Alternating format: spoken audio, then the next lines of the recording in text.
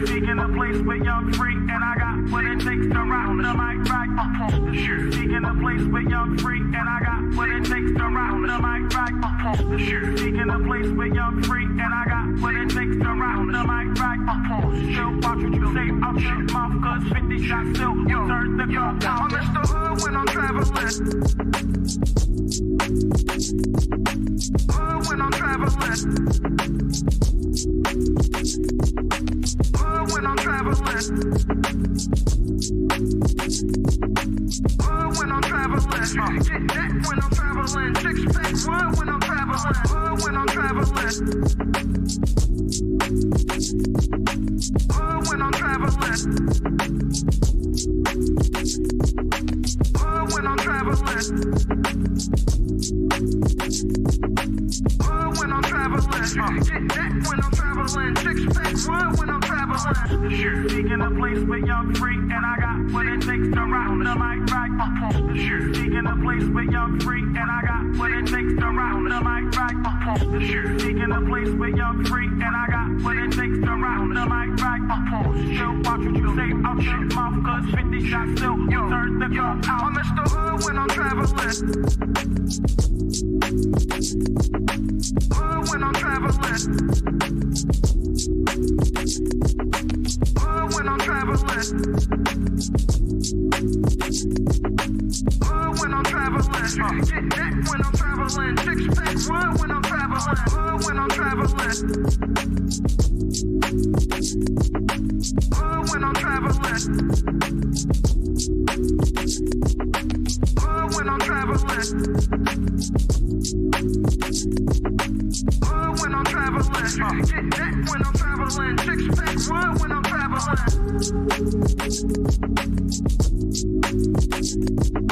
Hood when I'm traveling. Hood when I'm traveling. Hood when I'm traveling. Get that when I'm traveling. Six pack wood when I'm traveling. Hood when I'm traveling. Hood when I'm traveling. Hood when I'm traveling. Hood when I'm traveling. Get that when I'm traveling. Six pack wood when I'm traveling. Shoot. Seeking a place where young free, and I got what it takes to rock the mic right upon the shoot. Seeking a place where young free, and I got what it takes to rock the mic right upon the shoot. Seeking a place where young free, and I got what it takes to rock the mic right upon the shoot. Watch what you say out your mouth, cause 50 shots still turn the gun out. I'm Mr. Hood when I'm traveling. Hood when I'm traveling. Hood when I'm traveling. Hood when I'm traveling. Get that when I'm traveling. Six pack wood when I'm traveling. Hood when I'm traveling. Hood when I'm traveling. Hood when I'm traveling. Hood when I'm traveling. Get that when I'm traveling. Six pack wood when I'm traveling. The shoot. Seeking a place where young free, and I got what it takes to rock the mic right upon the shoot. Seeking a place where young free, and I got what it takes to rock the mic right upon the shoot. Seeking a place where young free, and I got what it takes to rock the mic right upon the shoot. Watch what you say out your mouth, cause 50 shots still turn the gun down. I'm Mr. Hood when I'm traveling. Hood when I'm traveling. Hood when I'm traveling. Hood when I'm traveling. Get that when I'm traveling. Six pack wood when I'm traveling. Hood when I'm traveling. Hood when I'm traveling. Hood when I'm traveling. Hood when I'm traveling. Get that when I'm traveling. Six pack wood when I'm traveling. traveling. Seeking a place where y'all free, and I got what it takes to rock the mic right. Seeking a place where y'all free, and I got what it takes to rock the mic right. Seeking a place where y'all free, and I got what it takes to rock the mic right. Still watch what you say, I'll shut my guts, 50 shots still, you turn the gun out. I'm Mr. Hood when I'm traveling.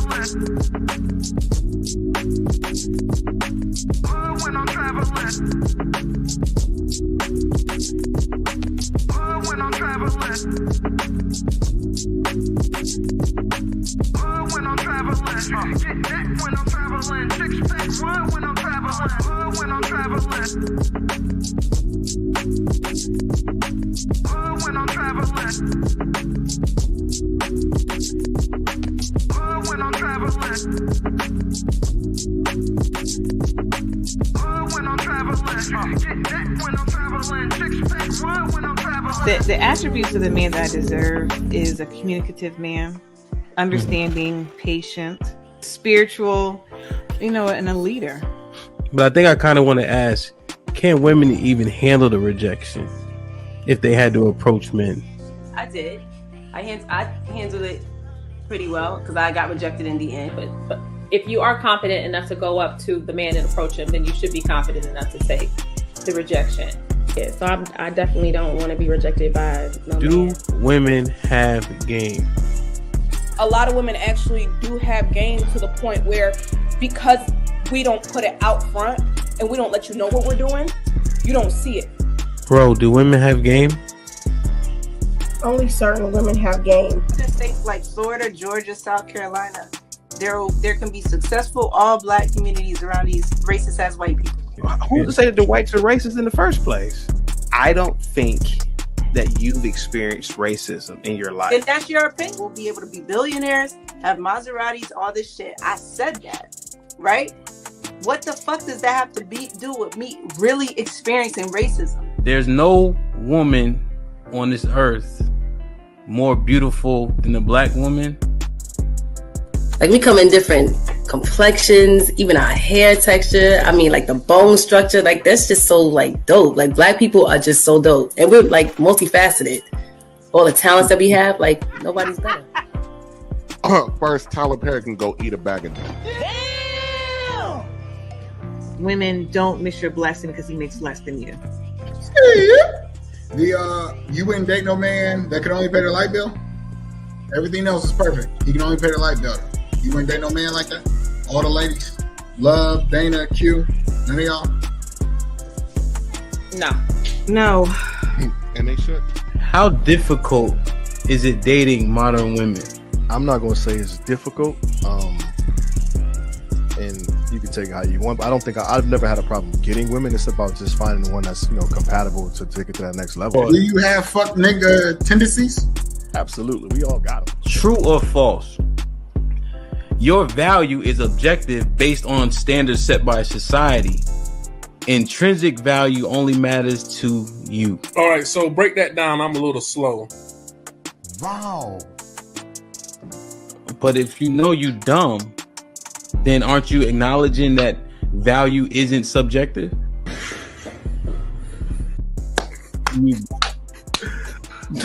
But I'll say, for the most, I say no. And I was going to say that y'all ladies also need to understand that when y'all ask us to believe you or be on your side, I usually say this on my panels, I was a simp. All right, I went to a HBCU. That's a simp indoctrination zone. Those that went there and those of us that graduated. Right, like, come on. You just gonna act like you got a degree. No, you have to explain. Wait, so how you did I got a disrespect degree. HBCU? You went to an HBCU, you got a degree, is that right? Yes. Okay. In fact, I misspoke. Pretty much all colleges and universities are simp indoctrination zones because the women outnumber the men by at least 7-1. So my thing is, with you feeling like you're not agreeable, is it because you haven't come across somebody that you can actually agree with that would be on the same page as you? No, what I'm saying is I should be allowed to express my opinion. So if he wanted to invest in something, which is like, say, a gamble, and it's your mortgage, would you agree with that? That's why I said something that's not detrimental. Oh, okay. So that would be detrimental. Okay. Right. Could be missing a tooth. She'll smile at you. Even the lowest of the low whites. Because she's high on meth. So let me ask you this question. Well, hold on. Let me finish real quick. And this is another thing that white girls don't do. They don't cut me off. Well, we're on a podcast, and we're going to talk. So we're not going to gas. We're not let him finish. Let him finish. I just want some clarity on a few things, and we having our picnic.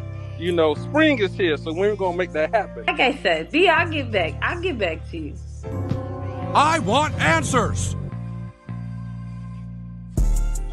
Weather outside is humid. She turn up her location. She must think I'm stupid. She wanna run the street, so let her ho, let her ho, let her ho. She doesn't show signs of stopping, so who am I to be cock blocking? I really hate to see you go. Let her ho, let her ho, let her ho.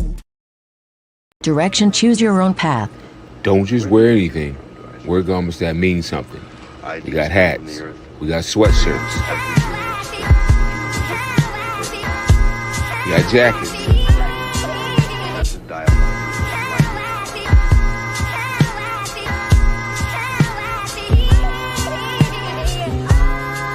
We even got hoodies.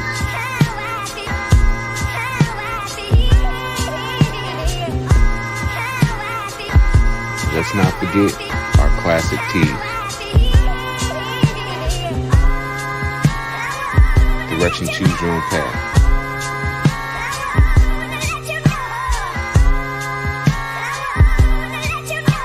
The message is always in the cloth, the colors, the designs, the fit. Basic. Pay attention. Stay alert. And remember, choose your own path. Direction, choose your own path. You know, this is the home of We Major, Me Frosty, Unfamous, and the restricted clothing brands. Let's get it.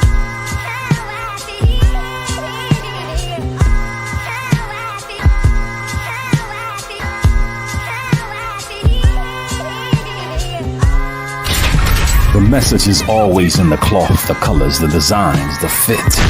Basic. Pay attention. Stay alert. And remember, choose your own path. This Might Be Risky sponsorship package is here. Have your ad run on our live streaming episodes, linked in the video description and attached to our many hot take clips. The channel is fast growing with thousands of views and subscribers. Don't miss your chance to grow your business on one of the fastest growing platforms on YouTube. Join the family today. This might be risky. Email us at thismightberisky@gmail.com if interested. Hashtag Indeed, hashtag do the right thing.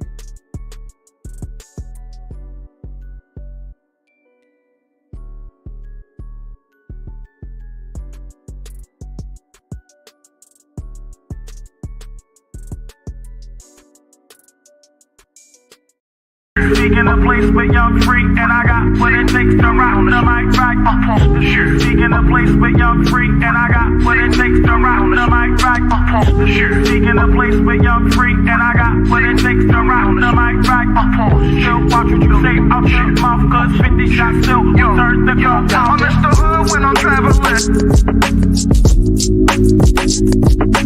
Hood when I'm traveling. Seeking a place with young free, and I got what it takes to rock the mic right up on the shoe. Seeking a place with young free, and I got what it takes to rock the mic right up on the shoe. Seeking a place with young free, and I got what it takes to rock the mic right up on the shoe. Watch what you say, I'm shit mouth, cause 50 shots still, you turn the gun down. I'm Mr. Hood when I'm traveling. Hood when I'm traveling. Hood when I'm traveling. Seeking a place with young free, and I got what it takes to rock the mic right up on the shoe. Seeking a place with young free, and I got what it takes to rock the mic right up on the shoe. Seeking a place with young free, and I got what it takes to rock the mic right up on the shoe. Watch what you say, I'm shit mouth, cause 50 shots still, you turn the gun down. I'm Mr. Hood when I'm traveling. Hood when I'm traveling. The stamp. When I'm traveling.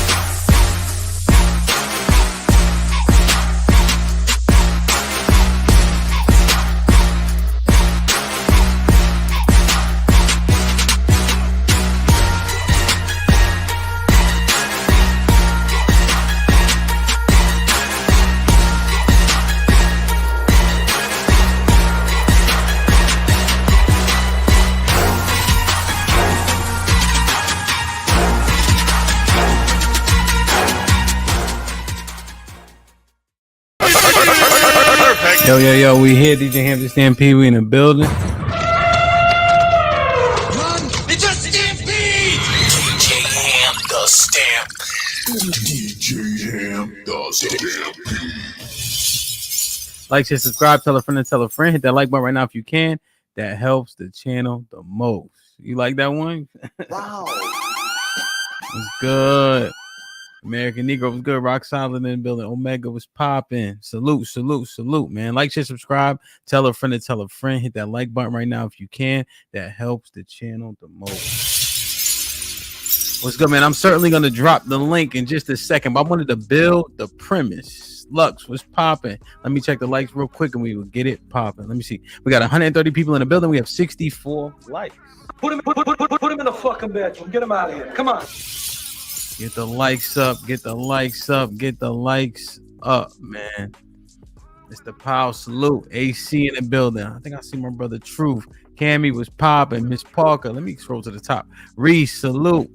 I like it. Matt was shaking. Hope all is well, my G. Let me scroll to the top real quick, man. Long ass day, man. I'm trying to get my energy up, but we here. Perfect. O'Shea was popping. Ezekiel, Shalom. The bell was popping. Salute.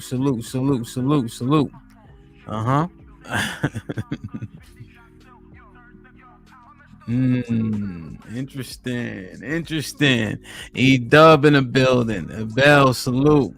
Zagul was popping, man. I'll see you in a couple days. Corey Joe, Chocolate Bunny, good shit yesterday. T Will just became a new member.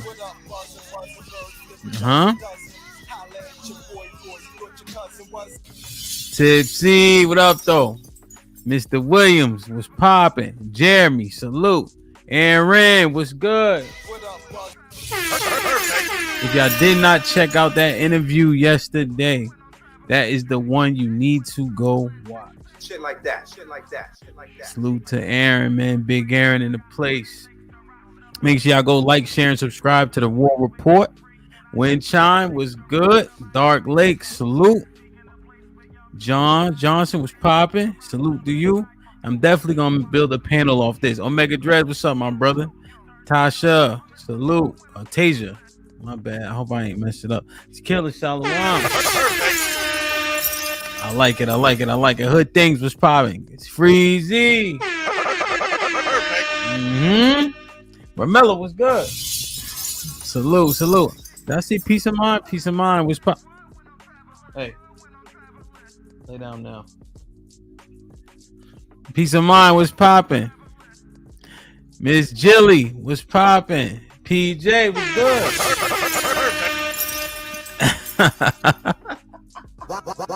Wow. It was like this, Romelo. Journey was popping. Hope all is well. Snuggle, salute. In the bushes. He knows what's good. Hey, Lux, good shit yesterday. Perfect. For sure. Get the likes up. Blue collar. Salute. Hold on, y'all.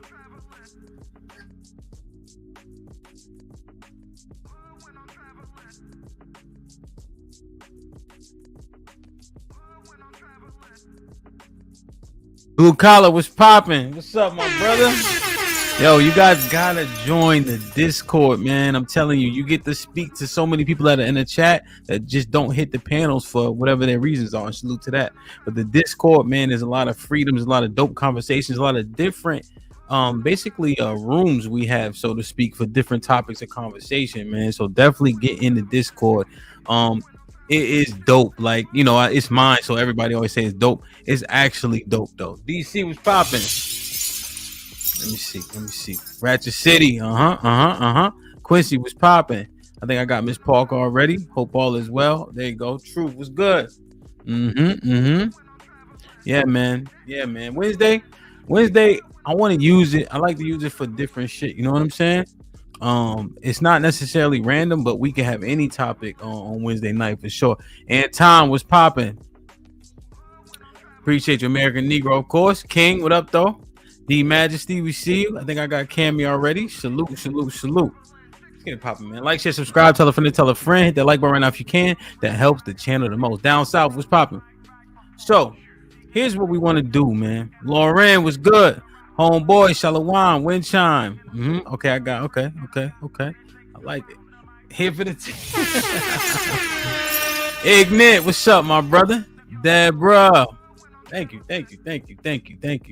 Cali, salute. Yeah, man, I got my haircut, man. I even got my fight haircut. I got my barber put these lines in my head and shit. Like I'm a kid. Put him in the fucking bedroom. Get him out of here. Come on. Beezy, what up, though? Tony? I seen Tony. Tony, was good. Machine, what up? Hey, man, I don't know if I said it live on the panel, but it was good to meet you, my brother, for real. I mean, now it is. What's popping?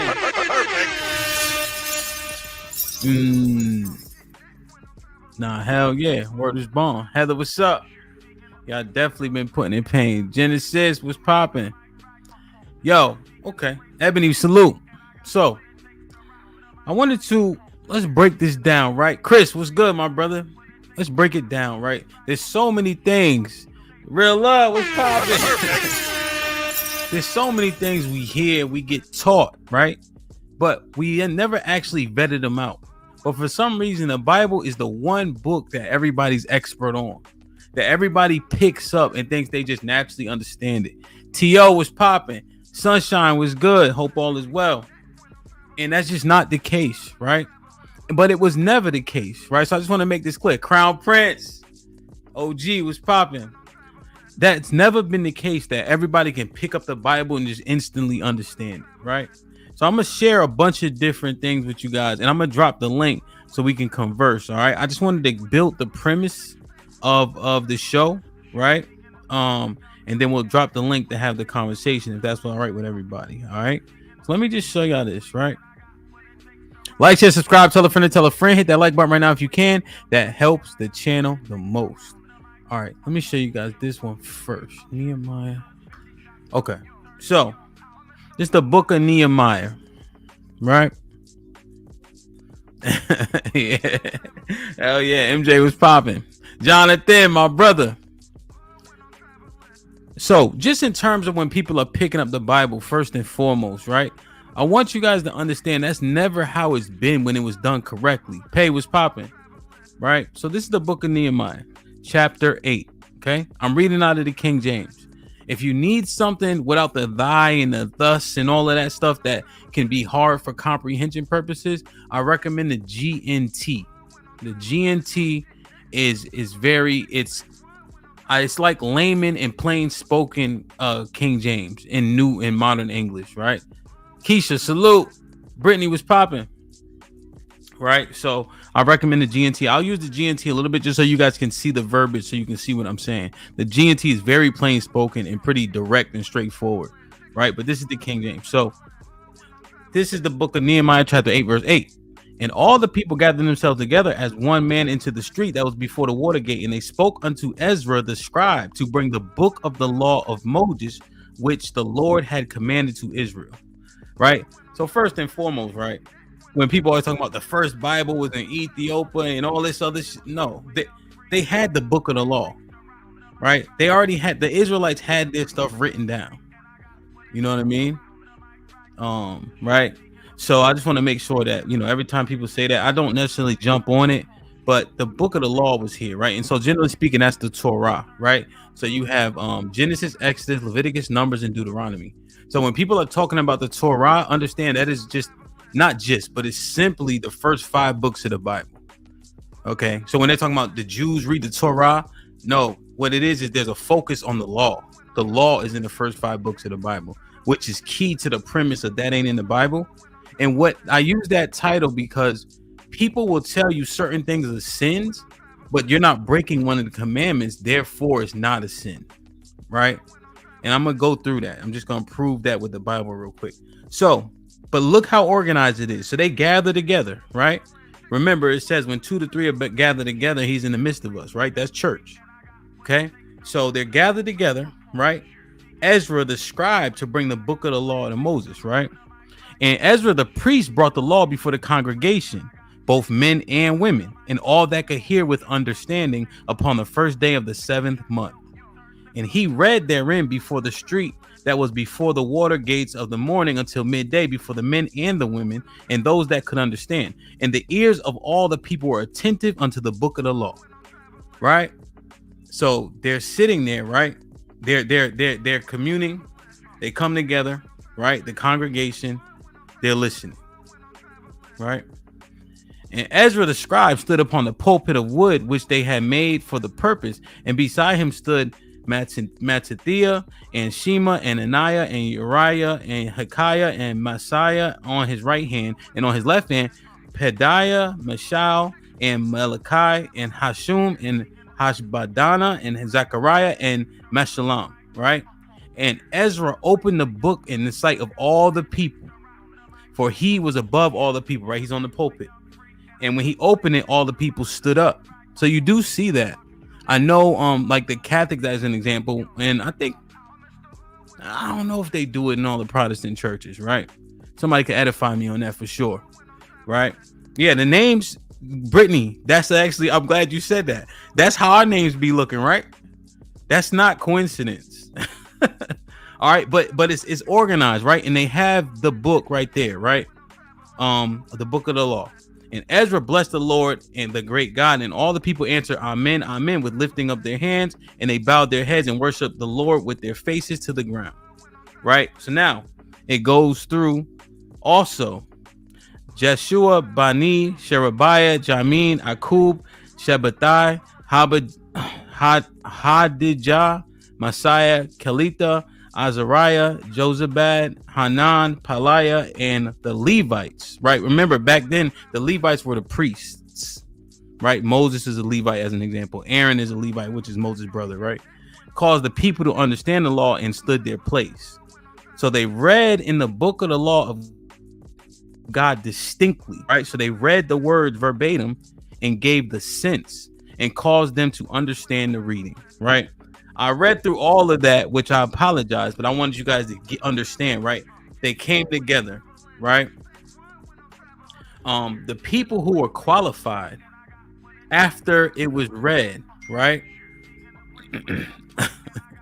After it was read, sorry, I lost my train of thought looking at the chat. So the people that were qualified, they read the book of the law, and then the people that are qualified to discern it give the sense so that the rest of the people can properly understand. Right? I want that to be known. This is how it's actually done. Everybody didn't have access, right? But the people that were qualified, right, to discern it properly did so. And then the other people understood better once they were done. It wasn't just everybody with the book just reading it and saying my interpretation is my interpretation that. Right? It was very organized. People who had access were supposed to have access. So I just want us to understand that first and foremost, right? How things were done. Okay. So again, when I say that ain't in the Bible, I'm strictly saying that it's not a sin how it was painted out to be to us for so long in our churches. Right? Because this part, it seems to get left out all the time when we're in our church. This is 1 John chapter 3, verse 4 through 6. Okay. So y'all got that, right? It's very important to get with a leader, a priest, a deacon that understands it appropriately so you can actually learn. And it's okay to ask a bunch of questions, right? But the fact that people have so much access has actually been slightly detrimental in my estimation. Right? 1 John chapter 3, verse 4. Sin.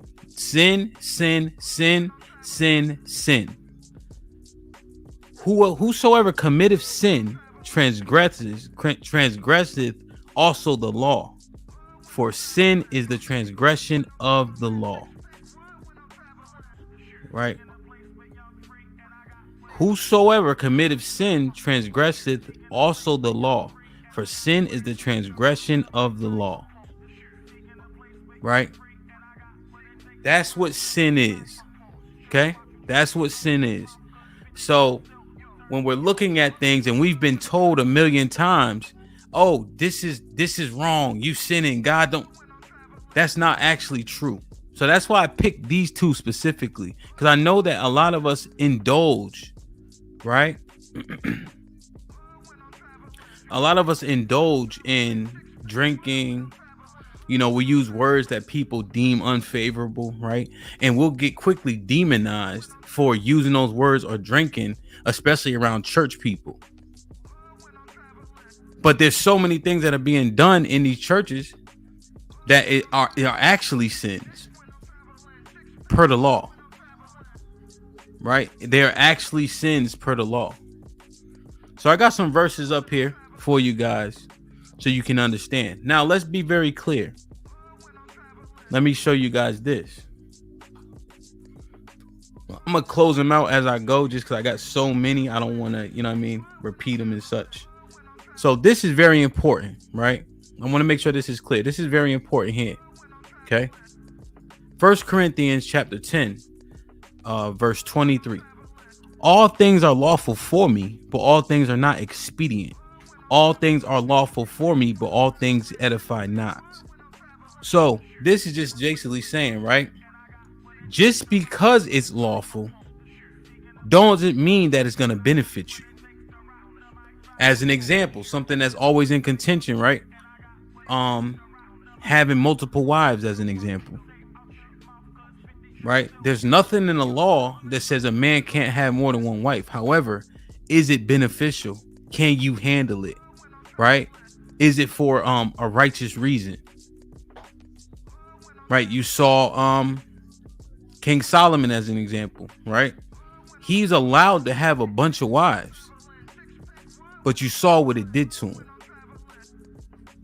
Right? So I just want y'all to understand, just because it's lawful, it doesn't mean that you should indulge in it, right? So just because it's lawful to drink, and we're going to go through, doesn't mean that that's for you, right?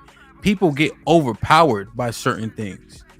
So if you can't handle it, just because it's not a sin doesn't mean that you should just do it. Everybody's not equipped the same way. Right? So I just want that to be clear when we're having this conversation. You know? Like, share, subscribe, tell a friend and tell a friend. Hit that like button right now if you can. That helps the channel the most. It's the book of Nehemiah, chapter 13 and 25. So I'll share the context with you guys, right?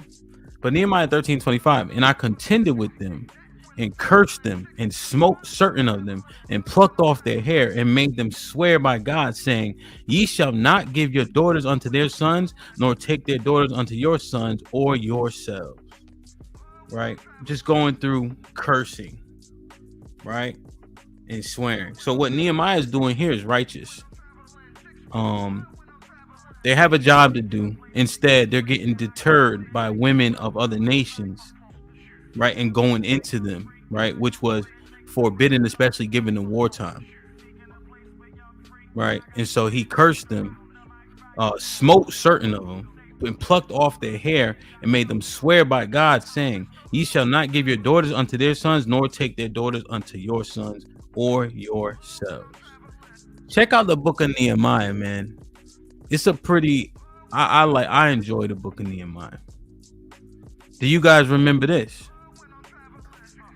This is Genesis chapter 3, right? Do you guys remember in the garden? So the serpent, what happened to the serpent? This is Genesis chapter 3 and 14.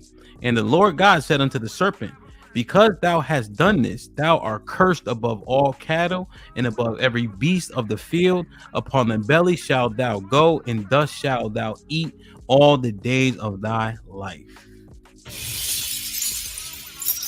Why do I point this out? Let me show y'all this. Do you remember in Matthew 23, Jesus is talking to the Pharisees and the Sadducees here. What does he call them? Ye serpents, ye generation of vipers, how can ye escape damnation of hell? Right? The serpent became the lowest of the low in Genesis 3. Jesus ain't tiptoeing with them Pharisees and Sadducees. Ye serpents, ye generation of vipers, how can ye escape the damnation of hell? Because again, we're looking at what people have demonized, like don't say these bad words and etc. Jesus talking spicy.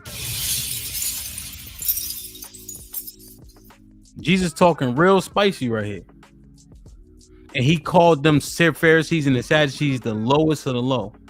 And how can ye escape the damnation of hell? Like, share, subscribe, tell a friend, hit that like button right now if you can. That helps the channel the most. Let me show y'all this. This is Paul talking. We agree that I think tone matters. I think what we need to understand is, set and setting, right? Place and time. Jesus was talking spicy to them niggas because they deserved it. You know what I'm saying?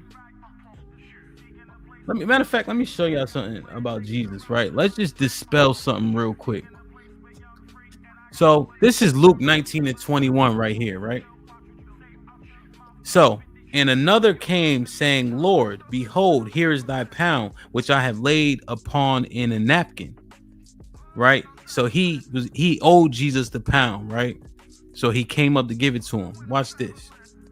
For I feared thee, because thou art an austere man. Thou takest up what thou layest not down, and reapest that thou didst not sow. Perfect. Victim Olympics, that's perfect. Jesus stood on business. That nigga was not playing. Right? Let me show y'all this right here, right? Because the word austere, I just want to make sure we understand what that means. He wasn't some meek man running around in the earth, right? Let me show you guys. This is the Oxford. Austere, it's an adjective. Severe or strict in manner, attitude, or appearance.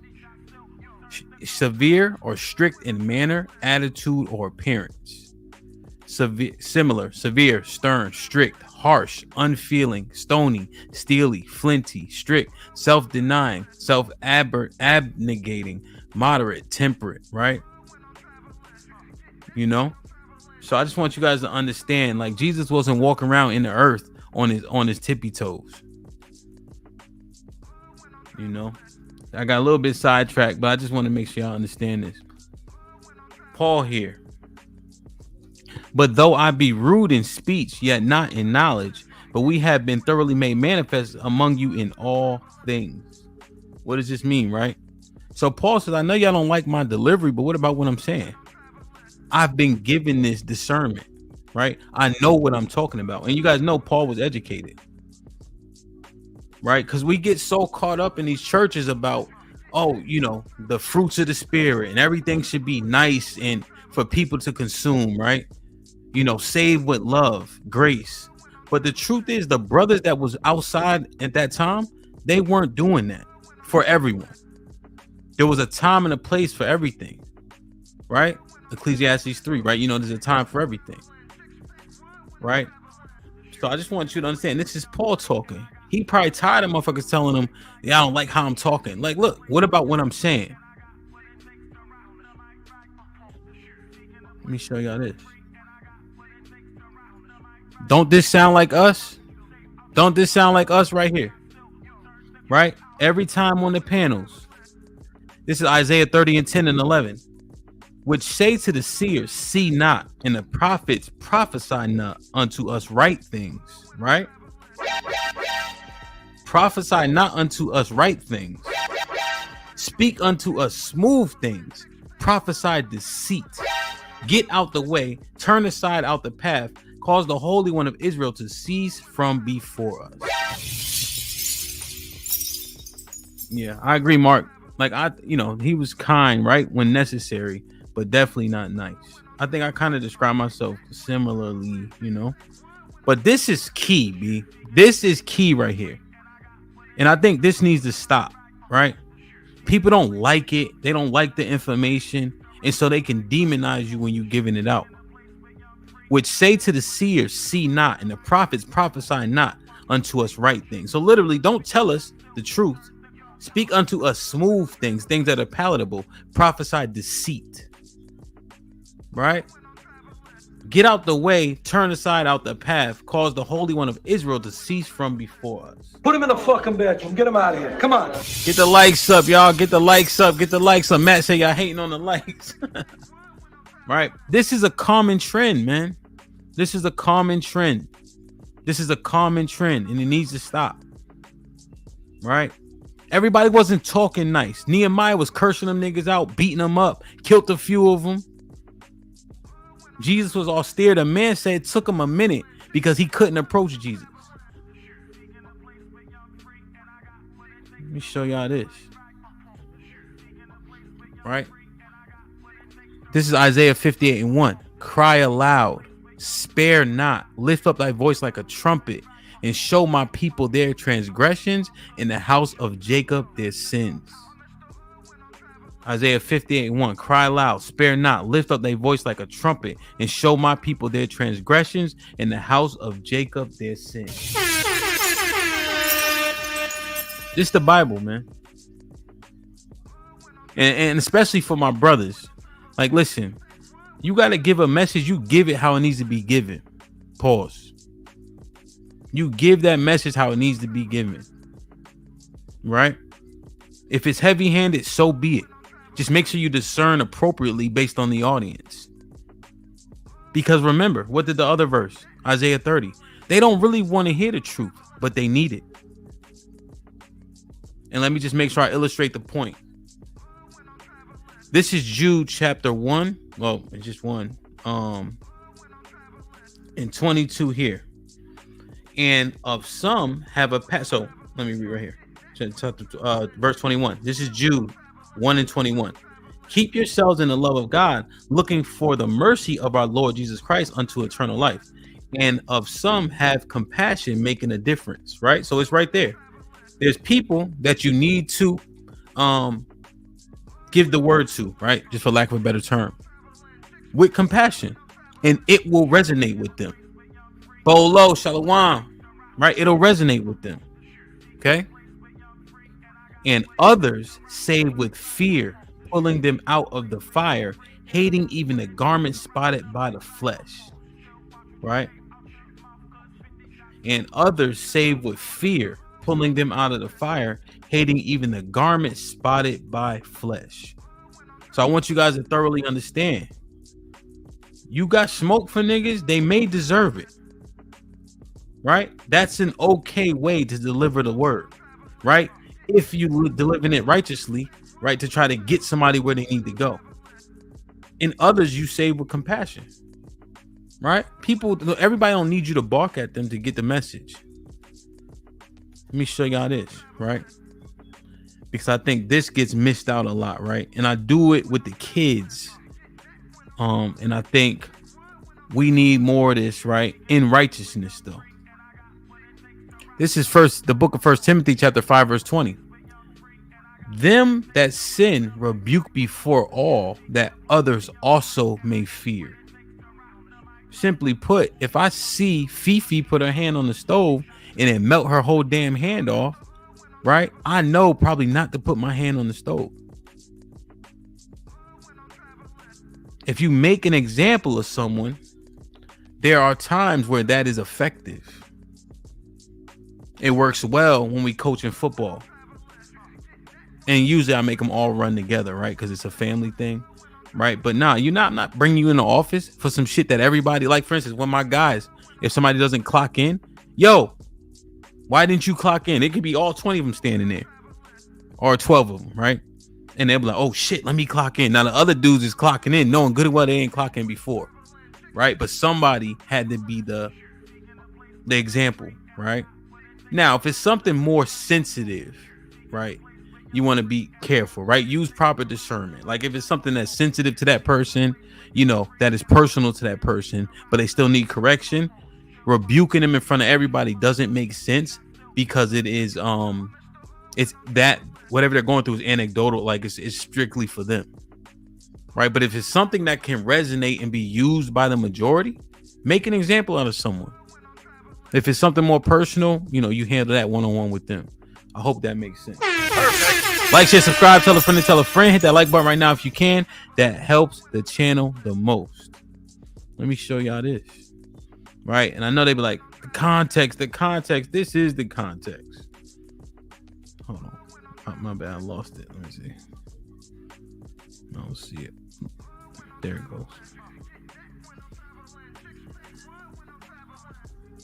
2 Peter 2:16.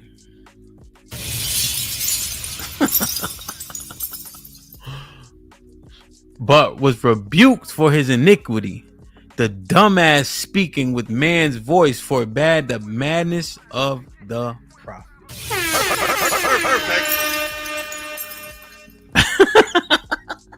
Wow. Shit like Put that. him in the fucking bedroom. Get him out of here. Come on. Yeah, I know that was in there, huh?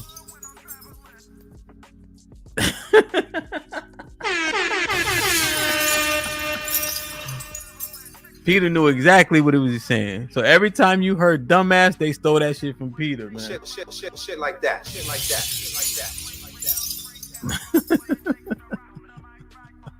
Like, share, subscribe, tell a friend to tell a friend. Hit that like button right now if you can. That helps the channel the most.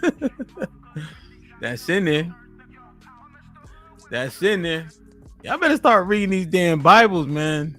You got access. You know? I wanted to show y'all one more. And I think you guys may know this story too. Do you remember? Yeah, I'm gonna leave that up there. I'm gonna leave it up there. Y'all copy it down. 2 Peter 2:16. This one. Hold on.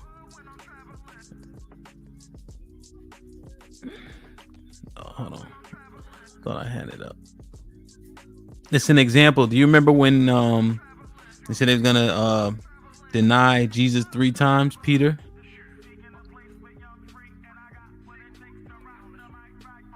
I think y'all know that for the most part. But I'll just show you real quick. So, this one here. This is Matthew 26, verse 74, pardon me. Then began he to curse and swear, saying, I know not the man. And immediately the cock paws crew, the rooster, right? Because Jesus predicted what would happen. You know what I mean? And he began to curse and swear. Again, 1 Corinthians 10:23, right, is the key. Things are lawful, but it doesn't mean they're expedient. So use discernment when to use the language and etc. Right? When to understand what's appropriate. It doesn't mean that you sinning, right? Because what is sin? The transgression of the law, right? Right. So it's transgression of the law, but doesn't mean that it's appropriate for the timing, right? Remember set and setting. But I just don't want people to be demonizing you for using language that isn't sinful. People may not like it, but that's personal preference. You know, because a lot of those things been misconstrued too much. Right? Things have been misconstrued too much. We've been led astray too much. And we suffer from it dearly. You know, let me show y'all this real quick. And this is an easy verse here. And you may have heard people say it. I just want y'all to know where it's at. Hosea 4:6. For my people are destroyed for lack of knowledge. Because thou hast rejected knowledge, I will also reject thee. And thou shalt be no priest to me, seeing that thou hast forgotten the law of thy God. I will also forget thy children. All right. My people are destroyed for a lack of knowledge. For the long-winded people. All right. All right. So I just want y'all to understand, B. Listen up. Like, just, do your best to take in good information. All right. Because our people are truly destroyed for a lack of knowledge. That's why I think this is important. And I appreciate who was talking to me. A lot of people asked me about this. Like this morning, Venus was like, definitely go here, And this isn't the heaviest of topics. There's a lot more that ain't in the Bible that we're going to talk about for sure. Free will, we're going to get into that. LGBT, we'll get into that, different things. Multiple wives, we'll get into that. But I wanted to start off something that was a little bit more light. Just because I think, we'll work our way through. Dumbass speaking, bro. Next time your pastor or your old ass grandma be talking about what you can't say, show her this verse. All right. Shit like that. Shit like that. Shout out to grandma, man. Shout out to grandma. Like, share, subscribe, tell a friend to tell a friend. Hit that like button right now if you can. That helps the channel the most. Romelo with the $2. Hemp gonna cancel Christmas again. Damn, yo, I remember when I showed him Jeremiah 10, right? E-Dub been a member for 4 months. Mine's so cut off. Hold on. There we go. He said, "Happy birthday to me. Salute to the Leo season." I don't know much about the signs. Matt P with the $4. Hemp, I came to your show for the first time on Dollar Night. You remember? Your content creators get my bar money. My Google payment statement is crazy. Oh yeah, I remember. Leon the Don with the $2. These are shows I'll be locked in for. Miss Parker with the $2. Right. Cussing is not the same as cursing, DJ Hemp. Indeed. I think those things get conflated quite often, right? You just don't want to blaspheme the name of the Lord. That's that curse, right? For sure, man. Perfect. Get the likes up. Get the likes up. Yeah, I like Ephesians 4. 100%. Let me show y'all this. They always talking about drinking, right? Always. Let me show y'all this verse here. So this one, let me make it larger. Give me 1 second. Ecclesiasticus chapter 31 and 27 of the King James. UT, what up? Ezekiel, what up? Yeah. So it's really a demon. It's actually the god of the Elamites. But the verbiage, right? Because we all know ass is a donkey, but we use it. What I was painting is we use it the same way Peter used it. You know what I mean? So you 100% spot on, right? Ecclesiasticus. So we're gonna move on to drinking, all right? Ecclesiasticus chapter 31 and 27 of the King James says, "Wine is as good as life to a man, if it be drunk moderately. What life is then to a man that is without wine? For it was made to make a man glad." Perfect. That's probably the only one we need. I ain't gonna hold you. Like, we probably don't need any more verses. Right? So it's saying consume it moderately, right? Right? Consume it moderately. But what is life is then to a man that is without wine? For it was made to make a man glad. Right? So that just saying, B, you get your buzz. Let's say I'm looking at the last 3. Impress, Isaiah, Flora, Leon, Pay, right? We sitting in the house chilling. Venus come too. We sitting in the house chilling. We drinking, boom, boom, boom, boom, boom. We get a little saucy. Everybody fall asleep, chill, get up, eat breakfast, go home. Ain't nothing wrong with that. Right? Drunkardness and being out of control is the shit that we talking about. Right? Now, this is what happens, right? And I'm glad Tasia said it. Wine, not liquor. Watch this. Like, share, subscribe, tell a friend to tell a friend. Hit that like button right now if you can. That helps the channel the most. You got to remember where you're talking, right? Ecclesiasticus 9 and 9. Right? Sit not at all with another man's wife, nor sit down with her in thine arms, and spend not thy money with her at the wine. See that?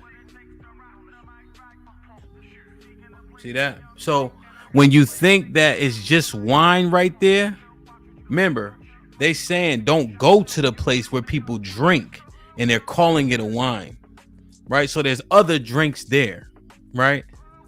So don't let it get siloed, right? Don't let them silo you to just saying, oh, you're just drinking wine. No, that's what they called it. Feel me?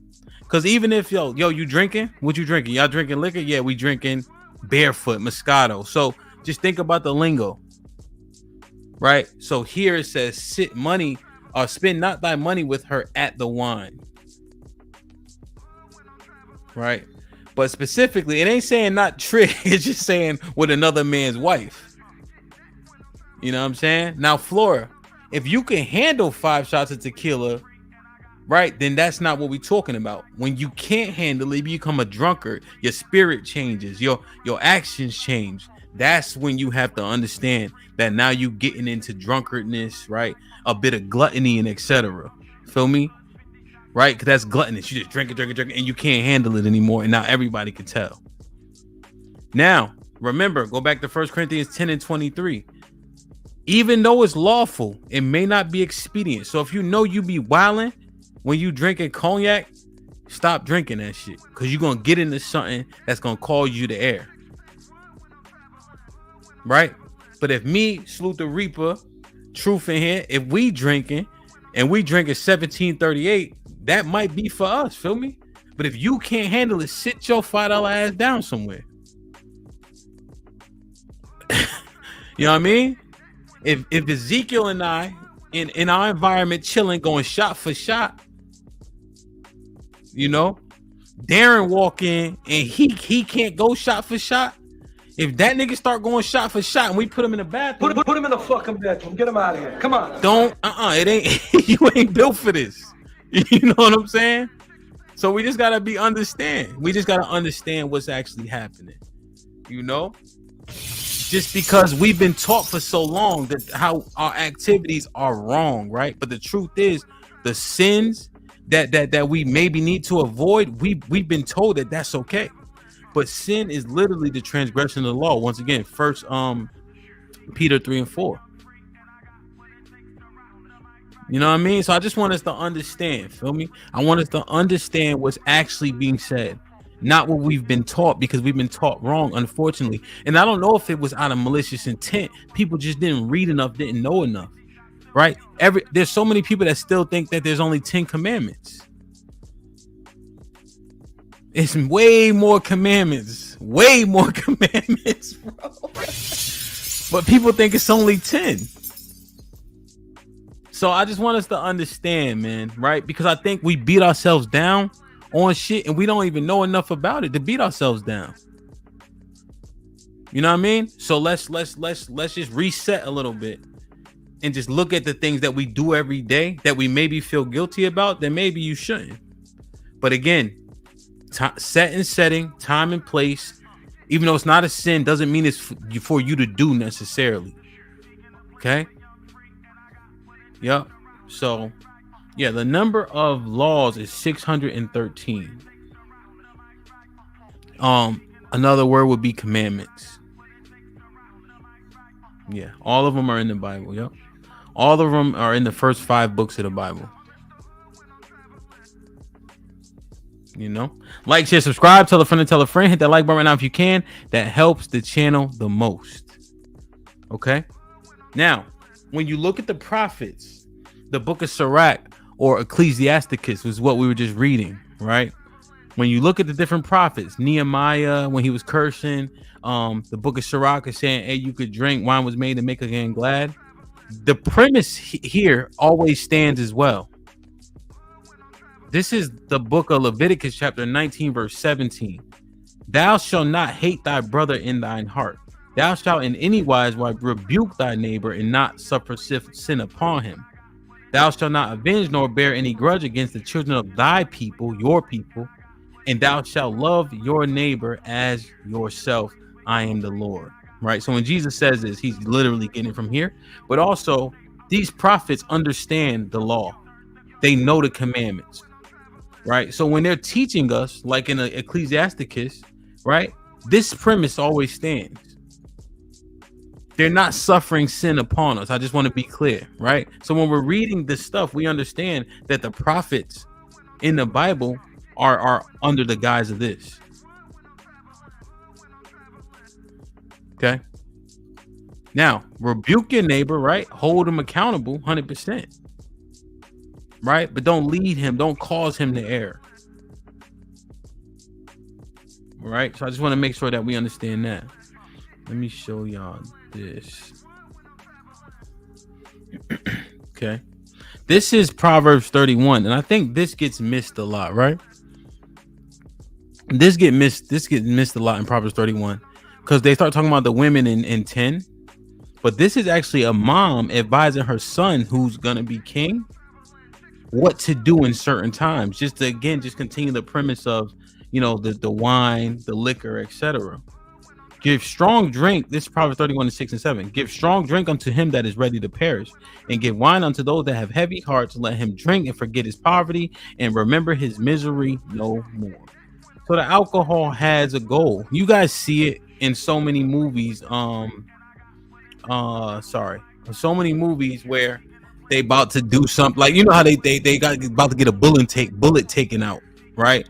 And then somehow they take a shot and now they ready for the bullet to get taken out. You know what I'm saying? You ever see that shit? So, you know, it has its uses, right? I just want us to understand, especially, you know, we may be a little bit younger. We are trying to understand this book. We trying to understand our path and shit like that.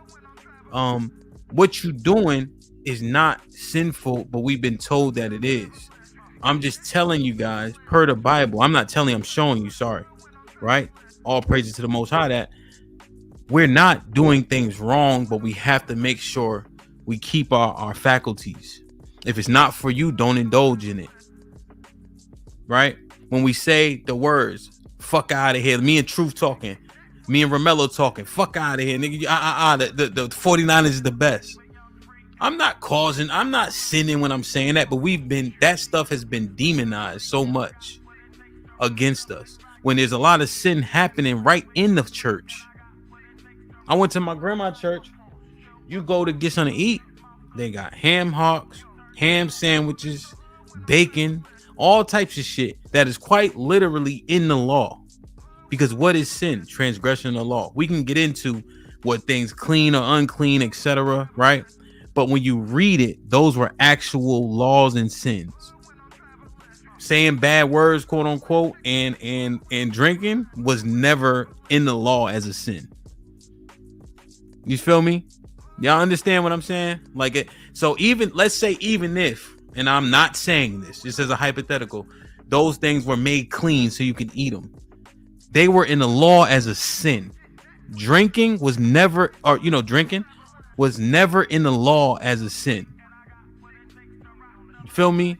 That's what I just want y'all to understand, that saying bad words, right, was never in the law as a sin. Otherwise, Jesus wouldn't be out here calling niggas serpents and snakes and vipers when the serpent was the lowest of the low. He knew what he was doing. He was talking his shit. He was getting spicy with niggas. You know what I'm saying? So it's interesting, man. It's a dope ass book for sure. You know, it's a dope ass book. Like, share, subscribe, tell a friend and tell a friend. Hit that like button right now if you can. That helps the channel the most. Let me drop this link. Those are the two things that I wanted to cover. I appreciate all 270 people in here in just the first hour. And we talking about the Bible. Know what I mean? So we could talk about whatever. If y'all want to go more into it. You know, because there's things like what Reaper's saying. I think I saw Deborah say something. And we've talked about those things pretty profusely. But I wanted to kind of focus on these two things specifically, us as young people, us that are out in the earth, you know, doing what we do. There's so many things that have been weaponized against us to make us fold or misunderstand, and things are misrepresented too often. So I just want to try to clean it up, and we could do it together. You know, this is just edification, back and forth. Feel me?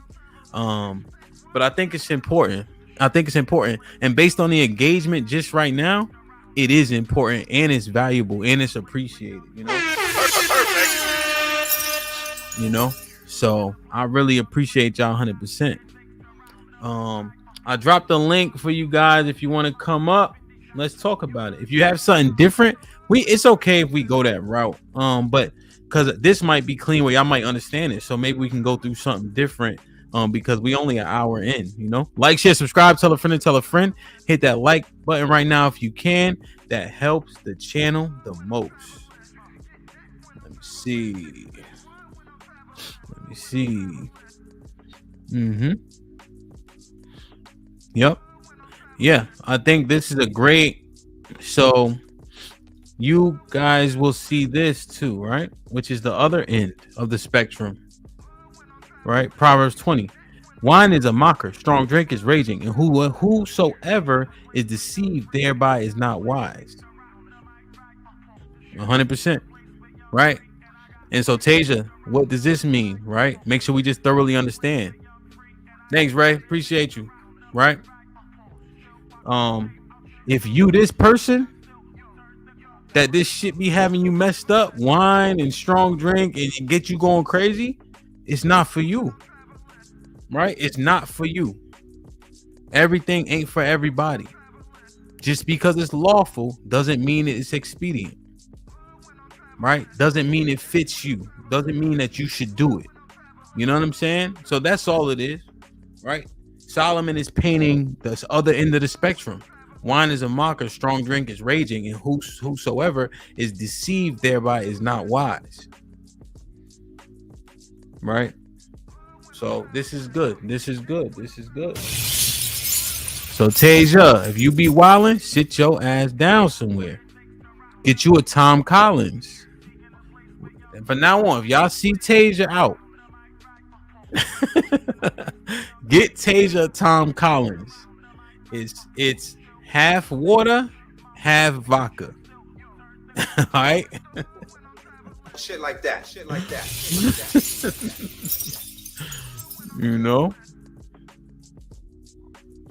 Because that could be anybody, right? See, Tasia knows she be wilding. She said, I don't drink. Right? So whosoever deceived thereby is not wise, right? You got to be very careful. This is a verse out. Let me share this. Even when we talk about getting it popping, right? When things escalate to physicality, especially amongst men. Let me show y'all this real quick. Sorry. Until somebody hit the link. And I think I've shared this before.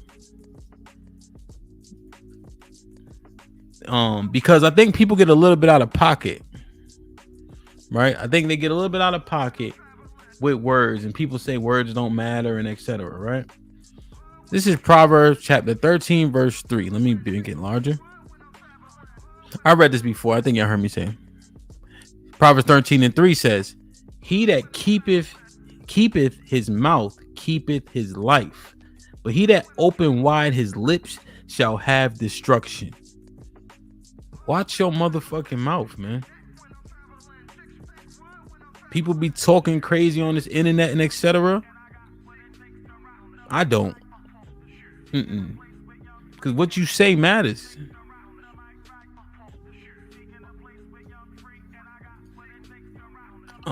Which one did I want?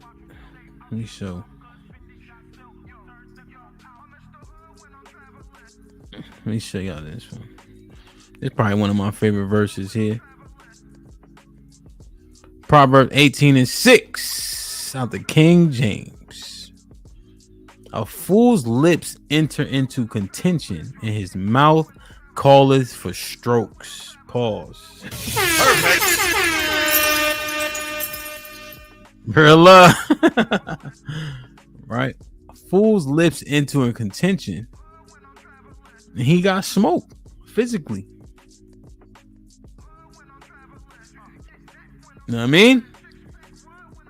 Let me show y'all this, because y'all think when Jesus was saying turn, I'm gonna break down turn the other cheek, but I need a little bit of time to break down turn the other cheek.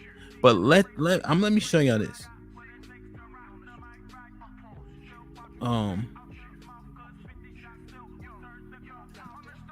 So here, the he here is Jesus. Right? The he here is Jesus. This how you know turn the other cheek doesn't make a whole lot of sense. He said, pause it, no Diddy. Jesus said in Luke 22, verse 36, how the King James says, then said he unto them, that he is Jesus. But now, he that hath purse money, let him take it, and likewise his scrip. And he that hath no sword, let him sell his garment and buy one.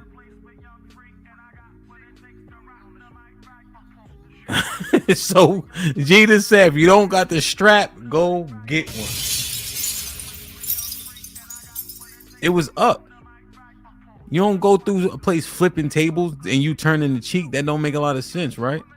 So we just got to make sure we reconcile, because otherwise we create contradictions unnecessarily. But Jesus said, go get the strap. Don't get caught lacking.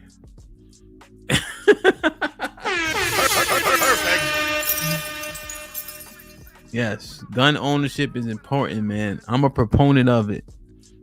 Exactly, Fred. Yo, and even if you don't like guns, man, even now and today, right? This is prophetic, right? This is end time stuff. You gotta strap up. You have to know how to handle a weapon. You know? You have to know how to handle a weapon, man. Because it's a crazy world. It's a crazy world, man. Let me show y'all this real quick. Like, share, subscribe, tell a friend. If tell a friend, hit that like button right now if you can. That helps the channel the most. Let me show y'all this, right?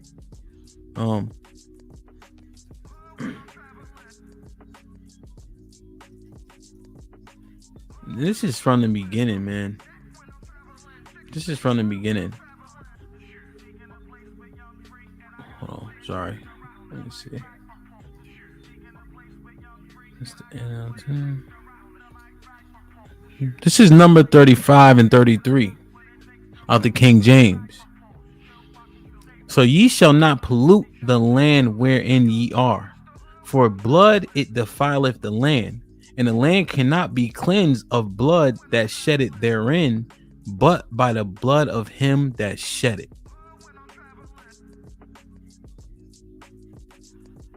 Defile not therefore the land which ye shall inhabit, wherein I dwell, for I the Lord dwell among the children of Israel. But the key is here. So ye shall not pollute the land wherein ye are, for blood it defileth the land, and the land cannot be cleansed of the blood that shed therein, but by the blood of him that shed it.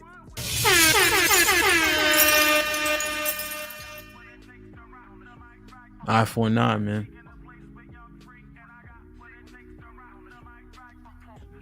Right? Let me show y'all this.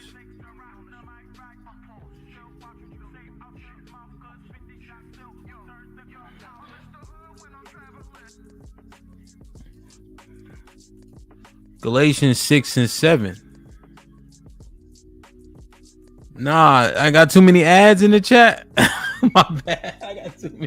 I got too many ads, man. I could slow them down. Galatians 6 and 7. Be not deceived, God is not mocked. For whatsoever a man soweth, thou shalt he also reap.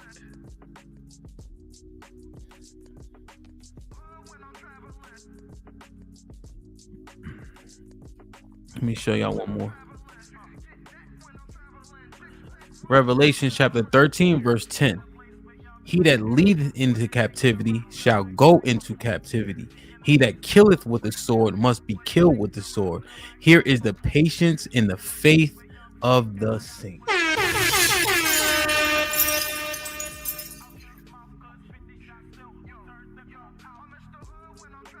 Yeah. He that leadeth into captivity shall go into captivity. It's important. This is Revelations. He that killeth with the sword must be killed with the sword. Here is the patience and the faith of the saints.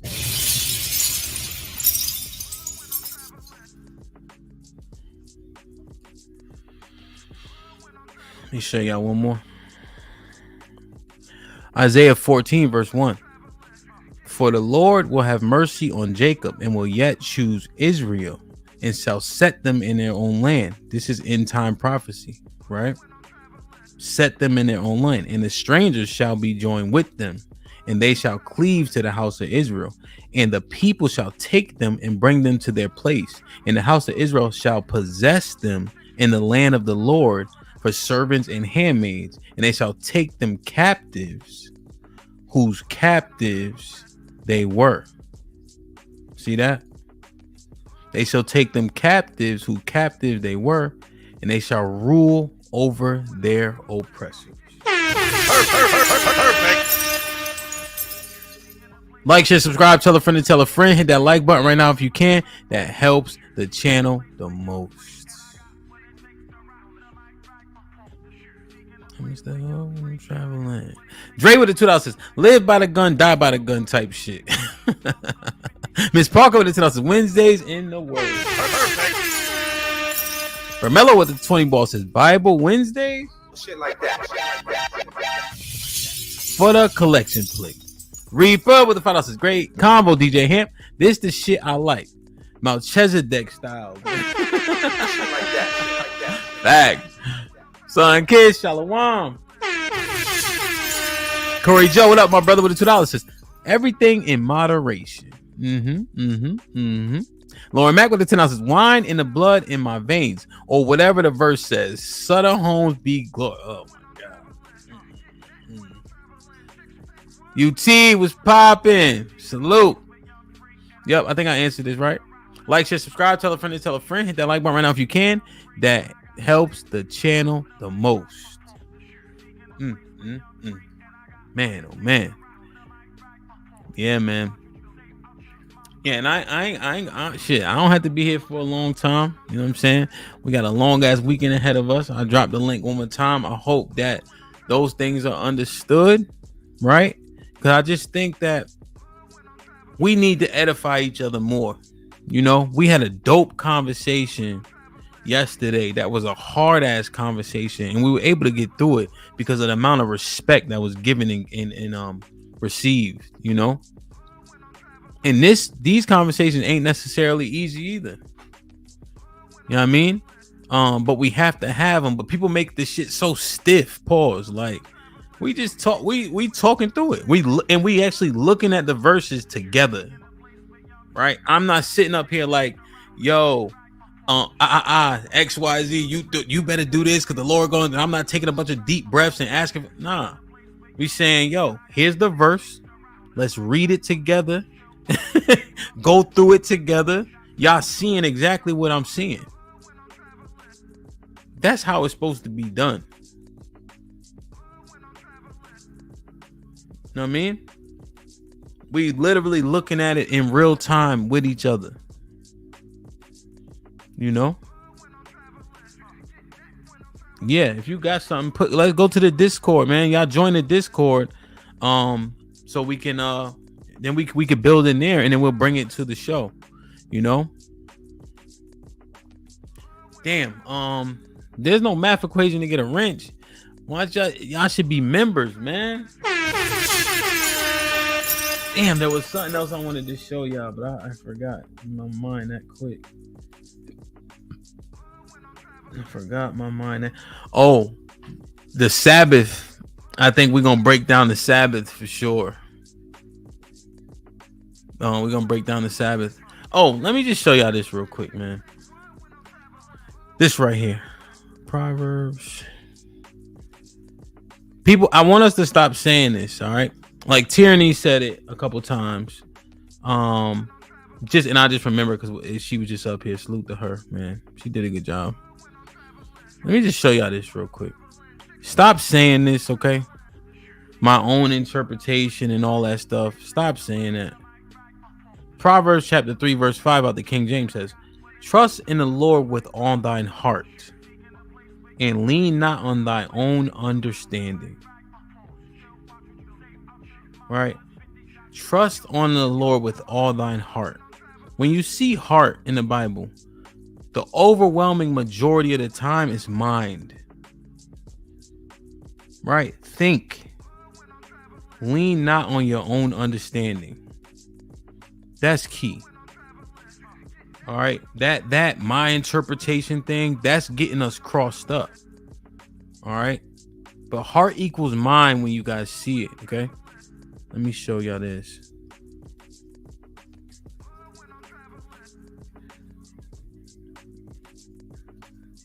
So this one, 2 Peter 1 verse 20 and 21. Knowing this first, that no prophecy of the scripture is of any private interpretation.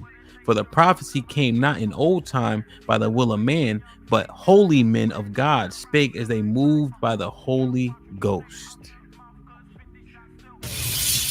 Okay.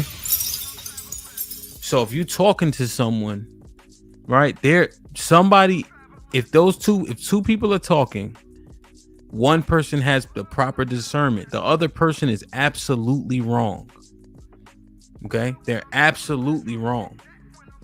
No scripture is of any private interpretation, right? So if you're in contention with somebody, you need to get understanding between the two of you. You can't walk away with I to agree to disagree. Someone is wrong. One of the two people are wrong, right? 100%. One of those two people are wrong. So, right? And remember, Peter's the rock of the church. 2 Peter 1 and 20. Knowing this first, that no prophecy of the scriptures of any private interpretation, for prophecy came not in the old time by the will of man, but holy men of God spake as they were moved by the Holy Ghost. Let me show y'all this. So, there's one thing, and it's along this line. That's why I'm going to go there, right? When we say personal relationship with God, I take umbrage with that to an extent because people are allowed to then mold it in a way that fits them, right? And I think that, what's up, Almanize? We have to start pushing back against that. So let me show y'all this. When people say they know God, they have a personal relationship with God, right? How do you show God you love him? How do you show God you love him? Let me show y'all this. 1 John chapter 5 verse 3 out the King James. For this is the love of God, that we keep his commandments. And his commandments are not grievous. For this is the love of God, that we keep his commandments, and his commandments are not grievous. Okay. Watch this. Okay, let's keep that in mind.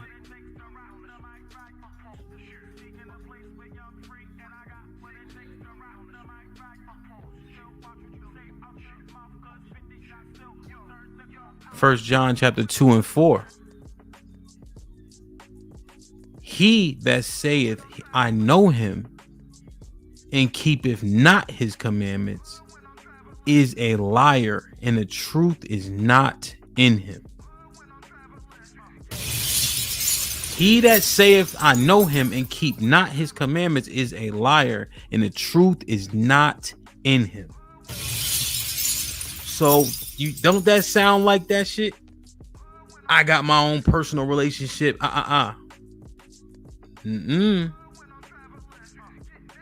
People be saying they know him, but you don't keep his commandments. You're a motherfucking liar. And the truth is not in you. Because what is the love of God? That you keep his commandments. So I want us to be very careful when we saying that shit. Because the Bible is not, it doesn't back it up. And before we talk about what we can and can't do, right? Because people say it's impossible to keep the commandments. It's impossible to do this and that, right? Let me show y'all this.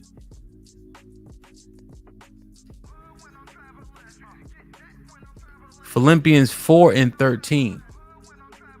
I can do all things through Christ which strengthens me. Put him in the fucking bedroom. Get him out of here. Come on.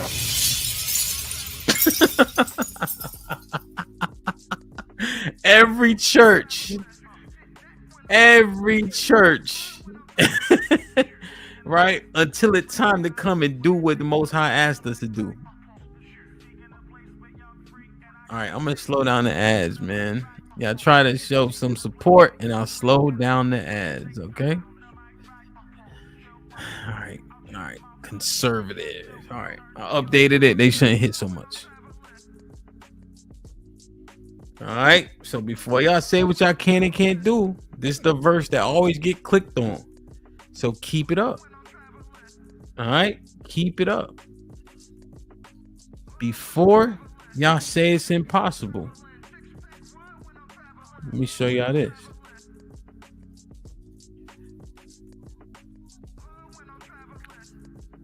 This is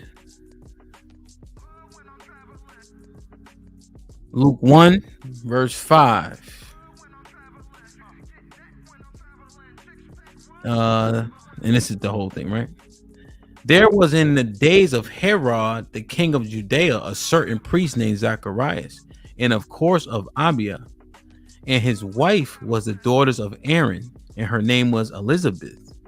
And they both were righteous before God, walking in all the commandments and the ordinances of the Lord, blameless. They kept the law perfectly. We ain't got to go to Jesus before people start saying only Jesus did it. Well, you got Zacharias, you got Elizabeth, you got Job. All right, before you start complaining, y'all remember what happened to Job, right? His kids got killed, his land was shitty, he lost all his cattle, everything, right?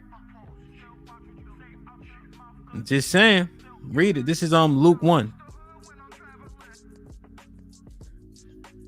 Before you start complaining what you can and can't do, look it up. Enoch, Melchizedek. Let me show y'all this. Before you start complaining, and you ain't never had it as bad as Job.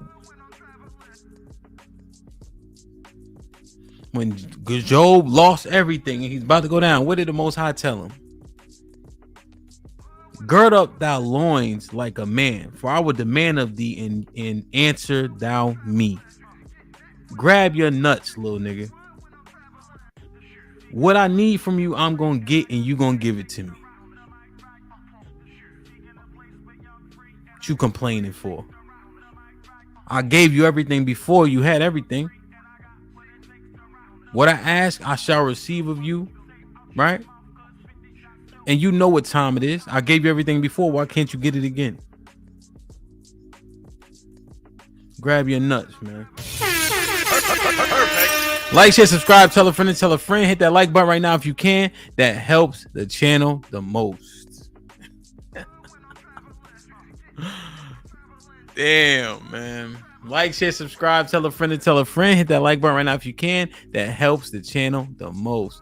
Ezekiel with the $5 says, please, let's do more of this. 100%, man. 100%. Dre with the $2. Y'all want to swap out grape juice for Taylor port? Leon the Down with the says, Hamp, how you get a wrench, Hamp? So basically, I didn't understand the wrenches. I just saw it as this. I see, I'm wilding, my bad. So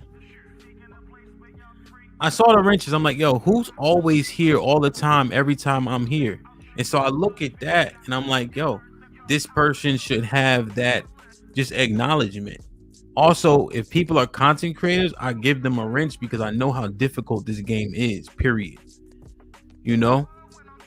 So when I look at people who hit the panels often, who support, who are always here, that means a lot to me. If they're content creators, then I usually give them a wrench. So that's how I usually allocate it, you know.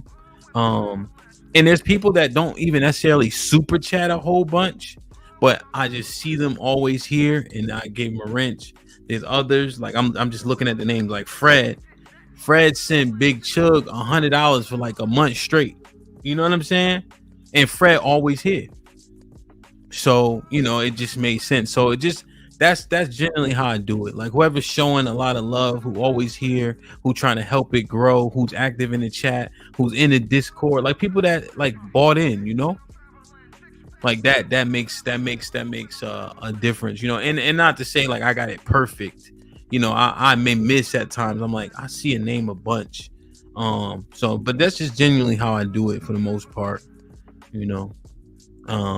So like for instance, Deborah be wilding in the chat, but her name always pop out to me. You know what I'm saying? I seen Chris a whole lot more, DJ Smith, like a lot of people, you know. And a lot of people had rent just because, you know, it wasn't always like right now. It's a slow night, you know. 130, we're hour and 30 minutes in, 260 people here, which I expected for these type of conversations, you know. But it wasn't always like this. Like slow for This Might Be Risky is 250 people. Before it was 10, 20, 30, 40. You know, we just continue to build and grow. But you gotta get in the Discord, man. Pay always here talking shit, you know. So yo, well, I ain't see what you said. MC Heavy Tits, salute, man. Been a member for 6 months. Yeah, you got in there. Yeah, no, y'all should definitely join. Like seriously, like you get y'all remember AIM, except it's smarter. Except you can talk, you can share videos. Like remember, it gives me that feel. Like yo, this is dope as hell. The Discord, you know. Yeah, Romelo, and the thing is, and those are still cool, you know. But I think we're able to get a bigger footprint, you know, get a bigger footprint for sure. It's kind of like that, Mrs. Parker, but it's more, yeah, but we also have a voice chat, and then we also have a chat where we watch the movie together. Like we do Tubi Sundays, which is epic. You know, Tubi Sundays is crazy. I ain't gonna hold you. I was hating like, why are we watching Tubi movies? And then I'm watching one. My daughter busts in the room. I'm like, yo, shh. Like, yo. Put him in the fucking bedroom. Get him out of here. Come on. You know? So y'all definitely got to get in there, man. That shit is good as hell, man. It's dope. Like, I feel like a closeness with all the people that are in there because you get to hear voices you never heard, you know? Both with a BOFF. You know what I'm saying? Really? I'm gonna drop this link one more time. I just don't want to hit every single subject because then, you know, it'll be slightly redundant. I think it's necessary though, right? Especially as we grow, if we continue to talk about the Bible and things like that. You know, I've seen it a couple times. People will send me something or I'll tune in just like to show love, or if I'm not streaming. And I noticed that when Christians, just for sake of conversation, are having these conversations, people are clicking the link, but the reason why they click the link isn't always to build, you know. I noticed that when I do the shows, it doesn't happen.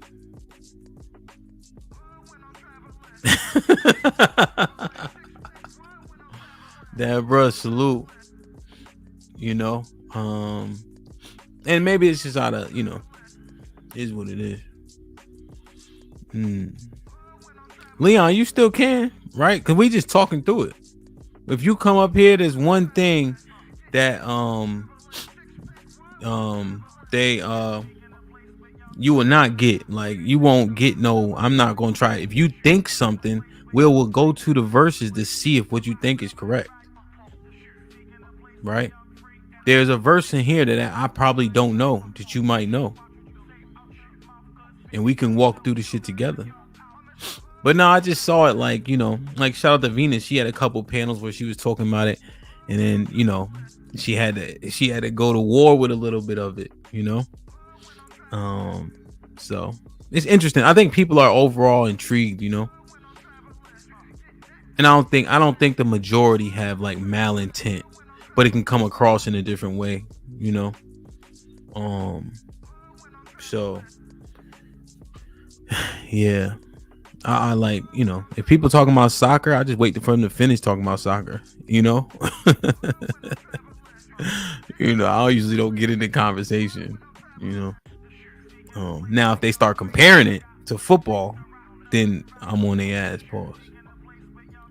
Lauren Mack with the $5 says, I be in the Discord doing the Lord's work, serving my purpose. That's a fact, though. Love C, Lauren, Fred, Matt B. He don't be in there as much, but he definitely be spamming it. Who else? Big Bad Bull, Josh, Venus be active as shit. Jay be doing a lot for the movie nights, and I just appreciate all the participation, man. Let me see. We got a super chat here. Jonathan with the $5 says, when speaking on the body as a temple of the Holy Spirit, is that speaking of discernment with tattoos and drinking? Well, tattoos specifically. Hold on. Let me read these, John. Blue Jay with the $10 says, I'm definitely due and send more soon. Just had to pay movers $3,000. You know those guys are straight crook. You should have contacted me, man. See, because they will get you. Hey, Blue Jay, if you don't mind, what did you have to move? Chocolate Bunny tells us, this your night, Hamp. Teach. No, I got you, man. We building though. Even like the one-on-ones that I've started doing, it's a build session, man. I'm not the only one talking. You know, if I'm the authority in terms of the knowledge on the subject, I'll do the talking. But throughout the build session, we'll be having the conversation, in which case I'm like, tell me more about X, Y, and Z. You know, that's why I like to call it a build session. Yeah, and John, so the drinking, I think we carved it out pretty decently. If you are getting to the point where that alcohol is overwhelming yourself, you have to rethink that. You know, in terms of the tattoos, let me show you this, right? Because John, it's not, and again, John, I think I like that you said that, because what John's saying, yo, take care of yourself, right? Don't defile the temple, right? Those are all the buzzwords. But alcohol is permitted. But once you get to the point where you start to deteriorate yourself, it's not expedient for you. You start to get into sinful activity with being a drunkard, being a glutton, right? And we all get drunk and etc., right? But when the people don't have control, can't stop, I think John's message is very clear for them. You know, John, let me show you this. Unless we'll just cut this right here. So after this, guys, you are accountable when I show you this. So if you don't want to see it, if you love getting tattoos, log off now, because once you know it, you know it. Leviticus 19:27. Ye shall not round the corners of your heads, neither shalt thou mar the corner of thy beards. Let me go down. Sorry, y'all. 1 second.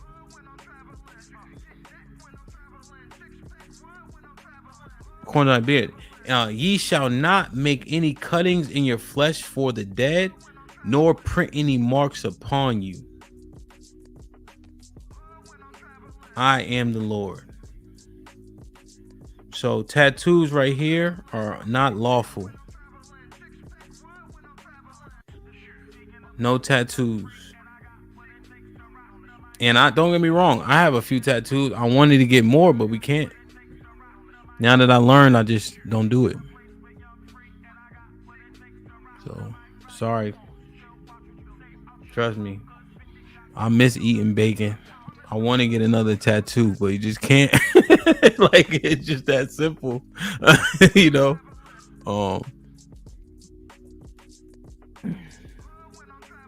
Let me show y'all this. But you know, hold on, right here real quick. Leon the Don says, man, we break a lot of laws. But Leon, the key is we don't have to when we know. You just don't know. So once you know, you just don't do those things. And I'm saying it's not always that easy, right? There's things like tattoos. You just don't go get a tattoo. There's other laws that people break that they have to conflict with them every single day, and they got to fight it. Let me facts pay. Let me show y'all this. Where was I going? Okay, so earrings, no. So, and let me just also break this real quick. You know, when people are talking about we wear our gold, we wear our jewelry and all this, you know, they always talking about, you know, how we dress and etc. Let me show y'all this real quick. This is the Israelites in the Bible right here. So this is Ezekiel chapter 16 and 11. This will also address the earrings. I decked thee also with ornaments, and put bracelets upon thine hands, and chain on thy neck. And I put a jewel on my forehead, and earrings in thy ears, and a beautiful crown upon thine head.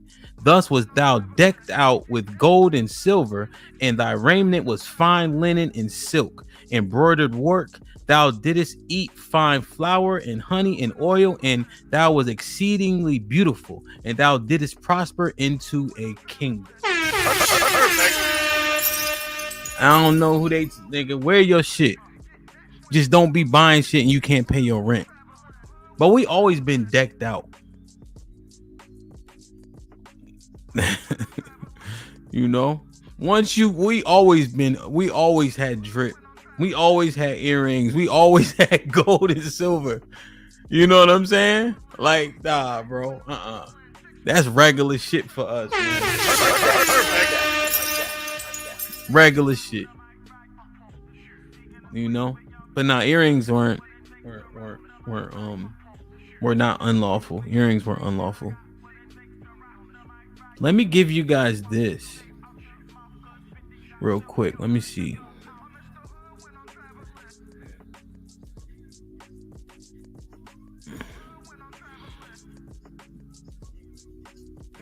So this is one that you guys may not do yet.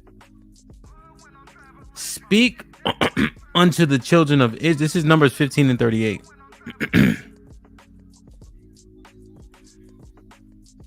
Speak unto the children of Israel and bid them that they make them fringes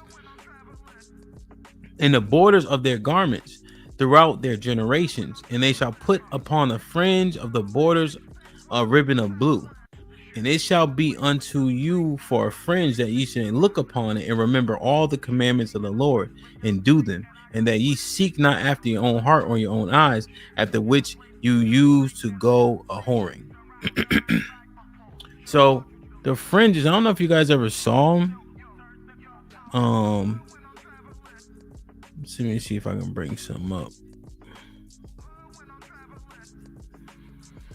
It just as like a constant reminder. There's some, let me bring up some pretty cool ones real quick. So there's different styles. Let me see. Hold on. All right, so these two styles are side by side. So you have these styles here. These people would refer to them as zitsis. But you put them on like your pants loop, right? Hold on. Can y'all see this? So you put them on like your pants loop, and a bunch of different colors, lengths, all that, and you just put them on four corners on your pants.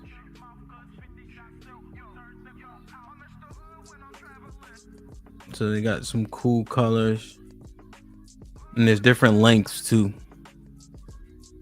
And then here you got this style.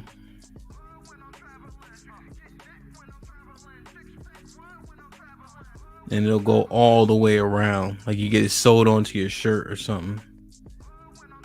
So these ones are pretty cool. Just a different style.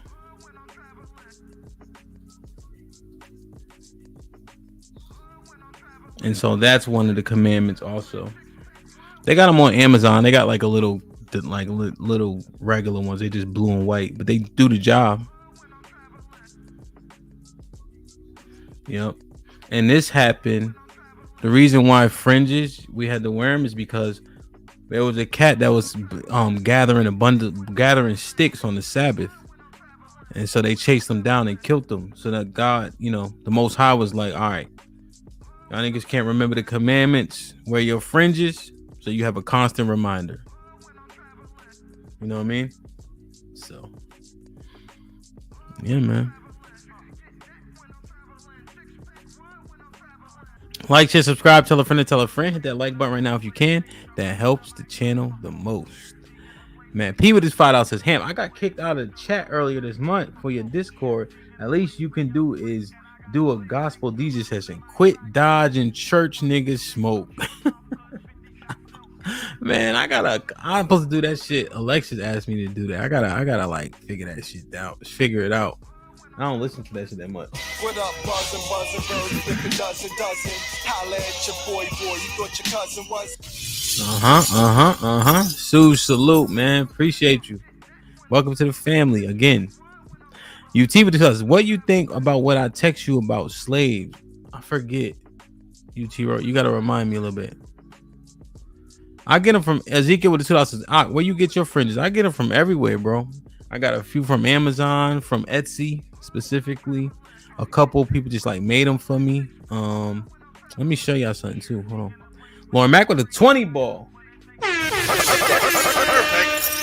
Tubi movies might be hyperbolic, but they always spark a conversation. Sometimes those combos turn into topics that could be a part on the show. That's a fact. You can still share via chat or voice in Discord. Don't wait. Join today. Yeah, man. Zeke, if you make them or something, send me a website or something. Darvel, what's popping, my brother? Leon the Don with this. Has the church failed us, i.e. selling hope? Well, you saw the scriptures, right, Leon? Speak unto us smooth things. Prophesy, sell a seer, see not. Prophets prophesy not. So most certainly, right? It's too much prosperity gospel, right? And you can't pray your worries away, right? Faith without works is dead. You have to have action. So a lot of that it can be very detrimental, and then it's very contradictory, like for instance, my grandma, right? She a pastor. She been a pastor forever. She 85. So I said, Nana, my mom said, Nana, right? Well, she said mom, but she hurt her shoulder or something like that. Oh, I look at it. And she wouldn't go to the doctor because God gonna heal her, of course, right? God always gonna heal somebody, right? Then my mom said, hey, Ma, read this for me. You know what she said? Let me go get my glasses. Put him in the fucking bedroom. Get him out of here. Come on. So let me get this straight. Them eyes couldn't be healed, but that badass shoulder can. So she tripped her up with that shit. You know what I'm saying? Damn, man. Salute. Perfect. What up, buzzing, birds, if it doesn't. What up, buzzing, birds? What up, buzzing, birds, if it doesn't. Holla at your boy, you thought your cousin was. 20 memberships gifted, man. Oh, 20? Yeah, Fred. Fred, all right, I got you. Damn, Ezekiel, man. Yo, you gifted so many memberships, bro. I hope people maintaining them, man. We on our road to 1,000 memberships for sure, man. Salute, man. You're right. You gotta play the EBD. Where EBD at? There you go. Oh, hey, get him.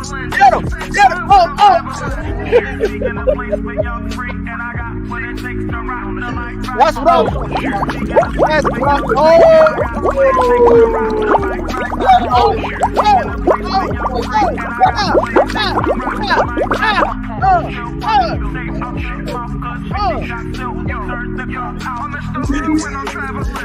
Yo, even you gotta stand up, bro. You gotta stand up. You gotta stand up. Go ahead, boy. Stand up. Hit him, man. Hit him. Okay. That's how you do it. That's what I'm talking about. Go ahead.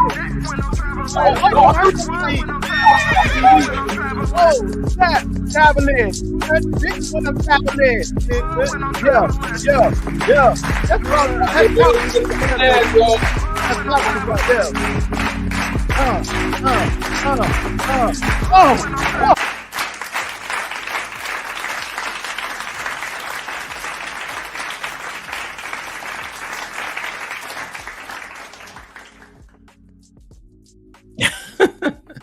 I want to show y'all this too.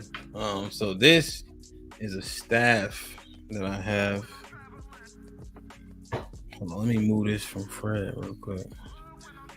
So it's like I dropped it a couple times, and it got it's like the handle. So pretty cool. One of the brothers made that for me.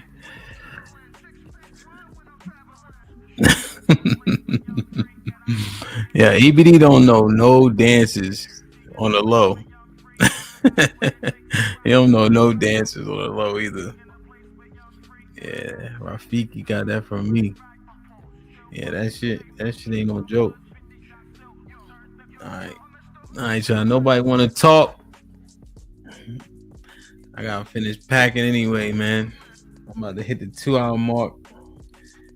And again, it could be about anything for sure.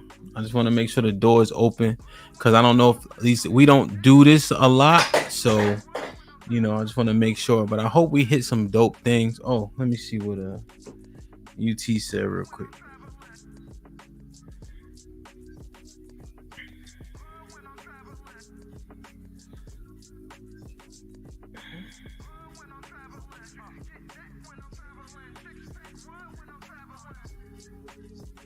I gotta break this down.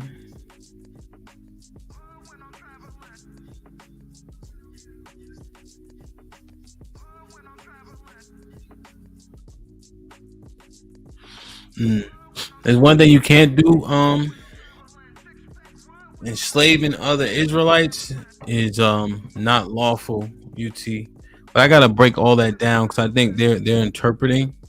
I see a few already, so I will have to break that all the way down. Granny, you there? Yeah, I'm here. I'm about to just put me down right quick. All right. Yep. It's good. It's good again. Hold on, Brody. Mm-hmm. You hear me? Yeah, I can hear you. Black America was popping. What it do? What it do? It's good. You always working. How you think people blue collar men keep making over 100,000, baby? You got to keep grinding, right? That's a fact, though. All 24 hours a day. I just wanted to say, man, shout out to you. Good luck, y'all. Be safe this weekend. Don't punch his lights out, Mr. Fantastic. Don't punch our hemp lights. This brother got little kids. His brain is already messed up. So so y'all go ahead and do your thing. I'm not gonna be able to be there. I was finna jump on the plane, but I gotta take all my kids to the zoo and shit. So school finna start back, man. So I can't do it. But thanks for the info tonight, man. Keep it up, dude. Keep up the good work. Right on. Right on. Yeah, man. Black America used to be here. I had 30 people in the chat. That's it. 40 people. Black America been here since day one, man. Always on that type of time, energy. You know what I mean? Aaron, what's popping? Hey, still had to pull up, bro, because we can't have you jump off stream that early, bro. At least somebody got to come up. There's mad people in the chat. Come on, somebody jump up. Nah, it's good, man. There's times when I think people were satisfied. Black Seinfeld was popping with listening, I think they respect like maybe how I try to get the information. And so at times, like you kind of just want to sit and be like, okay, I understand that. Let me look at this verse. Okay, that one I'm not so sure. Let me re-look at it, and then I'll holler at them if I don't agree totally. You know what I mean? So I think that shit is what it is. What was good though? Shit, no. You want to talk about because it's kind of on topic to what we was talking about on Instagram. About like believing in God more, just like letting certain things go and stuff. Like as you was quoting the scriptures while I was cooking, a lot of that stuff was registering with me, like from our last convo or whatever. Like with the job I was telling you about, like I let that go, like completely, like so right now, like I just been thinking, like, yo, for the past 8 months, like God been blessing me, like. And I got to be more grateful for that. Like, I got to stop looking for bigger blessings. And like, I need this, I need that. Like, for 8 months, he been holding it down. Like, it's just been him. Like, I don't know. I tell everybody every month, I'm like, I don't know how I made it this month, but like, he got me. Like, so I got to like, I'm glad that you was reading certain scriptures because it made me think like, yo, I got to be more grateful. I think grateful is very important. And remember, you're doing something, right? God ain't just gonna the Most High ain't gonna just give it to you for free. Yeah, I mean, you're doing something, right? But at the end, he get all the praise, right? Even this, and this doesn't really align, but I thought about this when you was talking, you know. But you know what? To be grateful and thankful is key, right? And I get tired when people asking shit when they need it, and then when they got everything they need, they don't talk to the Most High at all. You know. But even this one, right? When we pray, just like how things just been taught to us differently. So this is how I do it. When thou hast eaten and art full, then thou shalt bless the Lord thy God for the good land which he have given thee. So I eat and then I give thanks. Because I don't eat anything that's unclean. Oh, yo, thank you for that. That shit like a few streams back about like the shrimp and the crab legs and shit. Yeah, I stopped touching that shit. Like, like all you had to say was like, that's some gay shit, and it was over. Like, like it's that simple. Like people, like they should know. Like you could keep the laws. Like the laws is like you just gotta fight against it. Like, like you talk about bacon. Like you want that bacon. Like I remember when I first gave up pork, that was like a struggle. But then like eventually the smell, everything about it, it was just disgusting. And it was like I just want to get away from it. I ain't gonna hold you. So you better than me, man. When I smell like bacon or like yo, I'd be like, damn, son. I miss this shit. The tattoos, bro. I'm fighting it, like, but like it's been like 6-7 years. I ain't get a tattoo, but like I want one so bad, bro. Like you gotta chill, you know. You gotta chill, man. Shit ain't. I ain't saying nothing easy. I'm saying that we can do it. You know. Leon, what's popping? What's going on, huh? How you? What's going on, Aaron? It's good, Brody. Not much. Just got off checking out the panel. Okay. That's what's up. Leon, you just find this might be risky, or you been here? Yeah, you can say I just found it. I just started watching like avidly probably like 4 or 5 months ago. Okay. Yeah, man, that's what's up, man. Did you want to comment on something, or you just coming up and see what's up? Yeah, I might as well comment on piggyback off the comment that I had put in the chat. I feel like part of the disconnect and why me, myself, and others, we kind of like lost in this space where we have the church telling us specific verses out of the Bible, but then when we do our own research, it's like, well, damn, what about this part? Well, you didn't this is a sin, but wait, ain't this also a sin? So it's like a lot of hypocrisy going on. And I can see how that attributes to more and more people like leaving the church and trying to like do their own discovery. If that makes sense. Yeah, no, I think so. I think you're right. Unfortunately, what I hear most often is I'm not religious, I'm spiritual. Right. Right. So they going through that phase. You know, they say they're exploring what they really is. They ain't really doing shit. They still claim the God of the Bible, but it's just that they spiritual now, so they not beholden to everything it says. You know, which is problematic.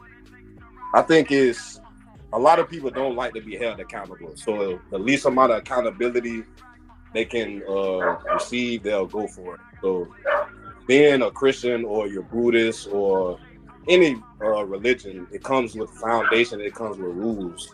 You have to follow those rules. You can't just be wavering. So I think that's where the accountability part, people don't want to be held accountable. Yeah. Yeah. I take the spiritual thing is them trying to find ways to break rules. As far as I know, everybody that say I'm spiritual, I see them, like you say, they nitpick. They like to certain things like, oh, I accept this, but I don't accept that. Like, so that's what I see. Like, yeah, no, 100%. I mean, yeah, I think we all kind of saying something similar, right? There's low level accountability when you can make it up as you go, right? You can make yourself right. You can make yourself believe the things. But eventually that shit gonna come back to haunt you. When you have to face it, you won't be prepared because you haven't prepared yourself. You know, there's no rules. And therefore you just don't have enough discipline, which is not conducive. And you know, the women, when I'm thinking about that shit, I think about more like the men, honestly. When we do that shit, it's more egregious to me. When we talk about I'm spiritual. Facts. Like the ladies say, I'm like, hush. You know what I'm saying? Like, but when I heard a man say, I said, you what? Nigga, you. Like, to me, that just shows a lack of direction. Like, what does that mean? You're spiritual. Like, they read hard. Yeah, they check their moon signs for the day. That's check the astrology page. Yeah. Or they in Venus rising. That's what I start thinking. I'd be like, yeah, but if a man starts saying that, that's what I start thinking. Like, he smoke hookah. But nah, man, it's the correlation between people losing that faith or losing the foundation of whatever religion. You can kind of attribute that to how society is moving. Like me and my grandmother, we talk about this a lot. Like the further away society moves from God, whatever God you praise, the kind of crazy and the more fucked up the world is in a kind of crazy way. But you know what I started having to accept, Leon? That's all part of the plan.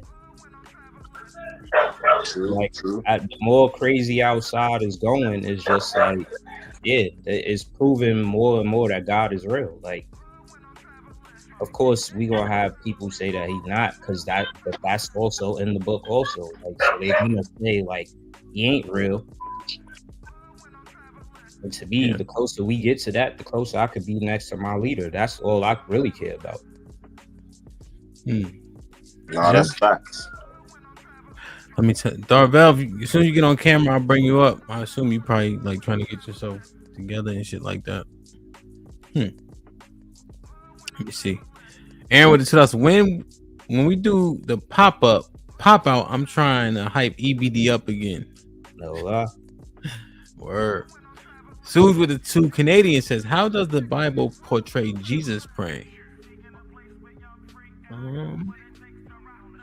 Let's go to John 17, which also cuts the hell out of John 3:16 too. John chapter 17, let me see,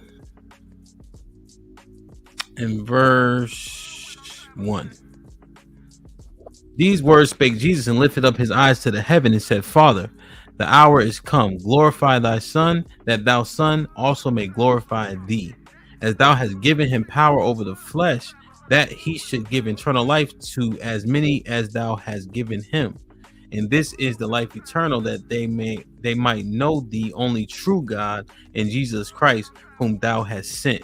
I have glorified thee on earth, and I have finished the work which thou gavest me to do. So he paying wild homage, right? And now, O Father, glorify thou me with thine own self, with the glory which I had with thee before the world was.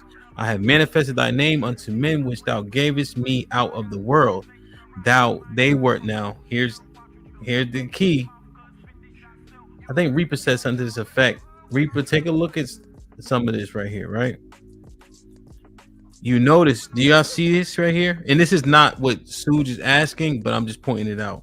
I have manifested thy name unto the men which thou gavest me out of the world. He differentiates. It's not all men. You see that? Y'all notice that? It's not all men. It's the men he gave them out of the world. Right?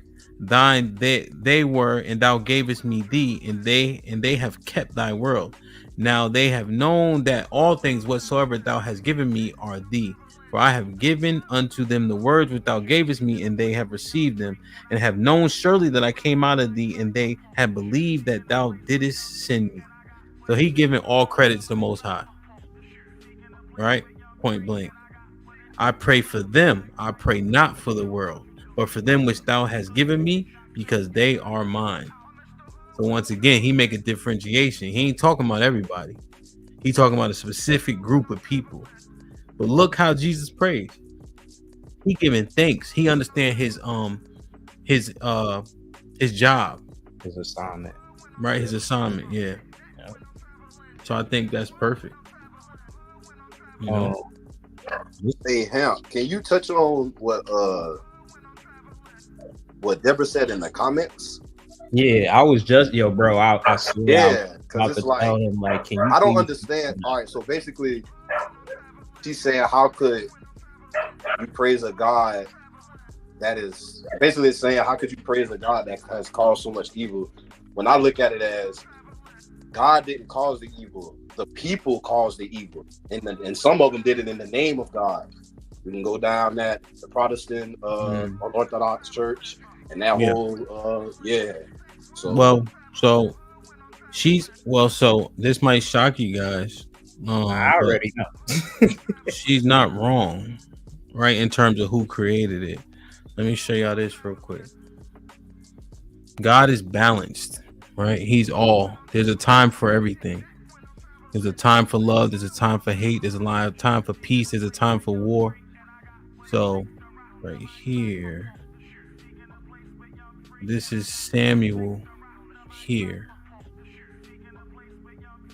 Y'all see? Oh, my bad. So 1 Samuel 2:6. The Lord killeth and make alive. He bringeth down to the grave and brighteneth up. The Lord maketh poor and maketh rich. He bringeth low and lifteth up.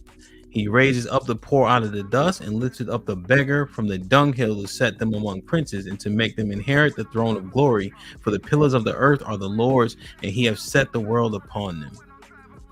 So, yeah, what you see happening in the earth is because it's God's will, 100%. You got to remember, God is omniscient, omnipresent, and omnipotent. So he can see the future. He's all powerful, and he's everywhere at once. So with that, I think people take exception with the fact that because they don't like the bad things, right? But you wouldn't know what was good unless you had bad things to begin with, right? You can identify what's positive because you understand the negatives. Yeah, I might be wrong for saying this, and y'all it correct sounds me. up, but really, It's just real. Like this part. If you have a dog, and Aaron, you could jump in. If you have a dog, right, and you never hit that dog never flinches. It doesn't know that getting hit is a bad thing or it hurts, right? But when you hit a dog, it understands, okay, pain comes with this, right? But if it can't identify it, it don't even know how good it got it. You see what I'm saying? That dog don't even know how good how the pit bull's getting the Snoop Dogg shit beat out of him, but the poodle ain't. The dog, it don't have no idea. But when you understand both sides, there's a more of appreciation. Ron Mack, what's popping? Let me show y'all this. What it do, brother? Goodies.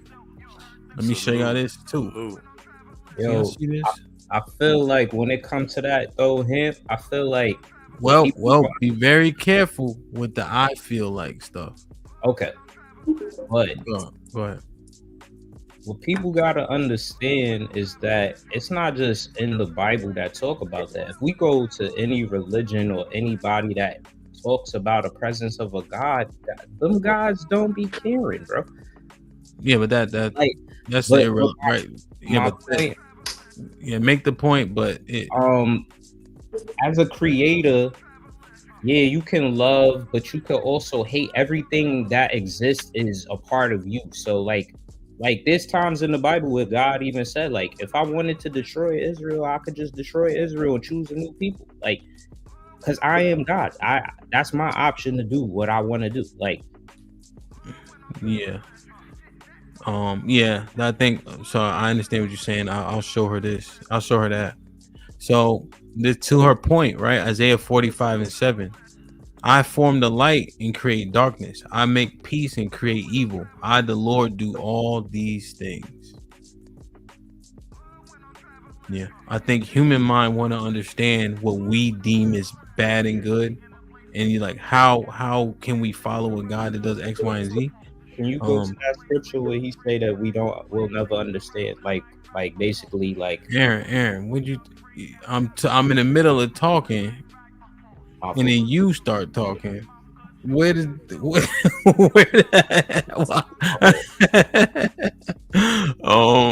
was God. So this right here, Romans 9, and let me jump to verse. Deborah, I think we find solace in understanding that we won't understand all of God's will, because we don't. Well, so I don't believe in free will. So that kind of gives me peace, to be honest, because things that are going to happen are going to happen. And the reason why I don't believe in free will, because the Bible doesn't support it. So it's written already. Yeah. Which is God being omniscient, omnipotent, omnipresent, right? He understands the future. He knows the future. So this one right here, let me see. I want to make sure I give her the whole right here. Let's start here. This Romans 9:17. For the scriptures say unto Pharaoh, even for this same purpose have I raised thee up. So Deborah, you see here, that was Pharaoh's purpose. The firstborn were going to be destroyed, right? And he was going to be destroyed how he got destroyed. He was supposed to do that to the Israelites for 400 years. Not that Pharaoh specifically, but when they're in captivity in Egypt, that was what their purpose was. That I might show my power in thee, and that my name might be declared throughout all the earth. Therefore, he have mercy on whom he will have mercy, and whom he will, he hardeneth.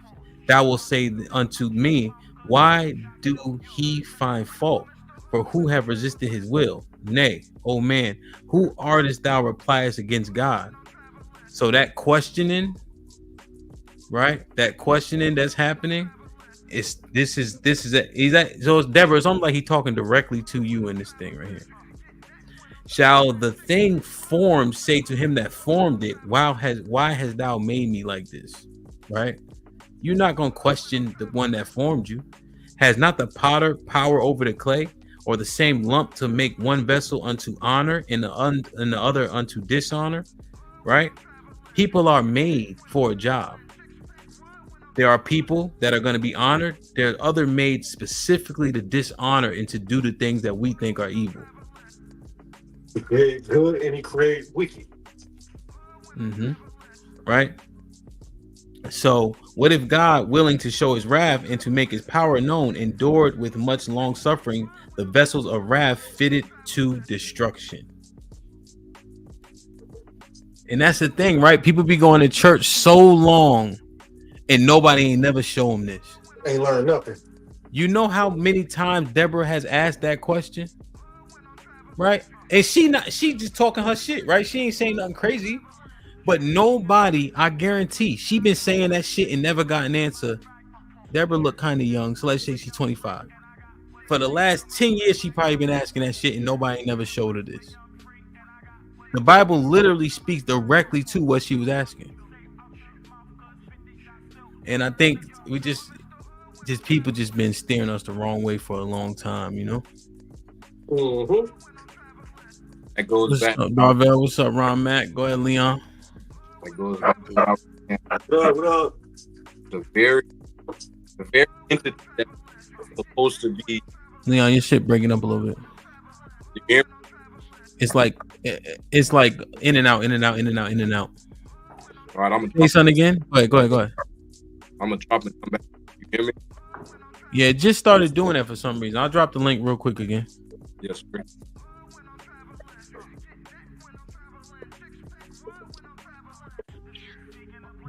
Ron Mac, what's popping? Man, you know, same shit, different toilet. Indeed. We just got finished doing that for that damn podcast just now, man. So okay, I saw you was live, man. I had to come holler at my dog. Him, man. No doubt, man. Salute the DJ. I need you to come set up my damn room, man. My shit look trash. Man, that's a goddamn lie, man. You tripping. You got the motherfucking logo back there, nigga. You tripping. That shit. I know, man. I'm gonna get something. I got something else I got coming, but I like the lighting you got and shit. But your shit always look like that, like, you know what I mean? Yeah, I always is. I just fucking around, man. Shit. You look good, man. I'm gonna get me a fake plant. Nah, that's real. That's real. All around my house, I got real plants though. You showing off, man. This is the most. This is my like man cave closet. That's, you know what I mean, type room shit. Like, this is nobody come in this motherfucker. My wife would not come in. This is kind of man cave. You know what I mean? Yeah. But really, I got another area that's my man cave.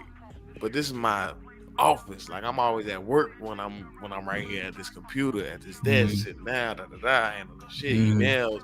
You know what I mean? Yeah. So calendar. So I just made it the vibe that I would just wanted it to be for real. Yeah, no, 100%. The one thing that kind of halts, it's cool, but it kind of halts a little bit. Is like, you see the cabinet behind me? Yeah. I got an echo. Check. That's the real. Yeah, it's a built-in, you know, and then the desk I'm sitting at is built into the wall also. So it's dope, but it also don't give you, I can't turn it, you know what I'm saying? Like, away from the door to the wall and shit like that. But I mean, but what would you put in those counters? I would probably put the desk to where that the thing I got hanging up was behind me. You know what I'm saying? Oh, on that side of the wall. Yeah, like I would maybe put the desk over here, but it's built. I mean, it's cool, but just little things like that. You know, you can actually build a setup in the background that's just stationary that will never move. Like, exactly, because right now the door is behind me too. You know what I mean? So you can't do much with the door and shit like that. So I was gonna say, if you was to stay right there too, you could just take the what's the names off and just put books inside of all the shelves. Just the doors, because you can always reference a book and go grab it right in the like that. So if you look, see the red light thing? There's books. Those are all books underneath. That's why I asked you what would you put in there, because I kind of figured it would probably be books, bro. Yeah, I got mad books right there, and then there's some on this wall here too. Yeah, you're right though. Facts, because you could just take the lids, the doors off. Yeah, take the doors off, and you gotta show all the books so you can be able to reference some shit. You know exactly where it's at when you want to. You know what I mean? Yeah, nah, that's smart. Shit like that. That's smart. What was good, Ryan? You wanted to comment, or you just came just to show love and shit? Man, I wanted to comment on this shit, but I want to hear what goddamn folk got to say, man. He just hopped in the motherfucking bed. Salute. What's up? What it do, bro? What up, Hood? Can y'all hear me? Yes, sir. What's popping? Man, hey, I got the new setup, man. This shit crazy. I got new I little see. sounds. I see. So you gotta invest in yourself. That's first off. I'm gonna say that number one rule, all the young folks in here and women, men alike, everybody invest in yourself first and foremost, man. You want everything to work for you in your favor. So we talk about being spiritual and everything but not spiritual. Don't like that word. We ain't doing that. As far as men, working your purpose, living your thing, you hear me? And do the right. You hear me? That's it. That's all. But hey, salute to everybody in the panel. Salute to chat. Shout out to everybody. I'm trying to get my Discord together. I had one like last year and I didn't use it, so I just forgot the passwords because it kind of blocked me out. So if anybody got any knowledge on how to get that back, let me know. And yeah, and salute The to password to man, what? man. Get the password to what? My Discord and everything, so I can. Oh, I don't know nothing about this. Yeah, I don't either. So you might just create it. Just use a new email. Okay. Yeah. As far as that, I'm late to the conversation. I seen it in the car. I was like, damn, why hamp up here by itself? It's a good convo. You know what I'm saying? So I try to rush home. So I just got in the building. I was purposely up here by myself for the first hour. You know, but what I found is right because I'm giving the information, and I think people are on the same accord in terms of the information, so they just listening. Like I think that's dope that they chose to just listen, show love, ask different questions in the chat, because it's not easy to come up here, especially with this type of stuff, especially when you may disagree a bit. So that's why I don't mind it in the chat, people going hard, you know what I'm saying?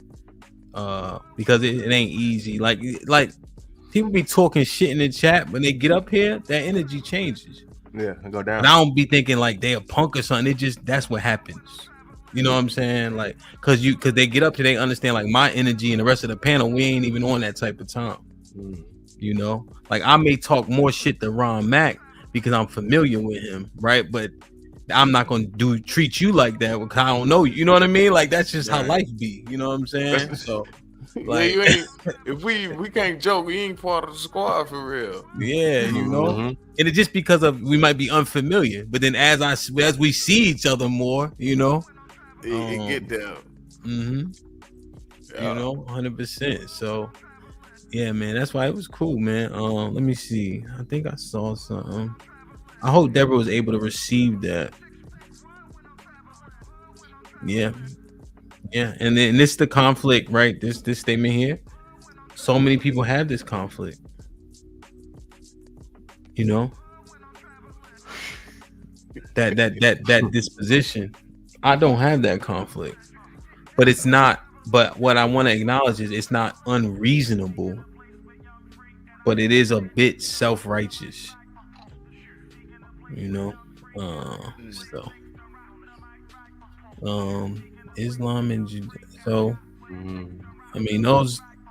I mean, obviously, I don't support. I mean, they are Abrahamic, right? So, you know, if you read the Quran. The biggest prophet in the Quran is Abraham and Moses, right? Muhammad actually never ever prophesies. He never prophesies. He's actually not even called a prophet. You know, he's called Rasul the entire time, which is messenger. Nabi would be prophet. So and I got some shit about him, but I'd rather do that if a Muslim's actually up here. And then there's things that differ, but also in the Quran, the Israelites are God's chosen people. Honorable the Honorable Elijah Muhammad pointed that out in the 60s, where he said black people were the Israelites. So that's what I was going to ask. Like, how much big of difference? Because I watched the video on YouTube where homie was comparing like the Bible to the Quran, and he was like, it's damn near similar, but like I never like deep dive into it. How much similar? Because I hear like they mention a lot of people from the Bible in the Quran. So it's the prophets, the same prophets, right? The Israelites are the chosen people in the Quran. Is Jesus in the Quran? They just don't believe they just don't believe he's the Christ. So they call him Isa or Esa, something like that in the Quran. Yeah, and he's called Isaiah a couple times. He's so that spelling is in I forget which book now. It's just losing my mind. But yes, so they believe, but they do different things. So, like for instance, if you don't have anything to eat as a follower of Islam, you can eat pork if you don't have any other options. The Bible doesn't give you that. And this is Ishmael's kids, right? That's what we, in terms of whose religion it is. Yeah, we know them to be. That's the book of the Arabs. Okay. But there are have you heard of the hadiths? No. So the hadiths are like outside writings, not in the Quran, largely about Muhammad. There's a couple of the more respected hadiths who say Muhammad's a white man. I've heard that before. I've heard he was Roman, or like somehow that connect back to the Catholic Church or something like that. I don't know that part. I just know the hadith say he a white. Who's that white man on that horse? and he also had black slaves. So maybe he was Esau. But yeah, definitely. They say that. I'm just saying, yeah. They say the Arab is Esau.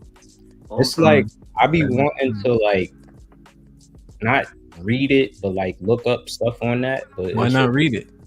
Because it's like, I want to, but when you go talk about certain topics with Christians and even certain Hebrew Israelite brothers, like my brother, he don't want to hear nothing about that. And I just like, bro, I'm just telling you what it says. I'm not saying that's what I'm on. Like, I'm not on that type of time. I'm not Muslim now. He like, man, I don't want to hear this shit.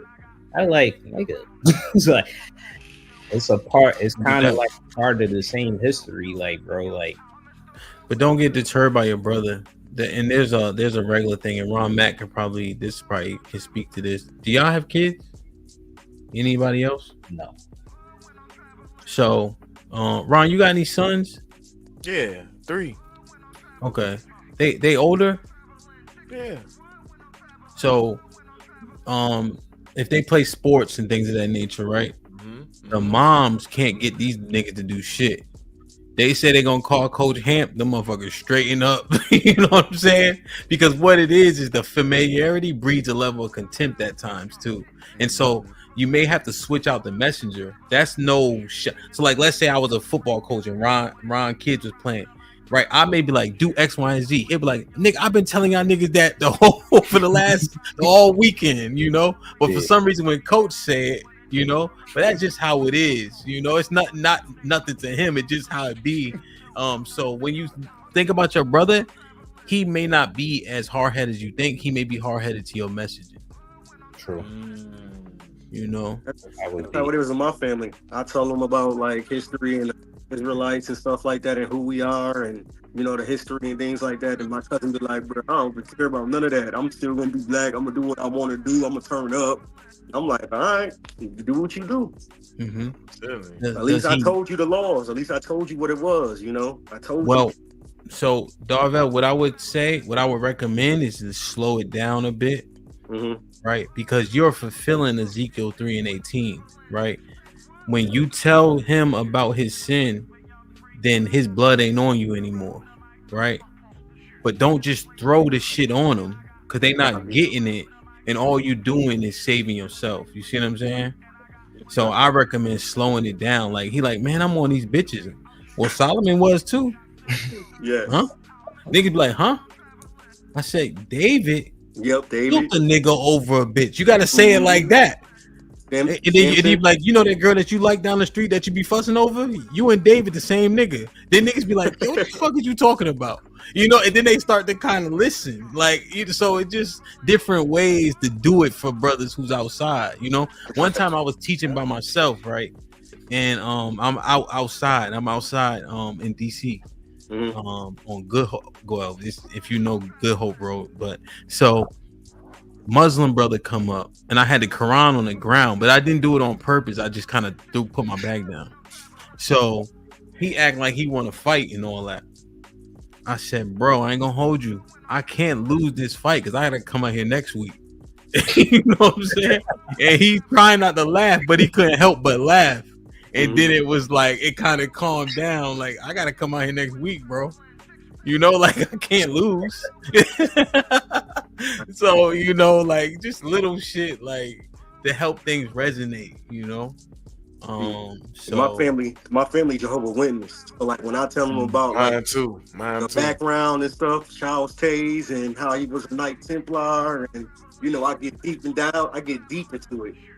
They go crazy because it's like I'm going against what they raised me up, you know, to be up on, and then I'm going against what their beliefs is. So it's like all they know is, you know, Jehovah this, Jehovah that, and then when I hit them with that's not his real name, you know. I mean, it is his real name if you go to the Dead Sea Scrolls and you translate it to modern You can't times. translate a name. That's the only thing you can't translate. That's what I'm saying. So there's no like, way you can translate a name. That's what I'm saying. Translation of a name. So but they say that. That's why I feel what you're saying, because you know it wasn't no J's and it was Y's and shit like that. And all that shit, but that's just the thing. The way you say a name is you can't even it's impossible for you to say it wrong. Right. That's what breathing is. You can't even help say God's name. You gotta breathe. So that's you say his name soon as you do that. Yeah. And then in the book he say I don't change. So like you can't change the name if you wanted to, because he said I don't change. You can't change my name if you wanted to. So, I understand. No, real shit.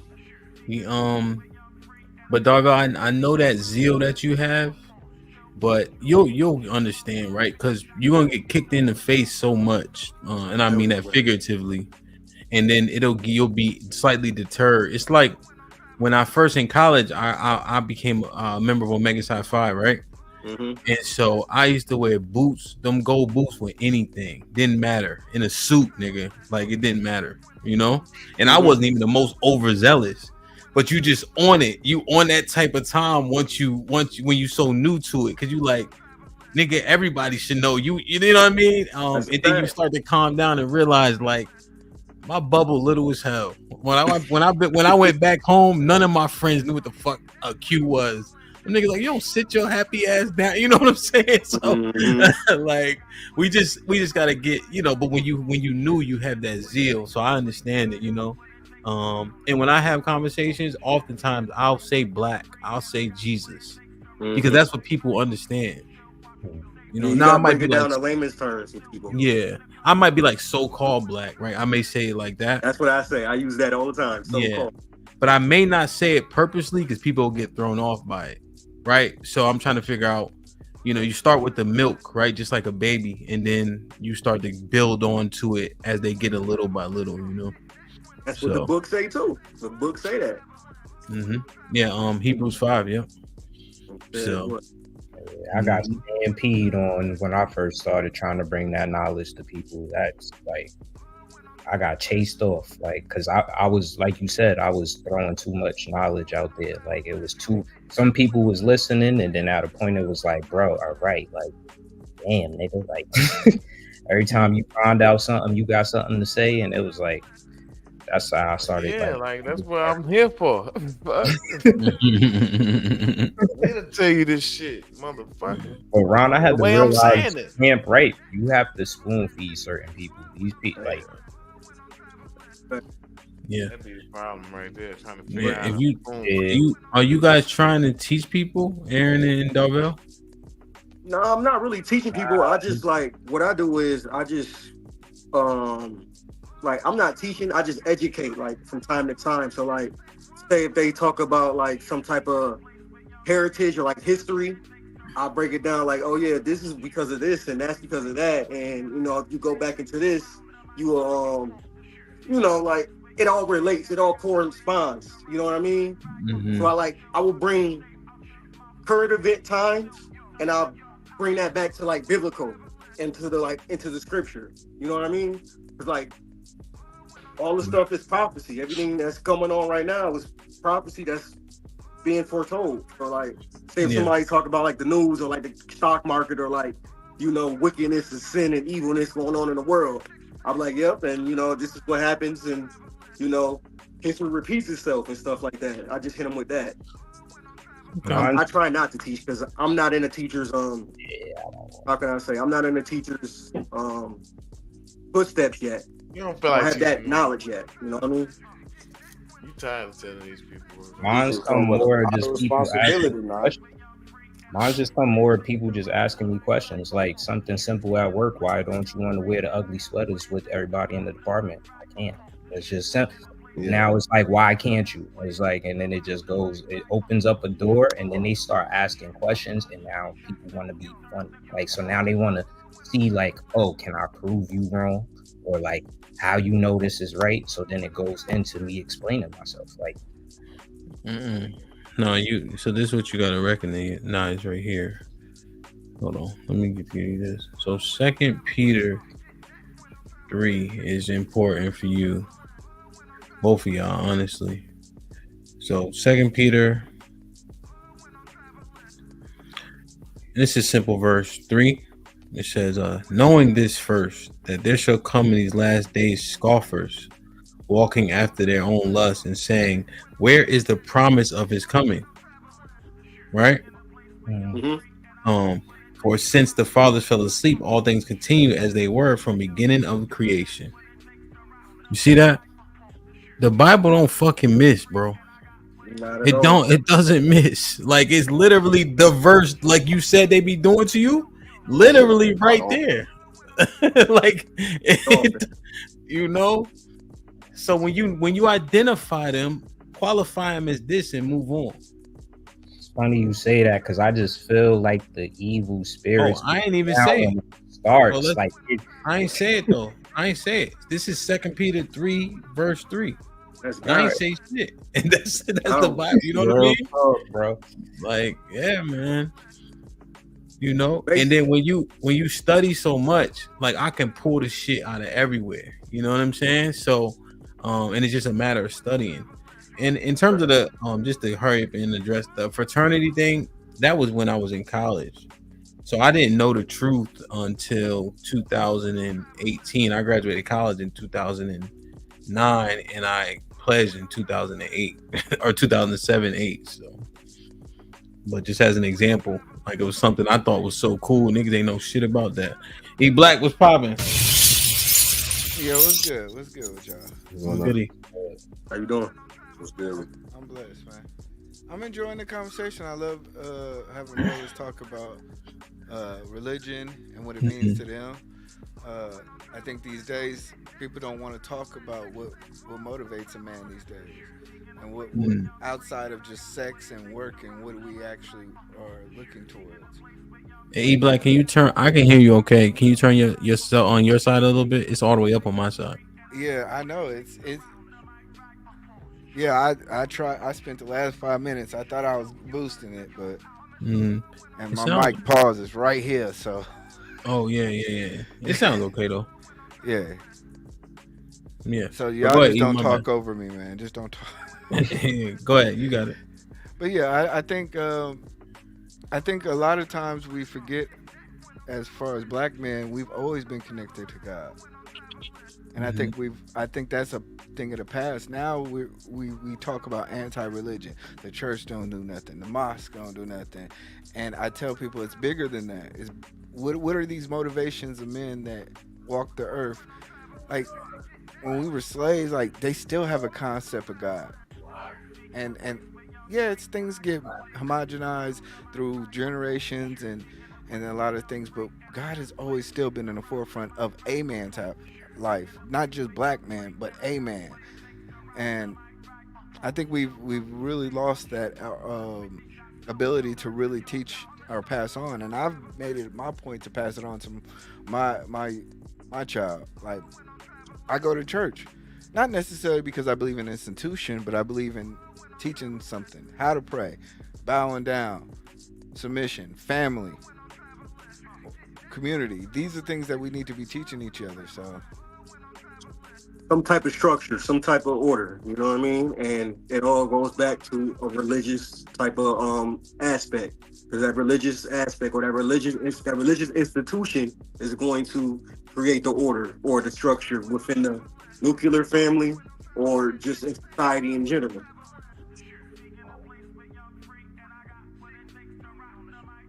You on mute? No, I think what E's saying, it resonates in the sense of like the things he named.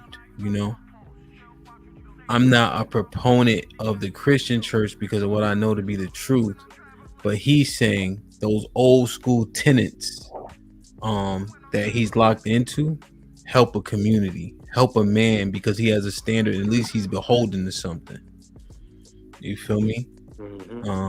So I think that that's pretty righteous and solid, you know, and that's certainly one way to get it.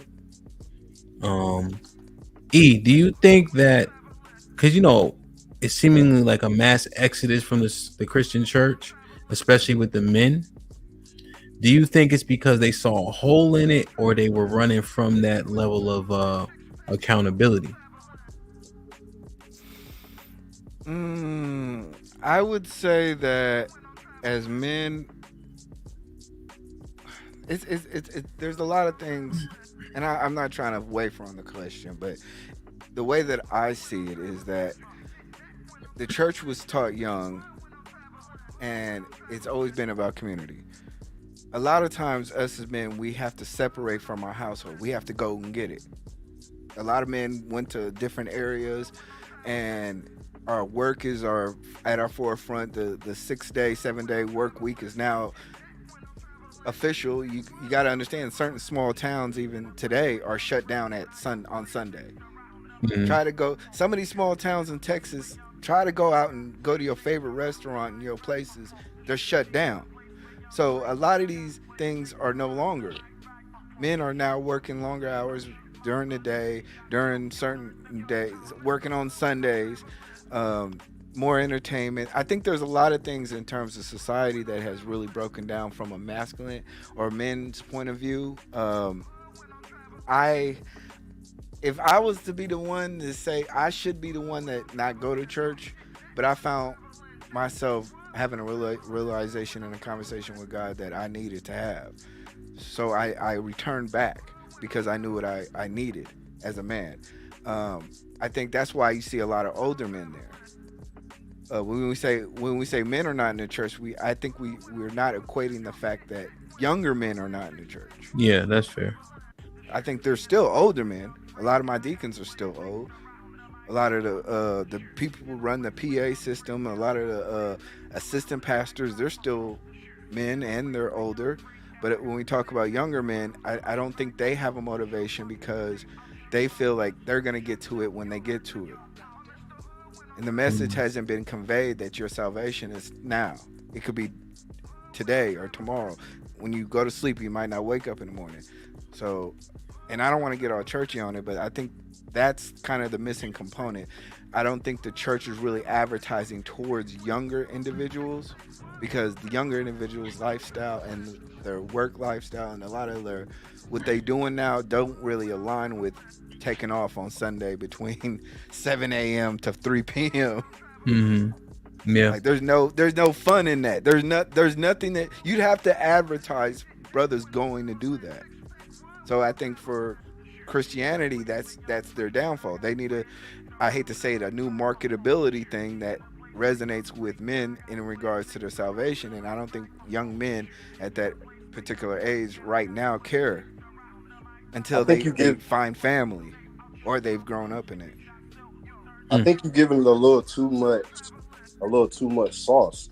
I just think the church has left the community. That's what I really think it is. The church. I don't think so. I think the church, the reason why we used to have political meetings at churches, that's where we used to congregate. Outside of just our religion, that's where we met up to come up with plans. I think once the church started separating itself from the actual community, that's where you see less people going to church. At least that's how I see it. Because me coming up, I was in the church, and that was around the era when Ty Tribute, you had Kurt Franklin, and they were mixing hip hop beats and old soul beats and trying to connect with the younger generation. You had Mary, and this is like early 2000s. So I can't really say that the church needs to market itself. I think the church needs to get back in the community. That's what I think, at least. I would disagree with you on that because the church is still in the community. A lot of times when you see national disasters or natural disasters, you see the church there.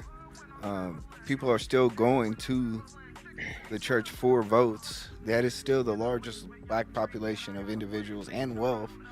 I think, like I said, we're at a cultural divide in regards to it's not cool on Facebook. I would have to disagree with you. Like, again, the church already went through that phase of trying to make praising the Lord cool. As crazy as that sounds, they went through that phase already. The real problem is the church isn't connected to the community. I can't really like break it down as I'm getting like fuzzy in my head, but we're not as connected. The outreach isn't the same. Or maybe your morals or your alignment with them aren't the same. That could be true, or could it be with more churches connecting with more political outreaches and getting too connected into that, getting in wish-washing the dirty money? Could that also be a thing? Churches have become very politicized. Politics have always came to churches because that's an easy draw. But now I see the church getting into politics instead of the politics coming to the church, if that makes sense. Yeah. I still think the church is doing what it's always done. You still can, if you've gone to your church and you've paid your tithes and your offerings, you can still get your electricity bill paid. They still help old ladies move out their house and pay bills. They still do food drives and backpack drives. They're doing exactly what they've always done. I think, once again, I don't think a lot of individuals really align with it any longer. And they just want to do what they want to do. And that's cool, but for me, I see it every day, and I don't have the same opinion, respectfully. No, I get what you're saying. I definitely get what you're saying. What I'm trying to see is, at what point during the timeline did the switch happen where we stopped going to church? Once we figure that out, then I think we can have a better idea of what happened, if that makes sense. I give you the best answer. It really started before any of us was born. They could not control the gangs in the street. They want to find where the men is in the church. You let the soldiers go into the streets. Before we were born, they were still like in the streets. From the 50s and the 60s. Yeah. When you start having your gang members and the leaders start leading people in the streets before they start wanting to go to the church for leadership, that's where you started slowly losing people over time. Before Crips and Bloods, before all of that, I did my research because I wanted to know what happened to my people. How did we go from marching and standing up together in political groups to Crips and Bloods and Vice Lords and all of that? And it all happened because we all know that the white man had a part to do in this, but the black church did not go get their people. They did not save their people off the streets. There's 1 million soldiers, and I said this on one of Hamp's streams. If I was to start a community of Israel right now, all gang members are soldiers. We need y'all for fighting. Y'all gonna be the one in the street making sure that they're being policed and stuff. Y'all not using the black boys right, because I grew up in the church, and then when I couldn't find my love in the church, I went to the streets, and there was love in the streets. And we know that love in the streets is false, but that's where most black boys are gonna go run to, especially if they come from a community of poverty. Mm-hmm. If they can't find the love at the church, they're gonna go to the streets. I don't agree, because in 1968, and Martin Luther King his last speech was at a church when he was in Memphis. What year was this? 1968. Okay. Hold on. Year did Crips start? 1969. Okay, that's what I'm saying. My whole point, the church has always been there. You're saying that the church never left us. How about we say we left the church? I don't believe that. But let me ask you this: what is our responsibility as men towards our religion? Then, aren't we supposed to praise God? Aren't we supposed to stand up and say, you know what, I'm gonna go there and make something better, instead of them kind of like, I know I use the phrase kind of market to us, but at the same time, there has to be something in you that says, hey, I'm gonna go there and I'm gonna make it better. Well, what about these false prophets? There's a lot of Sadducees and Pharisees in that church. Half of the stuff that Hemp read to us and stuff, these people in the chat ain't hear this stuff. We never heard it before. And I've been on Israelites for like since 2016, 2017, and Hemp is backing out scriptures that I never heard. My grandmother said to me, I read the Bible from back to front to back 1,000,000 times, but how am I able to pull up a scripture to you and you don't know about that scripture? It's because somebody ain't teach you and that person ain't teach that person. And then we got to go back to who's the head of the church, the pastor. I'm sorry, my grandfather's a bishop. I got to blame him. He's on the list. You ain't helping people right. You ain't reading the right scripture. That's the pork chop lying to us. Leading the flock. Eating bacon in the basement of the church. Let E Black reply. Once again, I think we've all made decisions in our own life, and I think even myself, I had to return to the church later on in life. I tell you one thing, you know, you talk about how you were a child of a bishop, I guess, and no disrespect, but I mean, my church folded over because of money. You know, I have every right to disavow God and all of the things that He's done, but I return back because I know what I need to be in that church. So I think sometimes you have to return back to rebuild. And if you don't do it, who's gonna do it? You're gonna wait for your kids to do it, or you're gonna wait for somebody else to do it, and then you join when it's done. At one point, like, my whole thing is this: I understand, but what point do our generation take ownership over the black church? Can I ask you a question? You said the church. It's just not gonna happen. Wait, you said your church folded over money, right? Wait, well, hold on. He asked you a question first. Oh, well, I'm sorry. What was your question again? My question was, at what point does our generation take over the black church? When we go get the soldiers off the street. But don't you have to be there first? That's what the Hebrew Israelites are doing. Okay.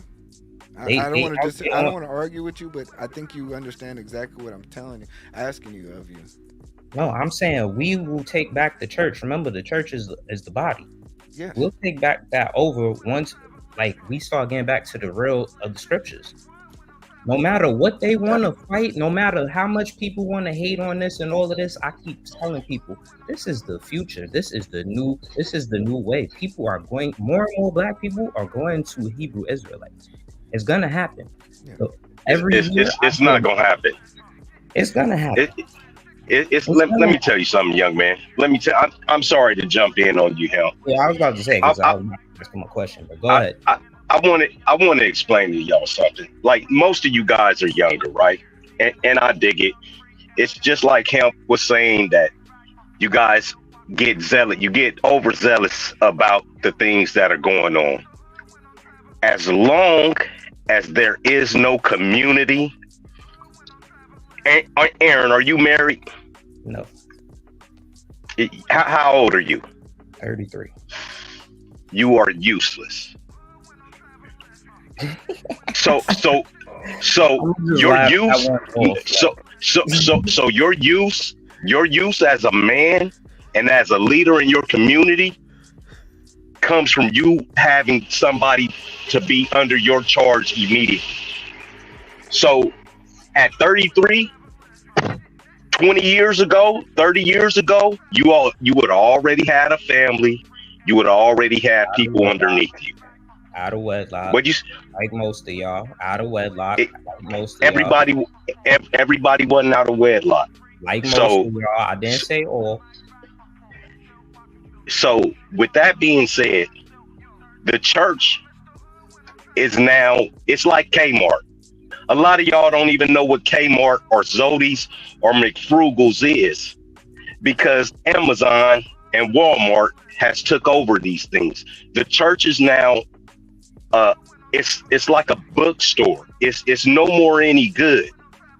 That's why all of these women who are so-called spiritual, that's why they're taking over religion per se. That's why you're seeing women in the pulpits preaching and teaching.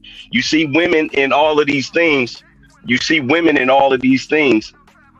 guys have lost it. If you don't have a woman underneath you, that's where you, just like Hemp want to say all the time, when people gather, that's where the church is at. You can't force what you want somebody to know. You can't force it on them, brother. It's like the Muslims. The NOI have been in this country for what, 40, 50 years? They have 50,000 members in NOI. Okay, it's 50,000 members in NOI. It's not progressing fast enough. It's not moving fast enough. Most black people, if it's 47 million black people in this country and it's only 50,000 NOI, most black people don't get down with the way that they're doing. Black women will not get on your program. You at 33 and don't have a woman or a wife have proven that. Okay, let me ask you a question. Hold on, Darvel. Is he talking to me? Let me ask you a question, bro. So there's no men in the Bible that never had children, never had a wife, and they wasn't a righteous leader for the community? Is that what you're trying to tell me? You can come off mute now. Tell me, every man in the Bible had a child and a woman, and sir, they were successful. Sir, Elijah had a family? Sir, you are none of those men. I'm asking you a question. You said I'm useless. You don't know nothing about me, bro. Listen. About what I'm about. Listen. What I would do for my community. I will ride for my community more than you, bro. No, you got your chance to talk, bro. I asked you a question. Well, you told me to come off of mute. I thought that was you giving me to go ahead to speak. So answer. You are none of those men. How do you know? Because I can look at you. How do you know? Off of a look? Listen. You ever been in the streets? Wait, how old are you, bro? How old are I you? am 51. 51. Are you married? 50. Yes. You're married. Yes. How many kids do you have? I got a bunch. And they all. You don't even want to know. No, I'm a whoremonger. Come on, was you married? What does that have to? What does that have to do with anything? So chat, y'all see the leaders of the community trying to tell the young boys that we useless, bro.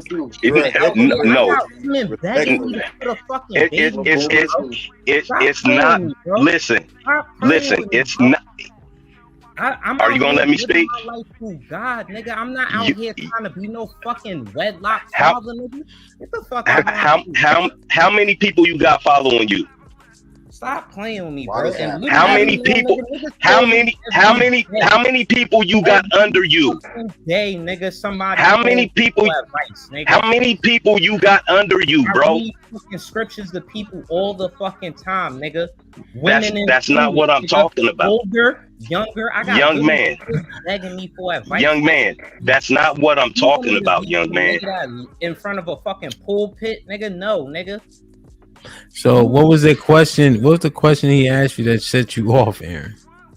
Now that talking useless shit, bro. Get the fuck out my face with that shit. So bro. What does he mean by useless? Talking about, I gotta have a wife and kids to be something. Nigga, you got multiple baby mamas. No, what he asked you was, who do you have following you? No, he specifically said you don't have. Am I lying? Anybody up here? He said you have no woman under you. You have no kids. Right, he said that too. 3. Yeah, I know what he said, but what the summary of that is, answer this question. Who do you have following you? I don't need right now. I need guidance. I need to get myself together. Let me ask you a question. Who do you have following you? That's one question that stuck out that I didn't hear answered yet. No one. Okay. If you Black America, nobody's following him right now. What's your follow-up to him answering that question directly? So the thing about that is don't take being useless as a derogatory term. Okay, don't get in your feelings about it. You are just, when I mean useless, it means you're just an average man. You're just like every other man. Hemp always say, hold on a second, brother. Hold on a second. Hemp always says he's a 4. He's just a regular average man. You are just an average man until you get something. Until you get people underneath you, until you get people under your shelter and protection, until you get people under your guidance, until you get people behind you and following you, you are nobody. You are just a pawn. You are just a pawn on a chessboard. It's not a bad thing. It's not you younger guys don't understand the way this shit really works in life, brother. I'm trying to tell you, Hemp say he got 5 or 6 kids. His life has changed because of those kids. He was outside. His life has now changed. He has changed into a completely different person. He's now a father. He's a leader. He's now a husband. He's a leader. He knows the word. He's a leader and a teacher. That's what I'm talking about. Until you obtain that part of your life, and you still got time, but right now you are a pawn on the chessboard. You are a piece that can get knocked off and nobody's going to miss. And that's exactly why niggas don't follow y'all old niggas, bro. Man. Hey, listen. Exactly why young niggas don't follow y'all young. Is what I said not true? Is what I said not true? Let me holler at you. Up here and trying to figure out. Slow down real quick. Let me ask y'all a question. Let me ask Leon and Aaron a question. Can a man? It's a yes or no, but I'm not trying to pigeonhole you. I want you to understand your ideology. Can a man have legacy with no children? No. So even though he used the term useless, which can be triggering, do you guys understand a little bit why I asked that question? Because that's what I'm gathering from what he's saying. Yeah. Right. I get it. Well, that's why you're allowed. But he shouldn't be teaching. Yeah, that's what that was the point I was trying to frame it in a way better way. This is exactly what you said earlier before any of us jumped up here about certain people shouldn't be teaching. Hemp, you gave it to them with kid gloves. They don't like BET Raw and Uncut. Maybe we go to MTV. Maybe we go to MTV for them. You know what I mean? It's a complete different way of looking at it. But if it's a fat girl, right, and she thinks she's beautiful, Lizzo. If she thinks she's beautiful and everybody's just keep giving her a pass, and she keeps getting passed around, hold on. She's useless to the group as a pass around. But to her daddy, if I was her daddy, she would then be considered a whore. You see what I mean? You can't keep sugarcoating shit to you guys that are running around here. Oh, you said it nicer to me. Nigga, I don't have to be nice to you because some of the people that's behind me, because I got a bunch of people that's behind me. Some of the people that's behind me will stretch you all the way out. I'm talking about listen, listen, That violent come. shit. Y'all niggas Yes, look, sir, bro, like, sir. y'all all has Listen, listen, gun shit, bro. listen, listen. Like, stop playing Nothing. with me, bro. Listen, And see, I nothing did not changes. bring it there. That's the one time y'all heard a young nigga did not bring it to know, oh, niggas will stretch you out. Nigga, where I'm from, that means you talking about killing a nigga, bro. I will fucking lay you out, bro. Stop playing with me, bro. You and your whole fucking team, windmilling. nigga. Aaron, slow yourself down. What's wrong with these niggas? You can't let every word. But what you are showing. Young boys will stretch you out, nigga. I'll boom you before they even get anywhere close to you, bro. Stop that crazy shit, bro. That niggas is fucking Looney Tune, bro. Yes. Yes. So y'all made it to y'all 50s. Y'all can't get smoked, nigga. So Aaron, I'm gonna tell you this. Brought out a whole nother side of me, bro. What it is I don't think you shouldn't be teaching yet, because there's no way you have a visceral. Well, you said that you be teaching. I'm telling you, based on that, you right now you shouldn't be teaching just yet, because you had such a visceral response to useless. And there's a lot of shit that's said while you teaching people something that they never heard before, that you can't get that triggered from such. I understand it annoys you, but you got to control it if you're gonna be out here teaching people in the streets, people that you don't know and shit like that. If he never brought up the wife and kids, bro, but you know if how you're I feel about that marriage. Fine, but if your aunt had a dick, she'd be your uncle. If is always applies, it always applies. If he never did this, if he never that kid, yeah. But what I'm saying is, if you out here teaching to the masses, you know how much shit people say to you.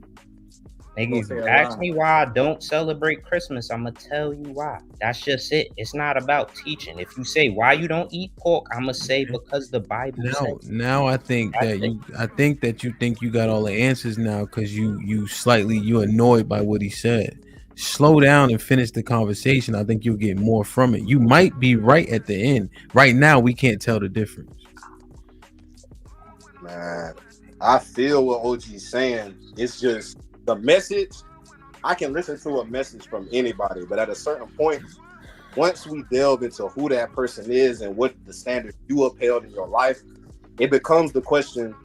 I hear you, OG, but if it came down to it, should I follow what you did?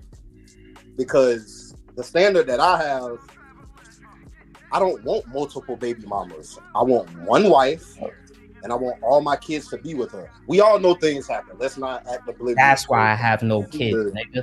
Every man has a path that he has to life. Wait. Let Leon go. Let Leon go, and then Darvell, you can go. Yeah, let's not act oblivious to life. Things happen.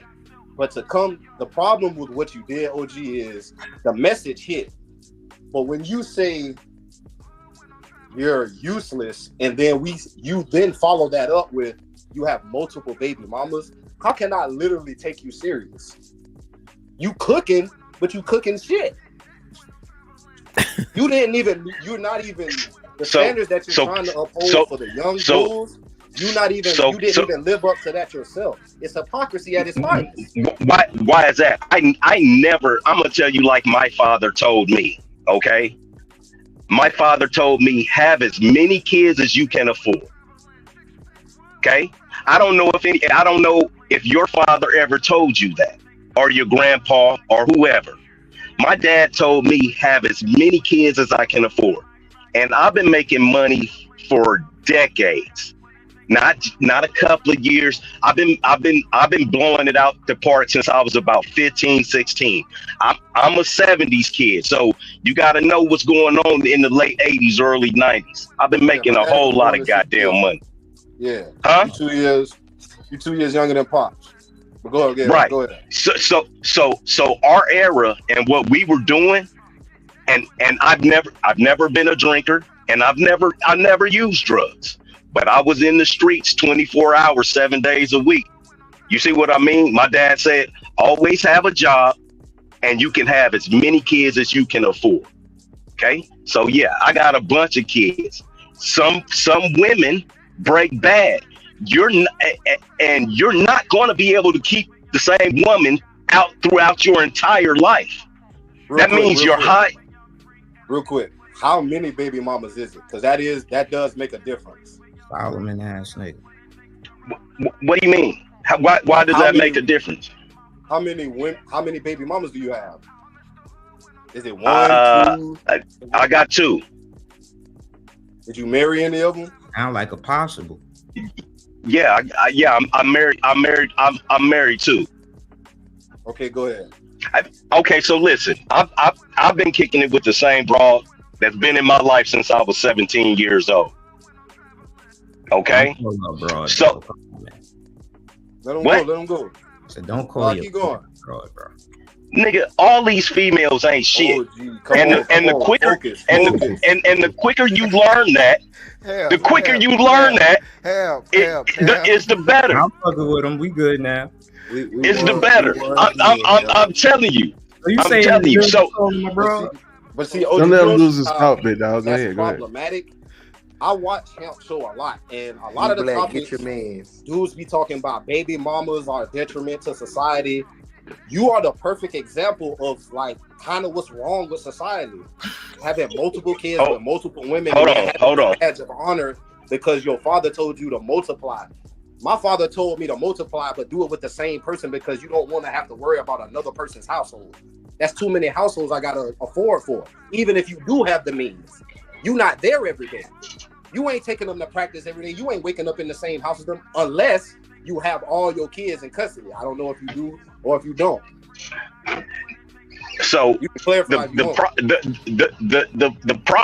problem with what you're saying is, right, that you feel because you have kids by multiple women that it's going to either stretch your money out to where your money is thin or you're not going to have enough time. No, is that what you're saying? No, it's not. I'm just trying to get clarity. I'm trying to get clarity on what you're saying. What exactly are you? It's not the most optimal advice to give to the young girls, is what I'm saying. I'm trying to have a stable nuclear family. Yeah, that's not optimal. They literally argue on this platform about how it's not optimal. And if we continue to do it, we cannot sustain the community. Have you ever had a girlfriend? Have you ever had a girlfriend? Yeah. What? Okay. I'm just asking. I mean, I'm just asking. Yeah. Let's say you got her pregnant when you was 15 or 16, right? Yeah. And you married her. Okay. Mm-hmm. Let's say she left you. Mm-hmm. Okay. Do you have any control over what that woman has done at that point? No, it's out of your hands. So you're just going to now live your life and never reproduce with another woman or never do anything with another woman? That's why I didn't. You see, that's right. So what the situation was. Exactly. That's you given. Still is not optimal. It's too many homes. It's very optimal. For the average black man in America, it's optimal. Sir, I don't know how you look like you're younger than one of my kids, right? So you look like you about the same age as one of my daughters, right? So this is the whole thing about it. The older you get, the money you're making right now, you're not making any money. The older you get, the more money you are going to make. Clearly. Right? So that is going to, but you're not supposed to wait until you're in a stable place to start making kids, because then you can't play with your kids. You missing what I'm saying. He black. You stuck on multiplying he black. And plentiful. You come on. I'm stuck. Yeah, that's that old school philosophy, you know me, man. I'm sitting here chilling. Yo, Black, I got a question for you. You're literally no more smoke. I just got a question for you. Advice. Who? So let me ask you, as a 33-year-old man, right? Because you say I'm useless, right? Now, what if my morals has always been, I'm not gonna have kids until I get married? And let's say I stuck on that principle forever. Are you trying to tell me at 33 I might as well just say fuck it and just say yo fuck it? You ever seen the movie Troy? No. So it's a part in Troy. It's It's a part in Troy where the little boy is waking up Achilles, and he says, and he gets up on the horse. He says, "Nobody will ever remember your name. You will just die, and nobody will ever know who you were." The biggest man I've ever seen. I wouldn't want to fight him. That's why no one will remember your name. But I promise you that wasn't the context of that though. That is exactly the context of that. Nobody will ever remember who you are.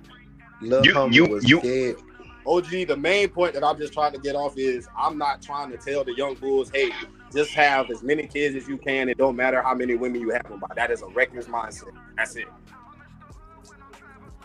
Okay. We'll keep that up. Keep that up.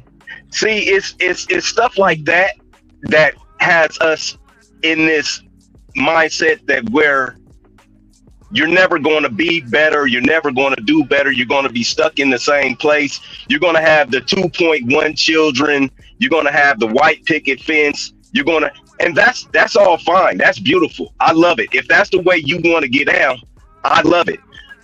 Kids make you work harder. Having a wife, E-Black is the only one that I think is married. Having a wife makes you work harder.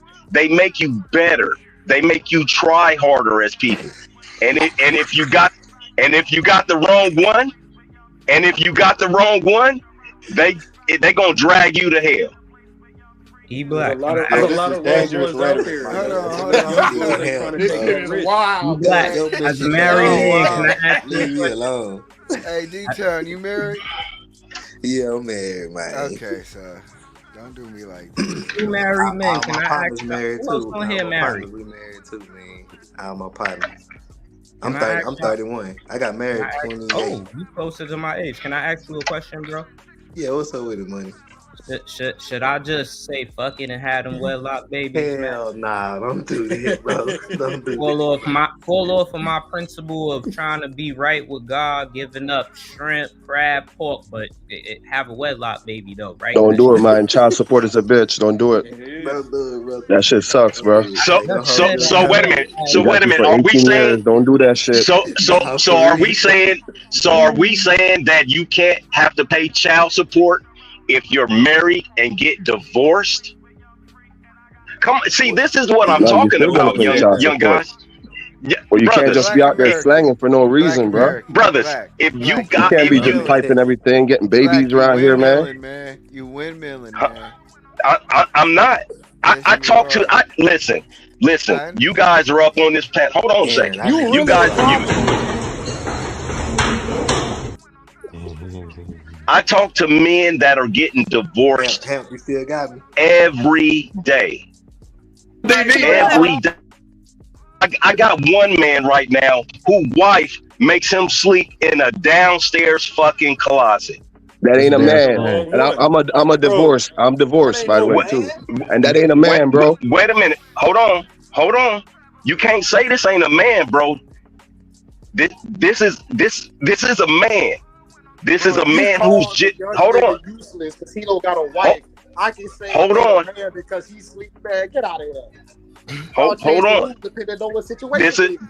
This is a man who loves his wife with all his mind, heart, body, and soul, and does not want to leave his home with his children.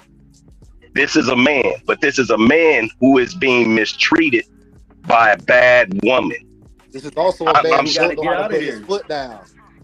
Yeah. So what do you think that's going to happen to a man that makes a couple of $100,000 a year with a couple of kids? And his wife has never worked. She's never paid a bill or anything. What do you think is going to happen to a man like that?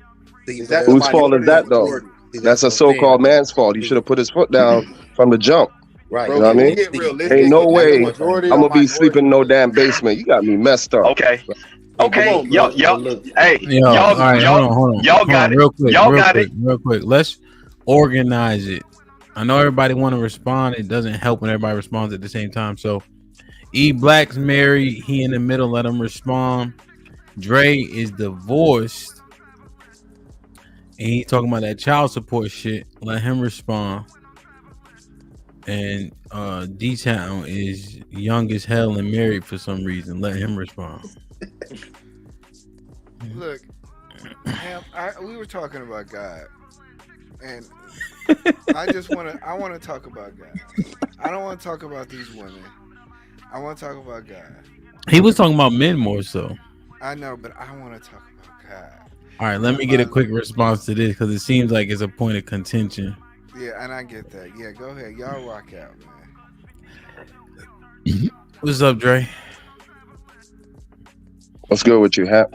What's goody? Chilling, man. Chilling. You heard his question. Black America ain't fucking. He ain't playing with y'all. I mean, he's saying that he came out here, right? And he's pretty much, he told us one thing, and then next thing you know, he got like multiple baby mamas or whatever, and out here just giving the D away. That shit should be a gift, man. He shouldn't be just slanging out here like that. And I think it's noble that the young man is actually taking his time and don't want to just, pipe down everything that he see and have kids without financial responsibility. You get me? And that's why a lot of these cats are running out here causing crime, all this stuff, man. It's like a trickle-down effect. Mm-hmm. So it's very noble that he's taking his time, man. And I know what you're saying. Everything you're saying is based off the Bible and everything, but he's doing it his own way. So to each your own. I don't have a response. Hey, if the young brother want to live like that, kudos to him. But once again, he can live his life like that, and then he's 33 now. It's a bunch of guys, 33, 38, 52. Brother, you get without no pussy, you start to get bitter as a man. Real shit. You start to get bitter as a man. You start to get bitter as a man. What is a bitter emotional man? What kind of man is that? It's a dangerous man, bro. It's a self-loathing man. I love all y'all brothers. I love all y'all, right? My thing is you got the health of you guys.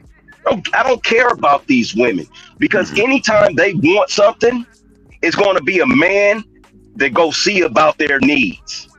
When Hemp had that hurricane, Hemp had to drive through the goddamn storm to the Lowe's to get a chainsaw and all of that shit. It wasn't no broads out there running, oh, Hemp, I'll go do that for you. Hemp went to do that for his family. What I'm explaining to you guys is if you don't have certain things in your life, you will start to get bitter. You will start to get angry. You will be self-loathing. It's a good brother that always comes on, Joe. He one of the best brothers that I've seen come up here. And he is just giving up completely on broads. And it almost makes him like that caged lion to where he can't. He just like, fuck it, I'll just go without. I don't care. And your life ain't supposed to be like that, brothers. I'm just telling you, your life ain't supposed. You're supposed to aspire to more than just that. Go ahead, young A. But my question is why do it have to be bringing in wedlock babies? Like, why do I gotta make that a option? Let me tell you something. It was maybe last year. My dad said the same shit to me, and I'm like, nigga, who are you to be telling me anything about? Do you know why? But listen, I'm gonna tell you what I told him. Can I ask you why, without even knowing your father, right, and being totally separate from your father? Can I tell you why? Go ahead. Because he sees you fucking up. You are not doing you are not doing the things that you need to do to become a man. Men have certain steps that they have to go through and achieve. Having a child just may give you some more responsibility. It may give you a better edge. Once again, listen, you work harder when you have kids. You work harder when you have responsibilities. You work harder when you have money. You become something different. So what your father and I are both saying, and without me even knowing you, what your father and I are both saying is, we see something in you that you may not see because we have been there where you're at.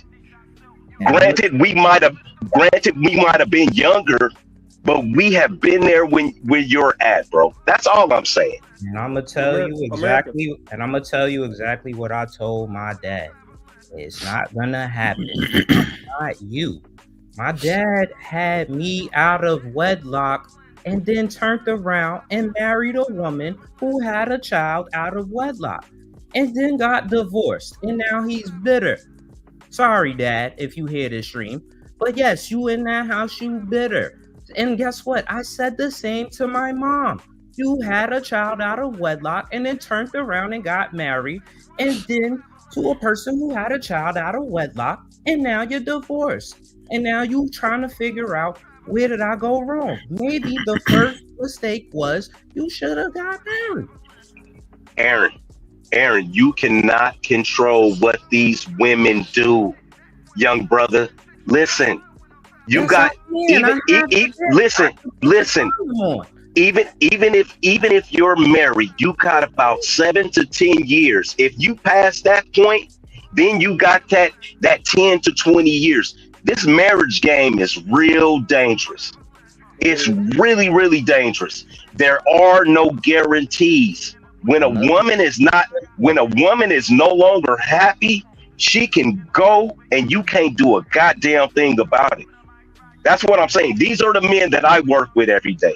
When a woman is, and unfortunately, and fortunately, I work with a bunch of good brothers, Christian and not Christian, a bunch of blue collar men that make you electricians, firefighters, plumbers, men that make great money.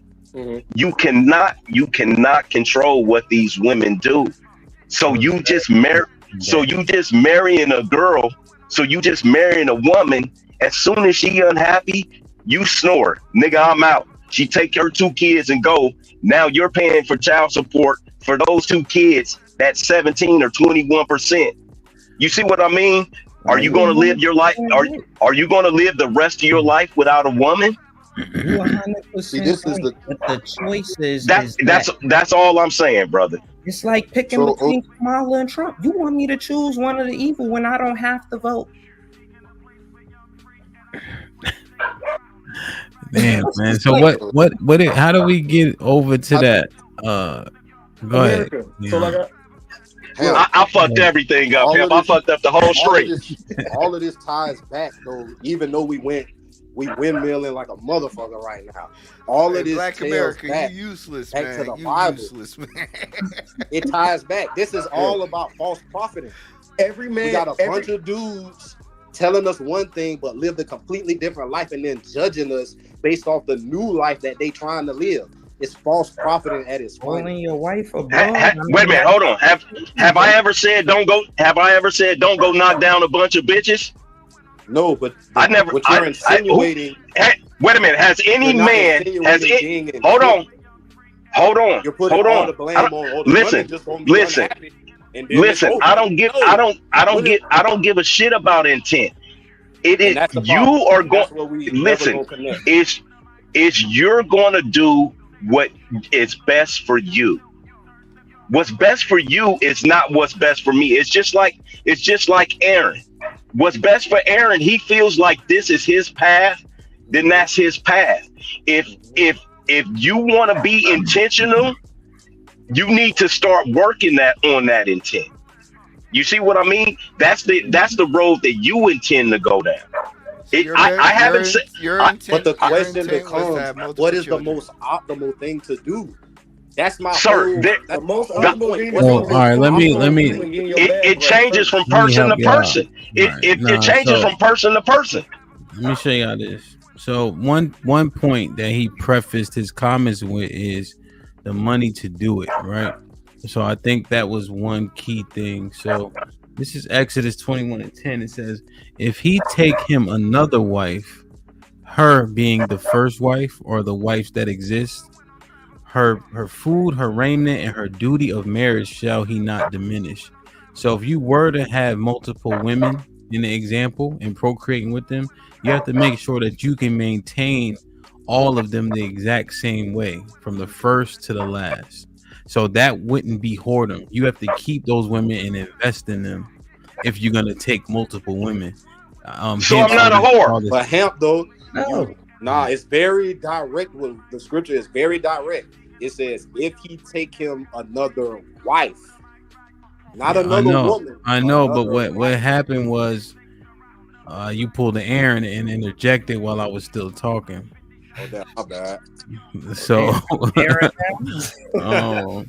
so yeah, right. And so, right, he's responsible for that woman after that time, that woman and those children. And if he does have more than one wife, they need to be treated the same. So, hence, they both got to be driving Porsches. Can't one of them be driving a Porsche and the other one driving a Honda? No shade to the Honda drivers, right? So, that matters when it comes to dealing with multiple women having multiple kids and things of that nature. You got to keep them and maintain them, and that's what he was slightly alluding to. Maybe not under this specific guise, but this is what I pulled from it just to bring it back to the conversation.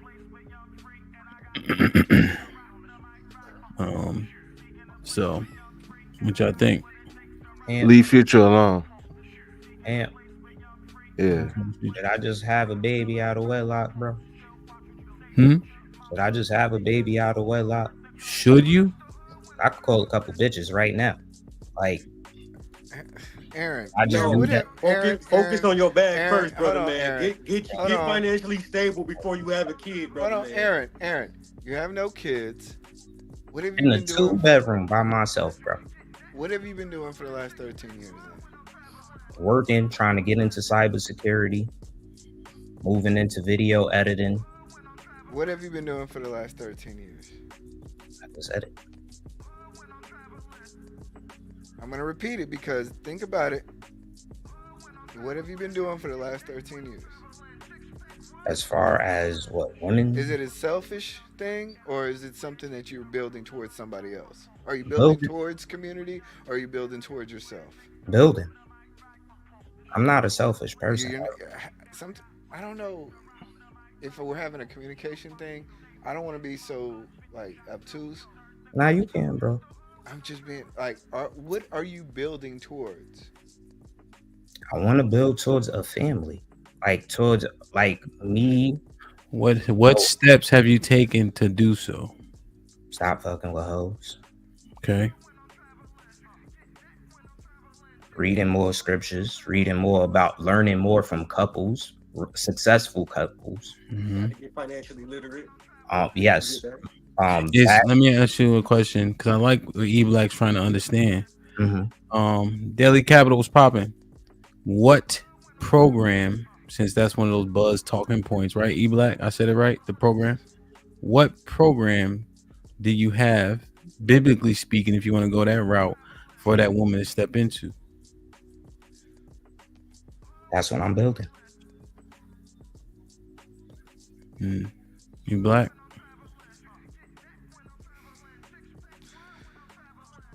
Sorry, I'm a late bloomer. I mean, he over there laughing, but everybody don't got shit together instantly. So everybody don't just go make wedlock babies in their spare time. Aaron, it is not. It's not. Let E-Black finish because that's not what E-Black is getting at. He's trying to understand your modus operandi.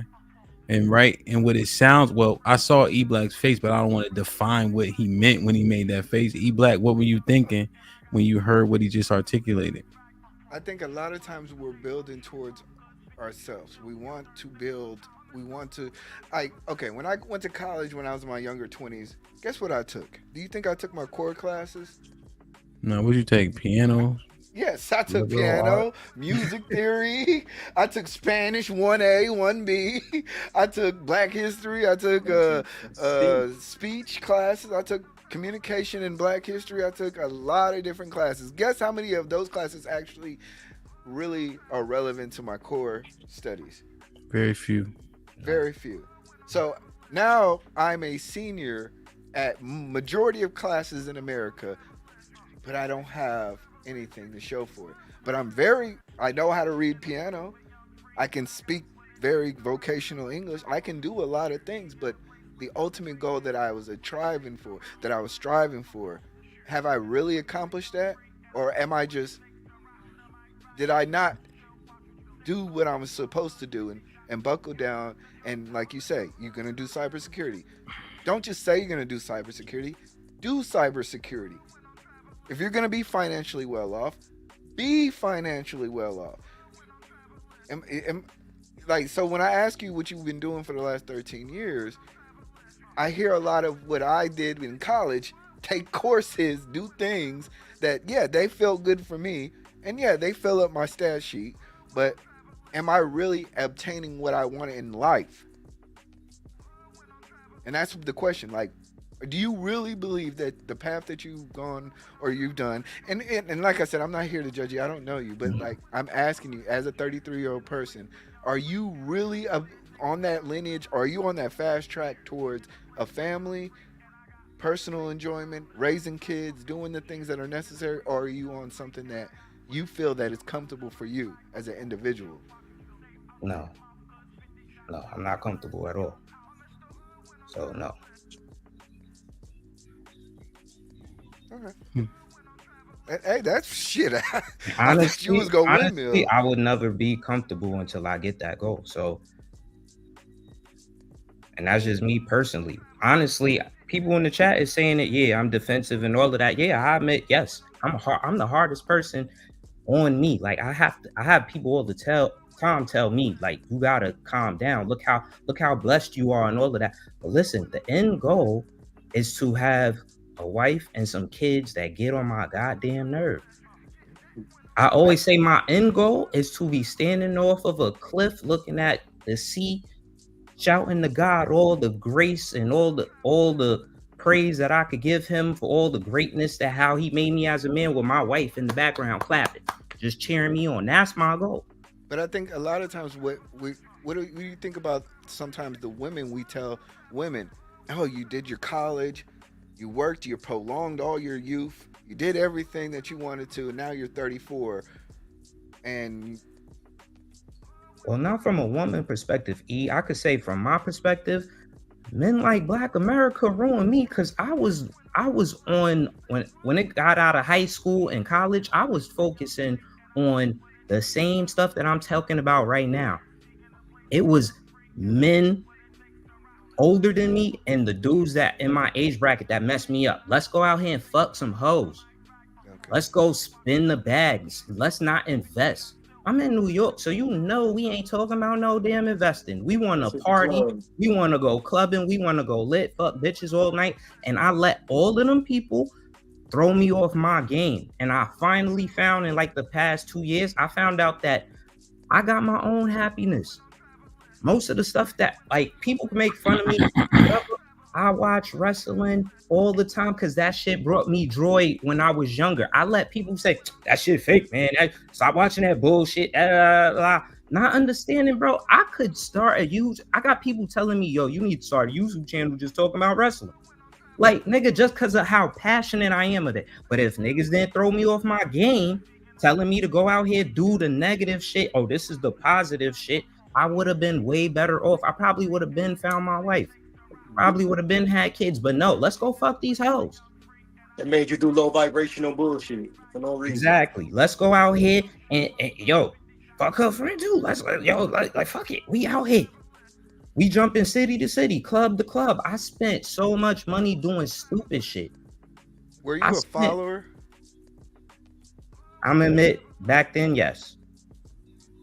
Yes. Because when I was going to work and I'm busting my ass, and like 10 years ago, when I started at my job and I was busting my ass and everybody was outside having fun, I was getting shunned on. You ain't outside, we ain't having fun. So when it was my time to come outside, I started wilding. Even when it comes to the street shit, I let that shit throw me off my game. I shouldn't have been wilding like I was, but good thing I got my job, even though I can't stand the damn job. Thank God for that job, because that made me get away from the street shit. I would have just been getting home last year. But you're no longer following. You're leading. What are you leading yourself towards? Finding my passion, find my wife, and start making some kids. Could you be honest? And I'm not planning on having no wedlock babies. Yeah, So, but could you be honest with yourself with the simple fact that, okay, yeah, you've been following for so long that you need to possibly be focused, hyper focused on it. Yeah, I should be. Like hyper focused. Yeah. Like I understand. That was a perfect word. I understand that, you know, as a man, especially in your 30s, like if any man talking about sexual activity, like you crazy. Like any man at that age should be having sex, like with ease, you know? So, but right now, are you really focused on the family aspect? Are you really focused on the future aspect? Are you really focused on trying like to connect spirituality with community and spirituality with self and spirituality with the way the last 3-4 girls put me through the ringer. So yes, I'm trying to stay away from that. Trying to stay away from that shit. I'm tired of being the goddamn counselor. I'm not laughing at you. I'm not laughing at you. That was just not So the stuff that I said just don't have no bearings on that. You see what I mean? And that's what I'm trying to tell you, young man. You don't have any. I'm sorry. No. What I'm saying is you don't have any control over what these women do. As soon as so listen. I'm gonna just keep it real with you because I've been outside since I was about 15, and I'm still outside, right? Like I'm an animal.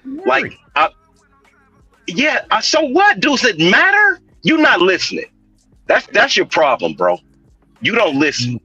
I think when I say I'm outside, bro, I'm not outside like that. I'm outside like on the streets in the world, right?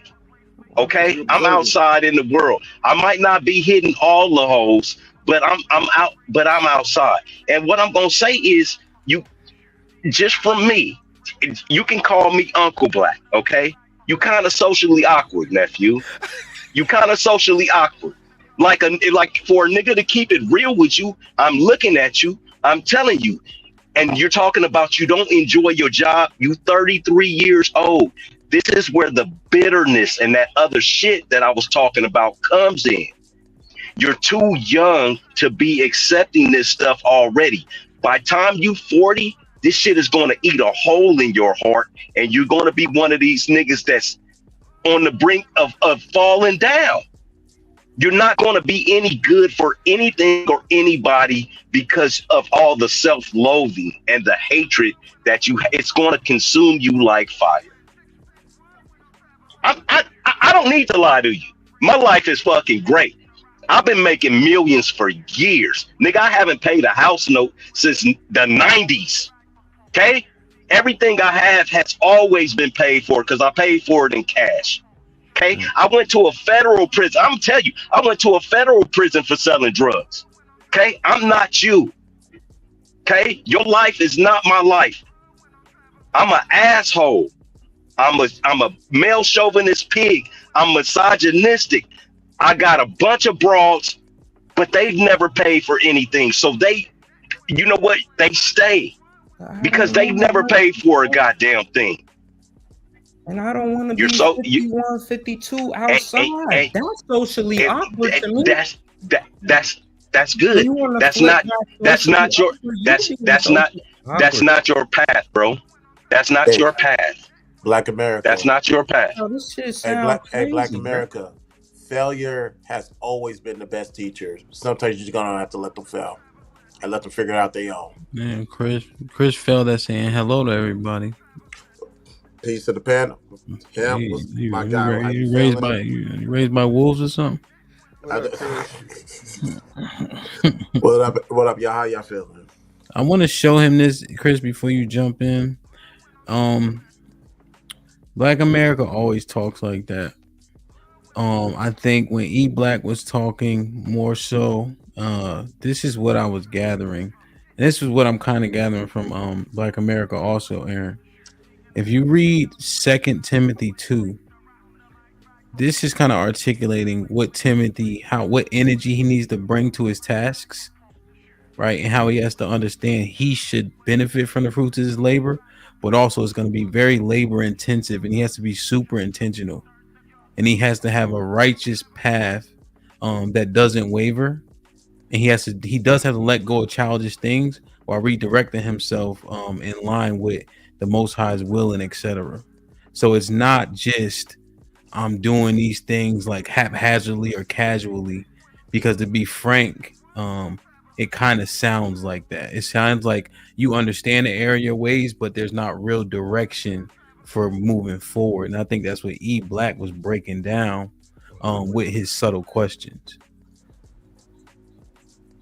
And Black America is telling you he's using his foresight based on what he knows and saying, hey, the end is dreary if you don't put some real direction behind your newfound understanding about being a follower and not being that anymore. I respect that. Chris, what's popping?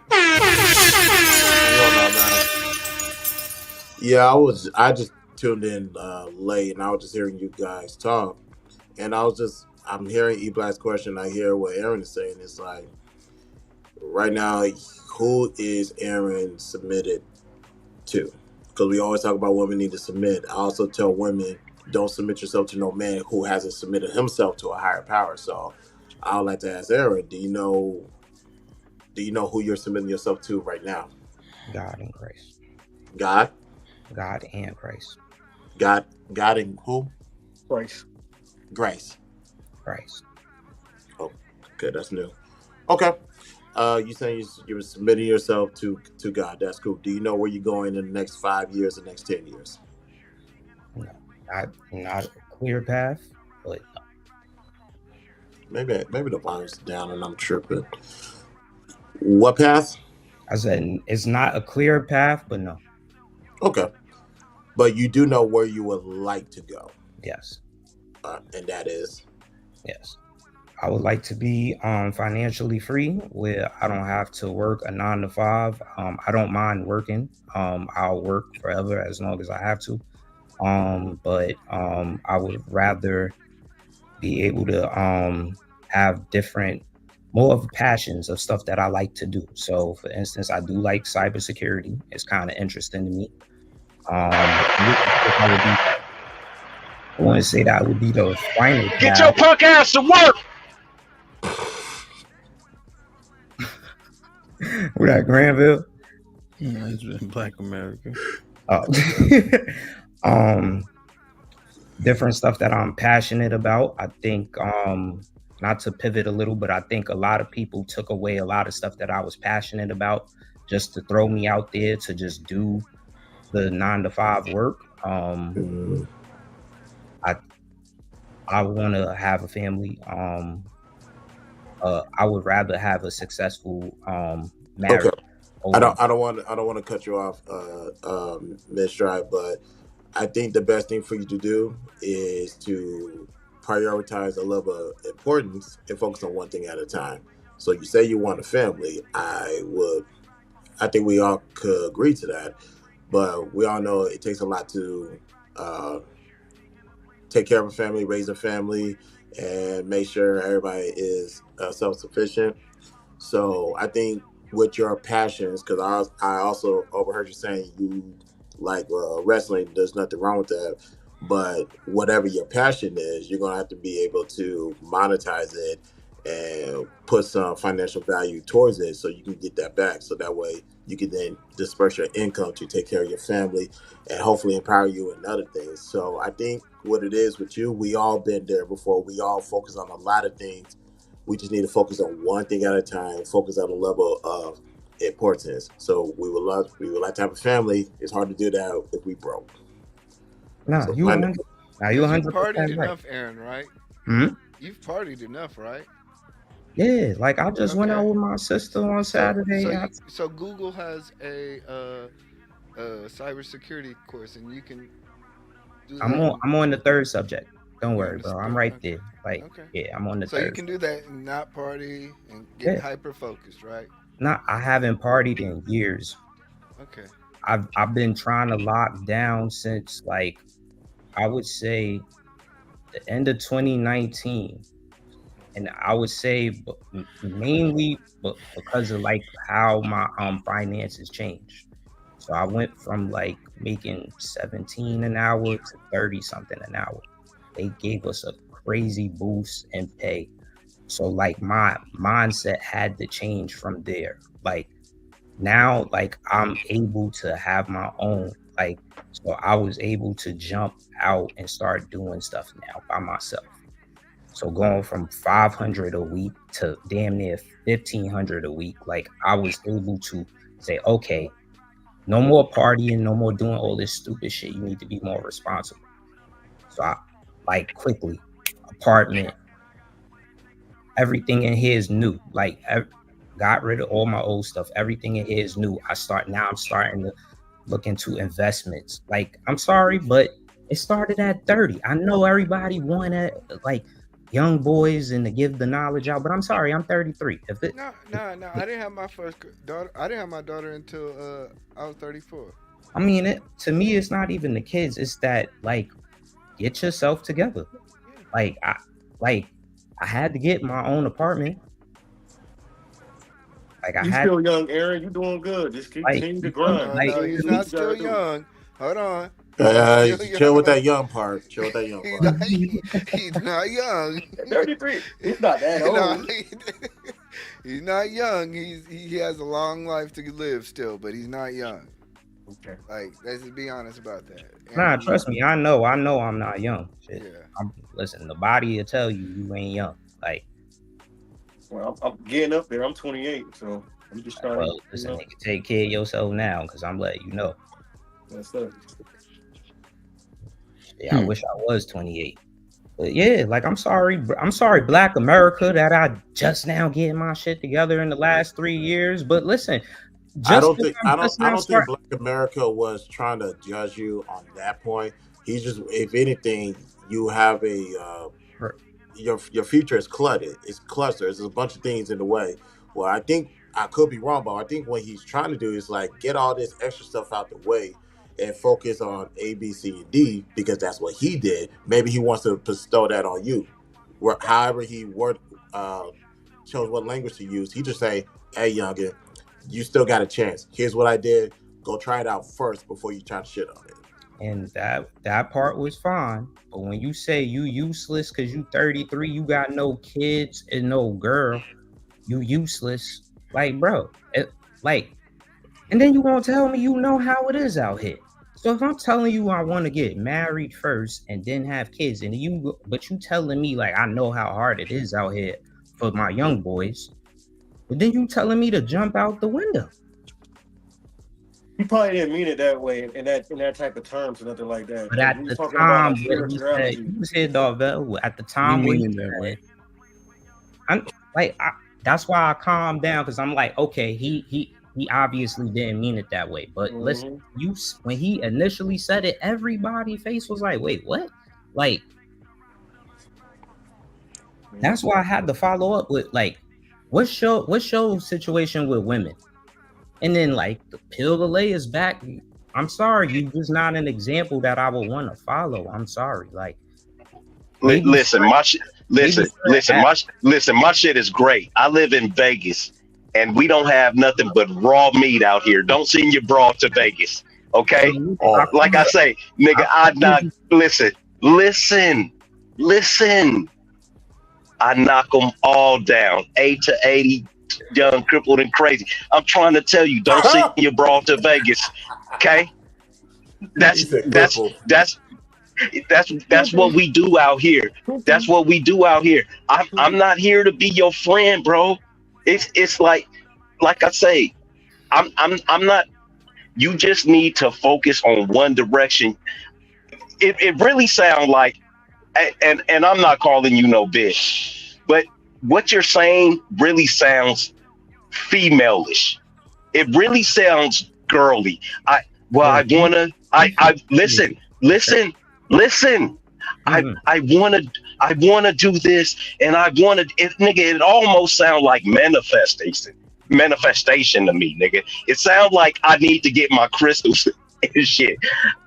We as men cannot do that shit. We can't. We gotta get You gotta get your a fire underneath your ass and start running. See, now I got. Hey yo, well, real quick, Black America. I think they wanted you to clarify something in the chat. What's the youngest chick you'll knock down? No. No, we ain't doing that. That's Okay. 20 and up. I mean, mid 20s and up, or something. Mid 20s and up. Let me make sure. All they gotta do is super chat. No, don't. Oh, my bad. Yeah, it's just free shit. If they want to ask that man a question, they can super it. All right, my bad. Mm-hmm. Wait, Black America, you say you ain't gonna call him no bitch, though. Like, my whole thing is this, right? Maybe he's somebody to listen to if it came to running a business, or you feel me? But when it comes to like you talking about women and kids, bro, I'm sorry, I don't hear nothing you saying right now, bro. I'm proud of you taking care of your kids, but I'm sorry, I don't want to be 52 talking about I'm knocking down chicks from 18 or whatever. Like, that sounds crazy, bro. What do you think about this, Aaron? Proverbs 27:17 through 20 says, iron sharpeneth iron. So a man sharpeneth the countenance of his friend. Whoso keepeth the fig tree shall eat well. That part's not as important, as pertinent, but I'll keep going.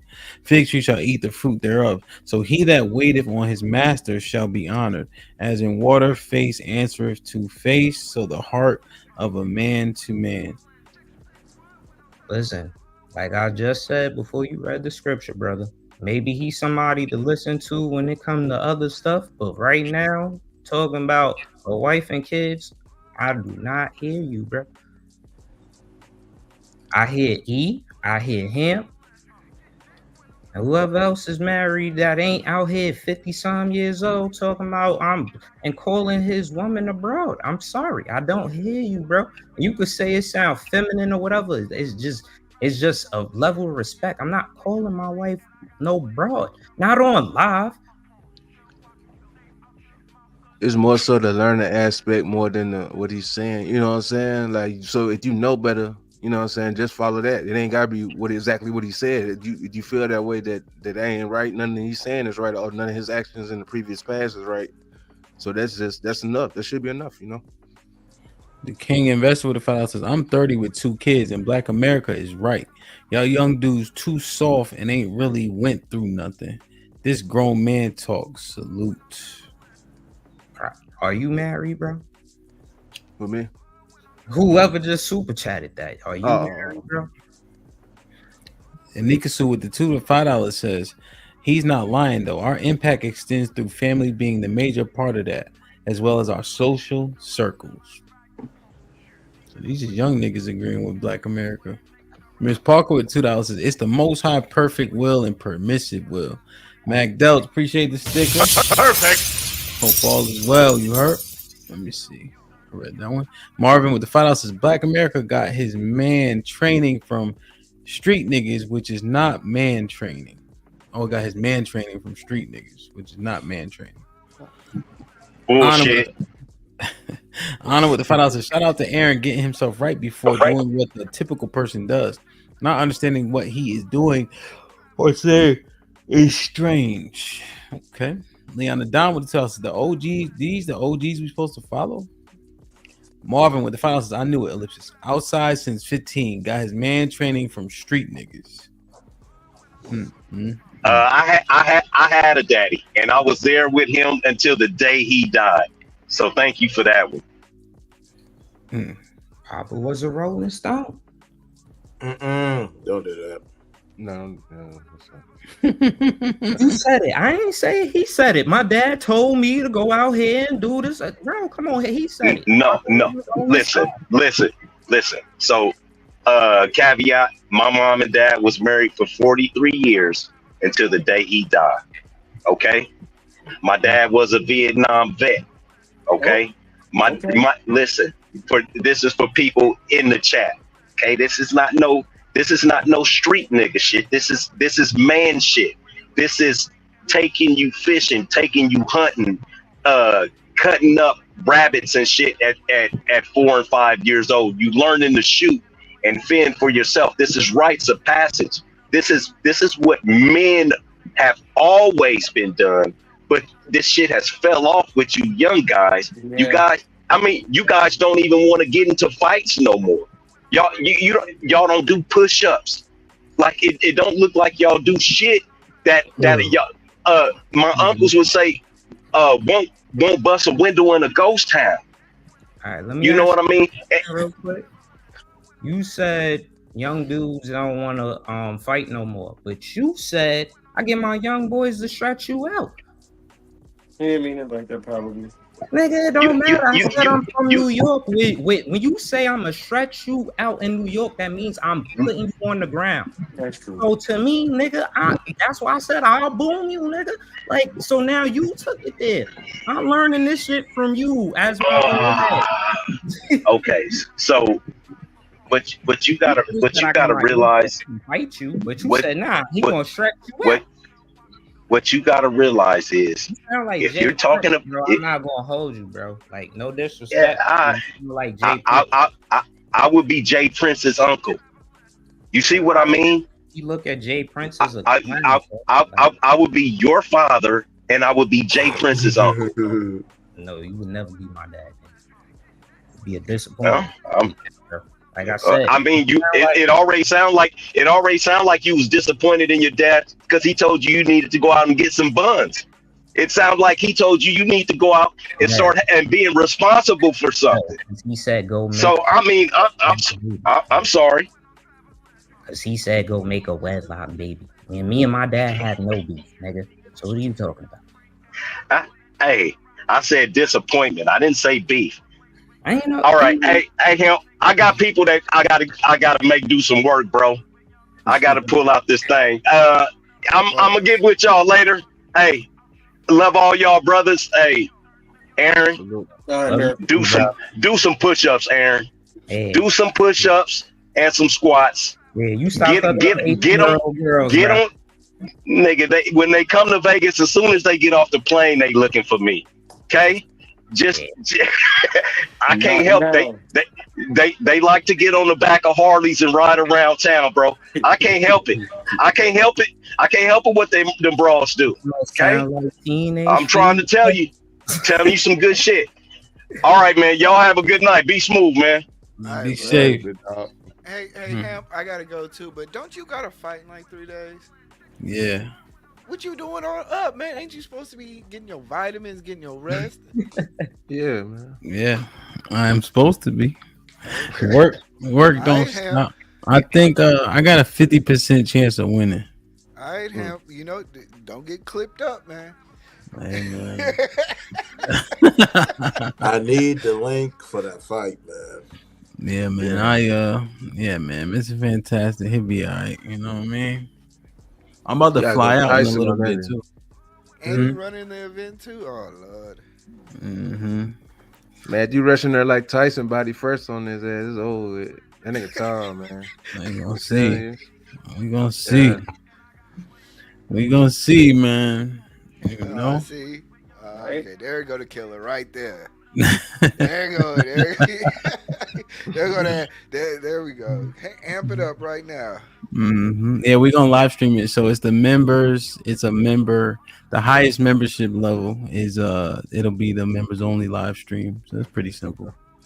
Cool. Who's hosting it? Anybody hosting it? What? Like MCing it? Well, I got a couple. I have commentators, if that's what you mean. Yeah. Or just somebody showing it. Yeah, we're gonna do a lot because I get up there on Friday, so everybody gets there on Friday. So we're gonna try to do some IRL stuff. Obviously, the day before the fight, shit like that. And then it's lit, man. Man, I wish I would have made it, man. I was waiting. Well, I'm gonna do it so the next one, I'm definitely do it again at Houston, my gym. right? Yeah, because it's gonna be in Houston next time. 100%, yeah. Okay. At my gym down here, so It should be good, man. So Houston, I'm thinking November. I want to do it like consistent. You know, not consistent, but you know, like a 3-4 months, like once a quarter, maybe. So many people be like, I'm gonna try to get Aaron and Black America set up if I can. I'm shooting. He said, "How we shooting, bro?" Here we go. See, you just prove his point. Bro, who started it, bro? When I finish shit, Aaron, nigga, you're this the useless, problem. When I Aaron. finish shit, it's always I'm the bad guy, nigga. Who started it? He said, "I'll get my young boys to stretch you out. I will clap all y'all niggas as soon as y'all walk." Is he from New York? Is he from New York? Yes, I'm from New York. Is Black America from New York? He from Vegas. He from Vegas. Stretch out. Different lingo. Might be different. Stretch out in Vegas. I'm just throwing that out there. That's what I said. I say, yo, I'm from New York. Do not say that shit because Stretch is stretch. What stretch. Either I knock you out and stretch you, or the other way around. So either way, it's down. Yeah. That's straight violence. You talking bullets, nigga? What's up? I'm upstate New York. What borough are you from? Mount Vernon. Well, okay. I got a cousin. No, nigga, Murderville. We don't fucking play that shit, nigga. I'll clap. Chill out, nigga. You on the internet with 300 people listening. Come on. How to tell on yourself. Allegedly. There you go. Damn. But no, I hope you get it together, man. And I don't know who that is. But I'll say this, Aaron, and they keep it biblical. When somebody told me that, you know how God looks at us is how we look at our kids. And then when I realized that it was true, it is exactly true. The way that I look towards God for a lot of guidance, for a lot of direction, mercy, and sometimes punishment and direction is the same way that I look at my kids. I try to guide them. I try to tell them the right thing to do, and I see them looking at me the same way. So, you know, I don't know what you got planned. I don't know, man. Trust me, it might be a year from now. You're a whole different individual. But whatever you got going on, good luck to you, man. That's the plan. Right. It all boils back. It all boils down to development.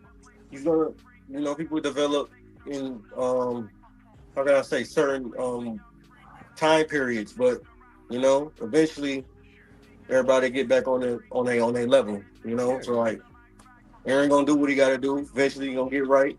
I'm gonna get right. We all got our own how can I say paths to transpire or go by, you know what I mean?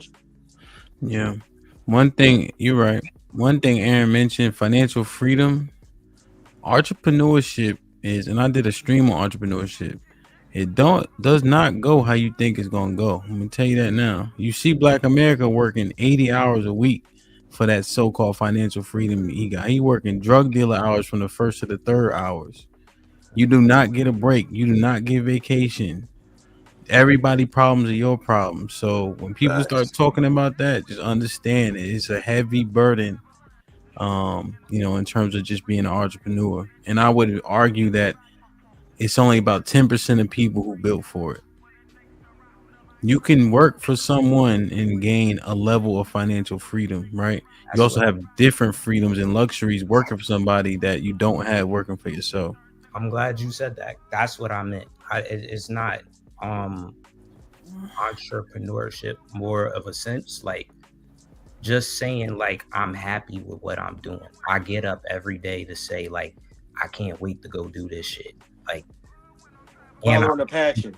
And I'm getting paid great money for it. Like, yeah, that's a dream. I don't think so. Yeah, because I'm doing you loving it. I'm doing 80 plus hours right now. I'm about to jump back to 90 just for the next couple of months. Yeah, everybody's not built for this. Yeah, no, it's a dream, bro. What you doing here? What? Which one? Well, I DJ like a zombie now, bro. I've been doing that shit so long. They be like, "Yo, DJ," I be like, and then when I pack up, the owner called me. He's like, "You pack up faster than anybody I ever seen." I said, "This is work." You think because I'm yelling on the microphone, I'm having fun? I'm yelling on the microphone because that's my job. I'm taking shots like if people buy me one because that's the job. You know what I mean? Like it's not the same thing. The moving company that sure as hell ain't. Oh shit! You know what I'm for saying? shit. And I go. So the reason why I don't stream on Thursdays, I strategically put out big jobs on Thursdays. So we'll have houses up, just bigger jobs, and so we go. Or I put specialty. So if we do a piano or pool table, etc., my guys can do it, but those things are high value often, and I upcharge for them, so I make sure I'm there. So when that piano got to go up 2 flights of steps, and it's a baby grand, but it's a Steinway, and then one person called, I mean that shit ain't fun. Like that's just not fun. No. So it's just a lot, and then even like YouTube, people, this may look much more simple than what it actually is. E-Black can attest. Like keeping a schedule, editing, the right equipment, all of it, right? Keeping people entertained, etc. This shit is like, you ever drive a long way and you be tired of shit when you get done? You're not doing anything, but you laser focus for that time you're driving. So it's a lot that goes into entrepreneurship. Great analogy. My wife, cause she is in education, so she has her doctorate in special education, and so she does like sales for the moving company, kind of casual to be honest. Like if she wanted to do it, so it was so-called Columbus Day, and so she had 2 clients waiting for an estimate, right? Upwards about $10,000, right? Just because a big job. She's like, "Oh, I'm gonna call them on Monday." I think it landed on like a Friday. I said, "What world is that? You ain't at the fucking school no more." You know what I'm saying? But she's like, "It's a holiday." No, it ain't. But it's just a different way of thinking. So I'm telling you, man, that shit ain't no joke. No joke. Working for yourself. Gee, my dream is to open up a shop. I want to get my own garage. I've been in the cars ever since I was a youngin. I went to school for it. I got my certificate in automotive technician. And, oh, my bad. Just trying to work towards getting my garage and getting, busting my goals out. Yeah. What's you need to be planning that now, right? Yes, sir. I think you need to look at expenses and overhead that comes with that. See what it takes to actually have a shop, right? Certifications, etc. Because that stuff does pay for itself, and it usually doesn't depreciate. So like like the car lifts as an example. You lift the car up so you can see, and they don't depreciate because they do the same thing over and over, right? The new one may be electronic, but it's the same, So just look into that, and then with the technology, those different car batteries. I saw a Tesla battery cost like $30,000 or some crazy shit. So ridiculous. Yeah. So just look at that shit, in depth, right? I know you can do it, but it's just a lot of shit that come with it, boy. Like I built. I don't know if you can see this car right here. That's my baby right there. I built that right there. Got a little gold, little Honda with the feet on it. I got little banners on it. You got a kickstand on it? I think you got a kickstand on that motherfucker too, don't it? Nah, I don't think you got no kickstand. No kickstand. All right. Okay. That's what's up. Darvell, you also got an Android, don't you? No, this is an iPhone. This is 15 Pro. Does it have a button on it? An iPhone got a button on it. Why you say that? What you mean? I hate your service, man. I hate your internet service. What's wrong with my service? Everything. Dude, you was doing the mannequin challenge and talking at the same time. Yeah, the E-Black said, "Who talking?" I didn't know who the fuck was talking. I realized it. For real? Yeah. I didn't know that. I didn't know my mouth wasn't moving. Your body wasn't. But yeah, nothing was moving, and then it was pixelated. It's up there. Have you ever seen Trinidad come up? Oh my bad. Shout out to Trinidad. You right on par with Trinidad. That's crazy. I never seen Trinidad. I'd be pissed. Jesus. You going live again, Hemp? Yeah, I'll be live this weekend. We're gonna do, like I said, the live shoots, and then cause Cheeky up there, Granville up there, Miss Fantastic, Oh shit! I obviously. should have went. Fuck. Yeah. Damn it. Nah, if the next Zagu, one is in Houston, they all going CJ. down. I can't Yeah, wait. I'm gonna try to make the Houston would be Sure. cool for sure. Oh, And I yeah. think more people feel comfortable going south than going north. I've noticed that. Like when Wow. you say Philly, people, it's not as alluring. If you say Houston, people like, oh, I'm going down there. You know. Nah, I would It's have lit definitely down pulled there. up. These next 3 months, I gotta stay in Houston. Yeah. So we'll do that in Houston. Bring it back to the H, man. I'll pull up my beat up truck, man. Yeah, man. My gym is in like Katy Tomball kind of I area. thought you was about to say Greens Point. Hey, I got a question. Fuck no. I don't even know what that is. Nah, you know rest they in got peace. one at Rest in Greens peace Point to Mall. Greens Point Mall. You know they got that gym in Greens Point Mall. So Oh, word? Okay. Katie and Tombo. I heard the H got a syphilis epidemic going on. We out there. debunked that. Stop it. I debunked that on Thursday. My damn self. We're not Okay, doing because that. my boy Anton, he was talking about And I will tell Anton to his face I debunked that shit. So he gonna kill that narrative. Yo, Houston or Dallas, man. Glove up, man. I know what Period. Chris gonna say. Houston or Dallas. that Mocha Fest and all that crazy Dallas stuff going on. Dallas will always be. Dallas has been making some improvements. They will always be the little sister to Houston. Yeah, but Dallas like looks nice. Like it's more expensive, that's for sure. Dallas don't have a beach that's like an hour away, so Yeah. Hell that's no, the they thing don't. about it. You can always go to Galveston. All right, vacation in Houston or Dallas. Vacation? Houston. Houston. I ain't never heard no one going to Dallas for vacation. Everybody want to go to Houston. It's lit down there right now. Yeah, Dallas is Like the new nice, Atlanta. but yeah, Like I Houston said, they're is. making some upgrades. I'll give Dallas his credit, but it's not Houston. I just Yeah. can't stand Dallas freeways, man. Them motherfuckers, man. But I'm gonna tell you though, I ain't gonna hold you. This ain't traffic. DC is traffic. This ain't traffic. Like I thought it was gonna be worse. How much niggas be complaining? This ain't traffic. Not like up there. It's 6 lanes down there, ain't it? Is it 6 lanes? On the I-10 Katy part, but Yeah. But they Fucking with New York traffic, huh? New York Nah, traffic it is ain't, horrible. definitely ain't New York traffic. I The ain't got reason no why fucking DC is worse is just because it's not on a grid. Like if you ever use Google Earth and you look at DC and you look at New York City's on a grid. You know what I mean? DC look like like Candyland. You know? Make a wrong turn in DC. You right. That highway is crazy. Yeah. You know, because they built it, it's like in a moat for all intents and purposes, and then there's no straight line to the capital. So all the roads is just there's 4 different C streets. You know what I mean? Like She made a wrong turn on the highway and was headed back to New York somehow. I was like, what the fuck? That's easy. Darvell, what you looking at? I'm looking at the camera. I'm looking He was the Avatar, I'm looking wasn't at it? the panel. I'm looking at everybody on the panel. Nah, I got the phone on the angle. Darvell is a legend. Yo. He's a legend. I'm going to bed. He black ain't shit. Yo, look at the ill shit about Darvell shit. He only move when he talk. If he don't talk, his shit freeze. For real? Why is it freezing right now? Hell yeah. Oh my god. Hold on. Let me see if I can switch the internet. Hold on. Man, Crazy.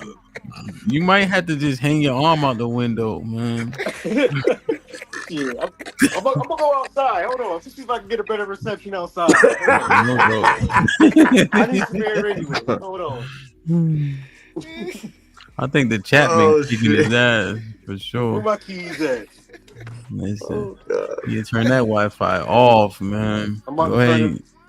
Yeah, sometimes Wi-Fi makes the service worse. Just Yeah. go Wi-Fi. Turn that. Is it better now?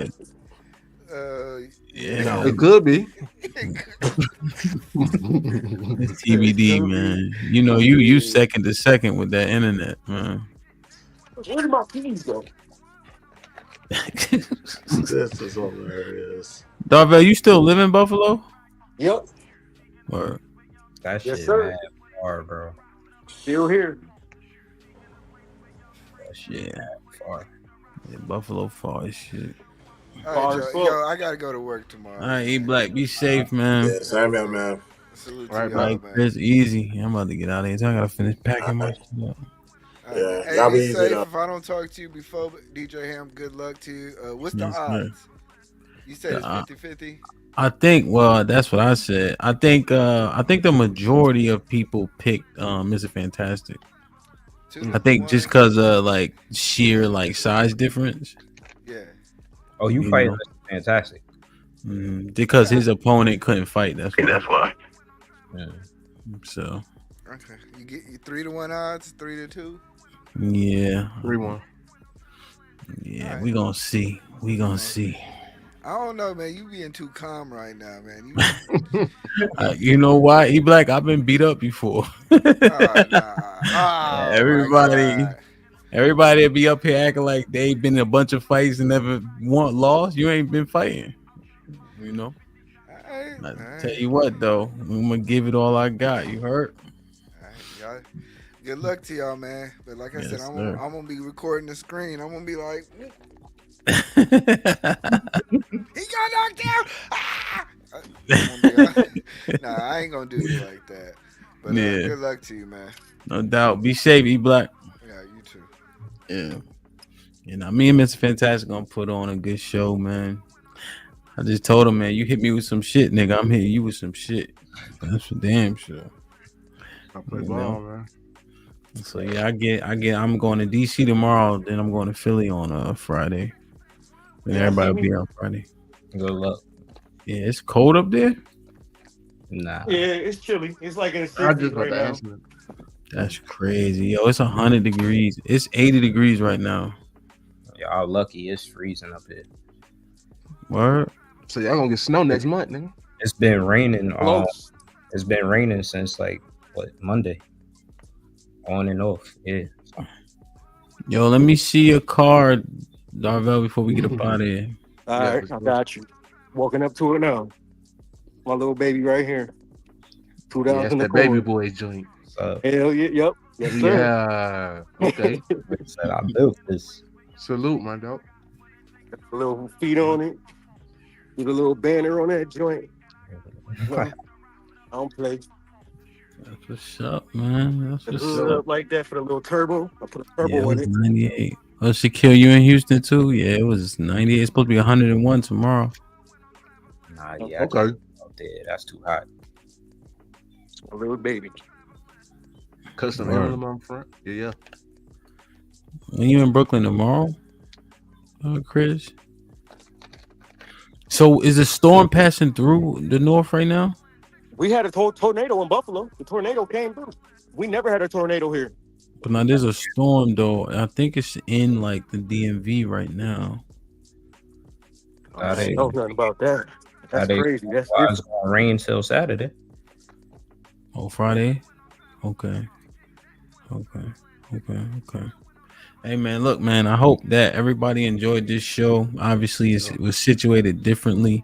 I hope that we got something from it. Because I think we need more things to pull something from. You know what I mean? On the internet. I like this segment that you did too, Hamp, with the biblical stuff. We should do some more of that. And I joined it too late, but I got a lot of zeal, and then I was an Israelite. I mean, I still am. We all are. But like I was a part of like HOI. I don't know if you know HOI, House of Israel. Yeah, I know Priest about. Yep, Priest Abad. What's his name? Keith Ephraim, all them boys. So yeah, Chief Ephraim, cool. Yep. So like I just indulge in all the information. You know, I always wanted to learn about history and stuff like that. So I always just wanted to just, you know, deep dive in our history. No, it's good. It's good, man. I'm proud of y'all. So make sure y'all get in the Discord. We have a theology chat, you know, and so topics. Oh, I think my camera. What's the Discord? I'll join. Can y'all hear me still? Yeah. My camera just got hot. That's all. The Discord. Somebody dropped the link in the chat. It's cool in there, man. And I think we have a lot of different conversations. There's a entrepreneurship chat. There's a book club that just started. We got Tubi Sundays. And then we have the theology chat that's both voice and just words, and then the public chat where people just be hanging out. So it's definitely dope. It's a great experience. So once again, shout out to all the people who helped curate it. Love CJ, Lauren, Joshua, Matt P, Granville. And I'm forgetting somebody. I'm trying to think. Callie Bev, she does the music channel where just music playing all day. You know, and then a lot of people just active in there, which helps create that vibe, you know, so they just dropped it here, you know, so don't join it, man. It's cool. It's definitely cool. It's Definitely gonna join it. You know, I show love. Yeah, That's what we gotta definitely. do anyway. We gotta Yeah. show love. We gotta unite. We gotta Mhm. come back together and be a better nation that we are today. You know what I mean? Mm-hmm. Yep. And it takes baby steps, but we gonna get there. Progressively so. That's all we can do. For sure. Yeah, man, for sure. So, Aaron, any final thoughts? Yeah, I learned a lot this episode. Yeah, I could admit, yeah, I'm hot headed. I always knew that. I could admit that. My thing is, I understood what bro was saying. And yes, I understand the whole thing about legacy and all of that. But when you telling me at 33, like, and I'm just getting my shit together and all of that, and you telling me I'm useless because I don't got a wife and kids. And if you notice, I started asking him certain questions. So once I found out, like, you out here talking about you 50 something still busting down chicks and your woman abroad and all that, I'm sorry, bro. You are definitely talking to the wrong person about being useless. Because to me, like, you useless. So yeah, I could understand. Yeah, I gotta like tone myself back, and yeah, my attitude has got me in a lot of fucking trouble. But yeah, I'm sorry. I'm not pivoting from that. I'm not changing my mind. I not becoming a weekend father, and I'm not co-parenting with no woman. Now, if it happens after I get married, yeah, then that's okay. But I'm not gonna add to the community. I'm not gonna add back to the community when we already be on here every other stream complaining about having kids out of wedlock. Why would I want to join the population? And people could call me weak and all of that. I seen a couple women in there talking about that's a childish mindset. Well, guess what? Some of y'all are baby mamas. What you doing now? What are you doing? You giving a final thought, or you just venting? That's my final thought. Great show, Hamp. You know I love when you do these topics. No doubt. I'll be trying, here bro. next one, bro. Indeed. Fo, any final thoughts? Shit, strive for greatness and don't let your past transgressions hinder your future, man. That's it. You know what I mean? Great show, great panel. I chimed in late, so I ain't catch everything, but I really just came up here to, you know what I'm saying? Just you know what I'm saying, be a good spot up here for the panel, you know what I'm saying? Keep Hamp company. I ain't been up here for like a couple days, so I just wanted to chime in. I really came to listen because there's a lot of shit that I don't know. You know what I'm saying? As a kid, I was brought in as, you know what I'm saying? I was like forced to go to church. So now I can understand, like, being as a man older, just where I wanted to be, what I got from it, and what I know now. You know what I'm saying? Just steady growth, steady growing, steady learning. Every day's a try, every day's a test. Just keep growing from it. Yeah, have a good night, man. Dope. Word. Yeah, that's good. Darvell, any final thoughts? No, not really. You know, just keep doing your thing. You know, we're gonna keep doing what we gotta do. Get the community going, get in good spirits, and you guys just stay blessed up. You know, the Most High protect everybody in the chat. You know, and also in the comments. You know, and it's nothing but love. You hear me? Word. No, definitely, man. I just want to say, man, I'm proud of everybody. You know, there'll be tough things that happen through a conversation. I implore you guys to just don't get knocked off your square or your dean. Because when people watch it back, they never get the full context. They only saw you act in a particular way. Now it happens. Don't get me wrong. Nobody's perfect, but just be cognizant, you know. People will use anything against you. This shit like the court of law. Feel me? Thanks. For sure. Thanks. So join the Discord, everybody. That way we can talk and continue to converse. There's so many dope conversations in there that I've learned from. So I think it's worth it, man. Sunday. Go ahead. I was gonna say the Discord in the chat. Oh yeah, I see it. I see it right here. Yeah, click that link. Sunday is going down. I don't know if I'll be here Friday, but we'll definitely be streaming throughout the weekend. So hopefully we can fill up that slot for sure. And then we'll make sure the DJ set is popping the next week for sure. So join the membership level. It's the top level membership. You can always upgrade and downgrade. So you just upgrade for the fight essentially. So we doing good. Sure. And with the $2 says, pray for me, stop throwing stones. Let me read this. Ezekiel Ben Israel with the $5 says, Darvell using his neighbor's internet. I think that's the last one. I think I got them all. All right, man. I love y'all. Appreciate y'all. Be safe and do the right thing, man. Everybody in the chat, get in the Discord. Let's continue to build, man. We'll do this more often. I think there was definitely a want for this type of content, so let's do it. I'm working on the Patreon thing. I'll see how I can differentiate that as well. So I really, really appreciate all the love and support that TMBR gets. It does not go unnoticed 100%. All right. Like, share, subscribe. Tell a friend and tell a friend. We out.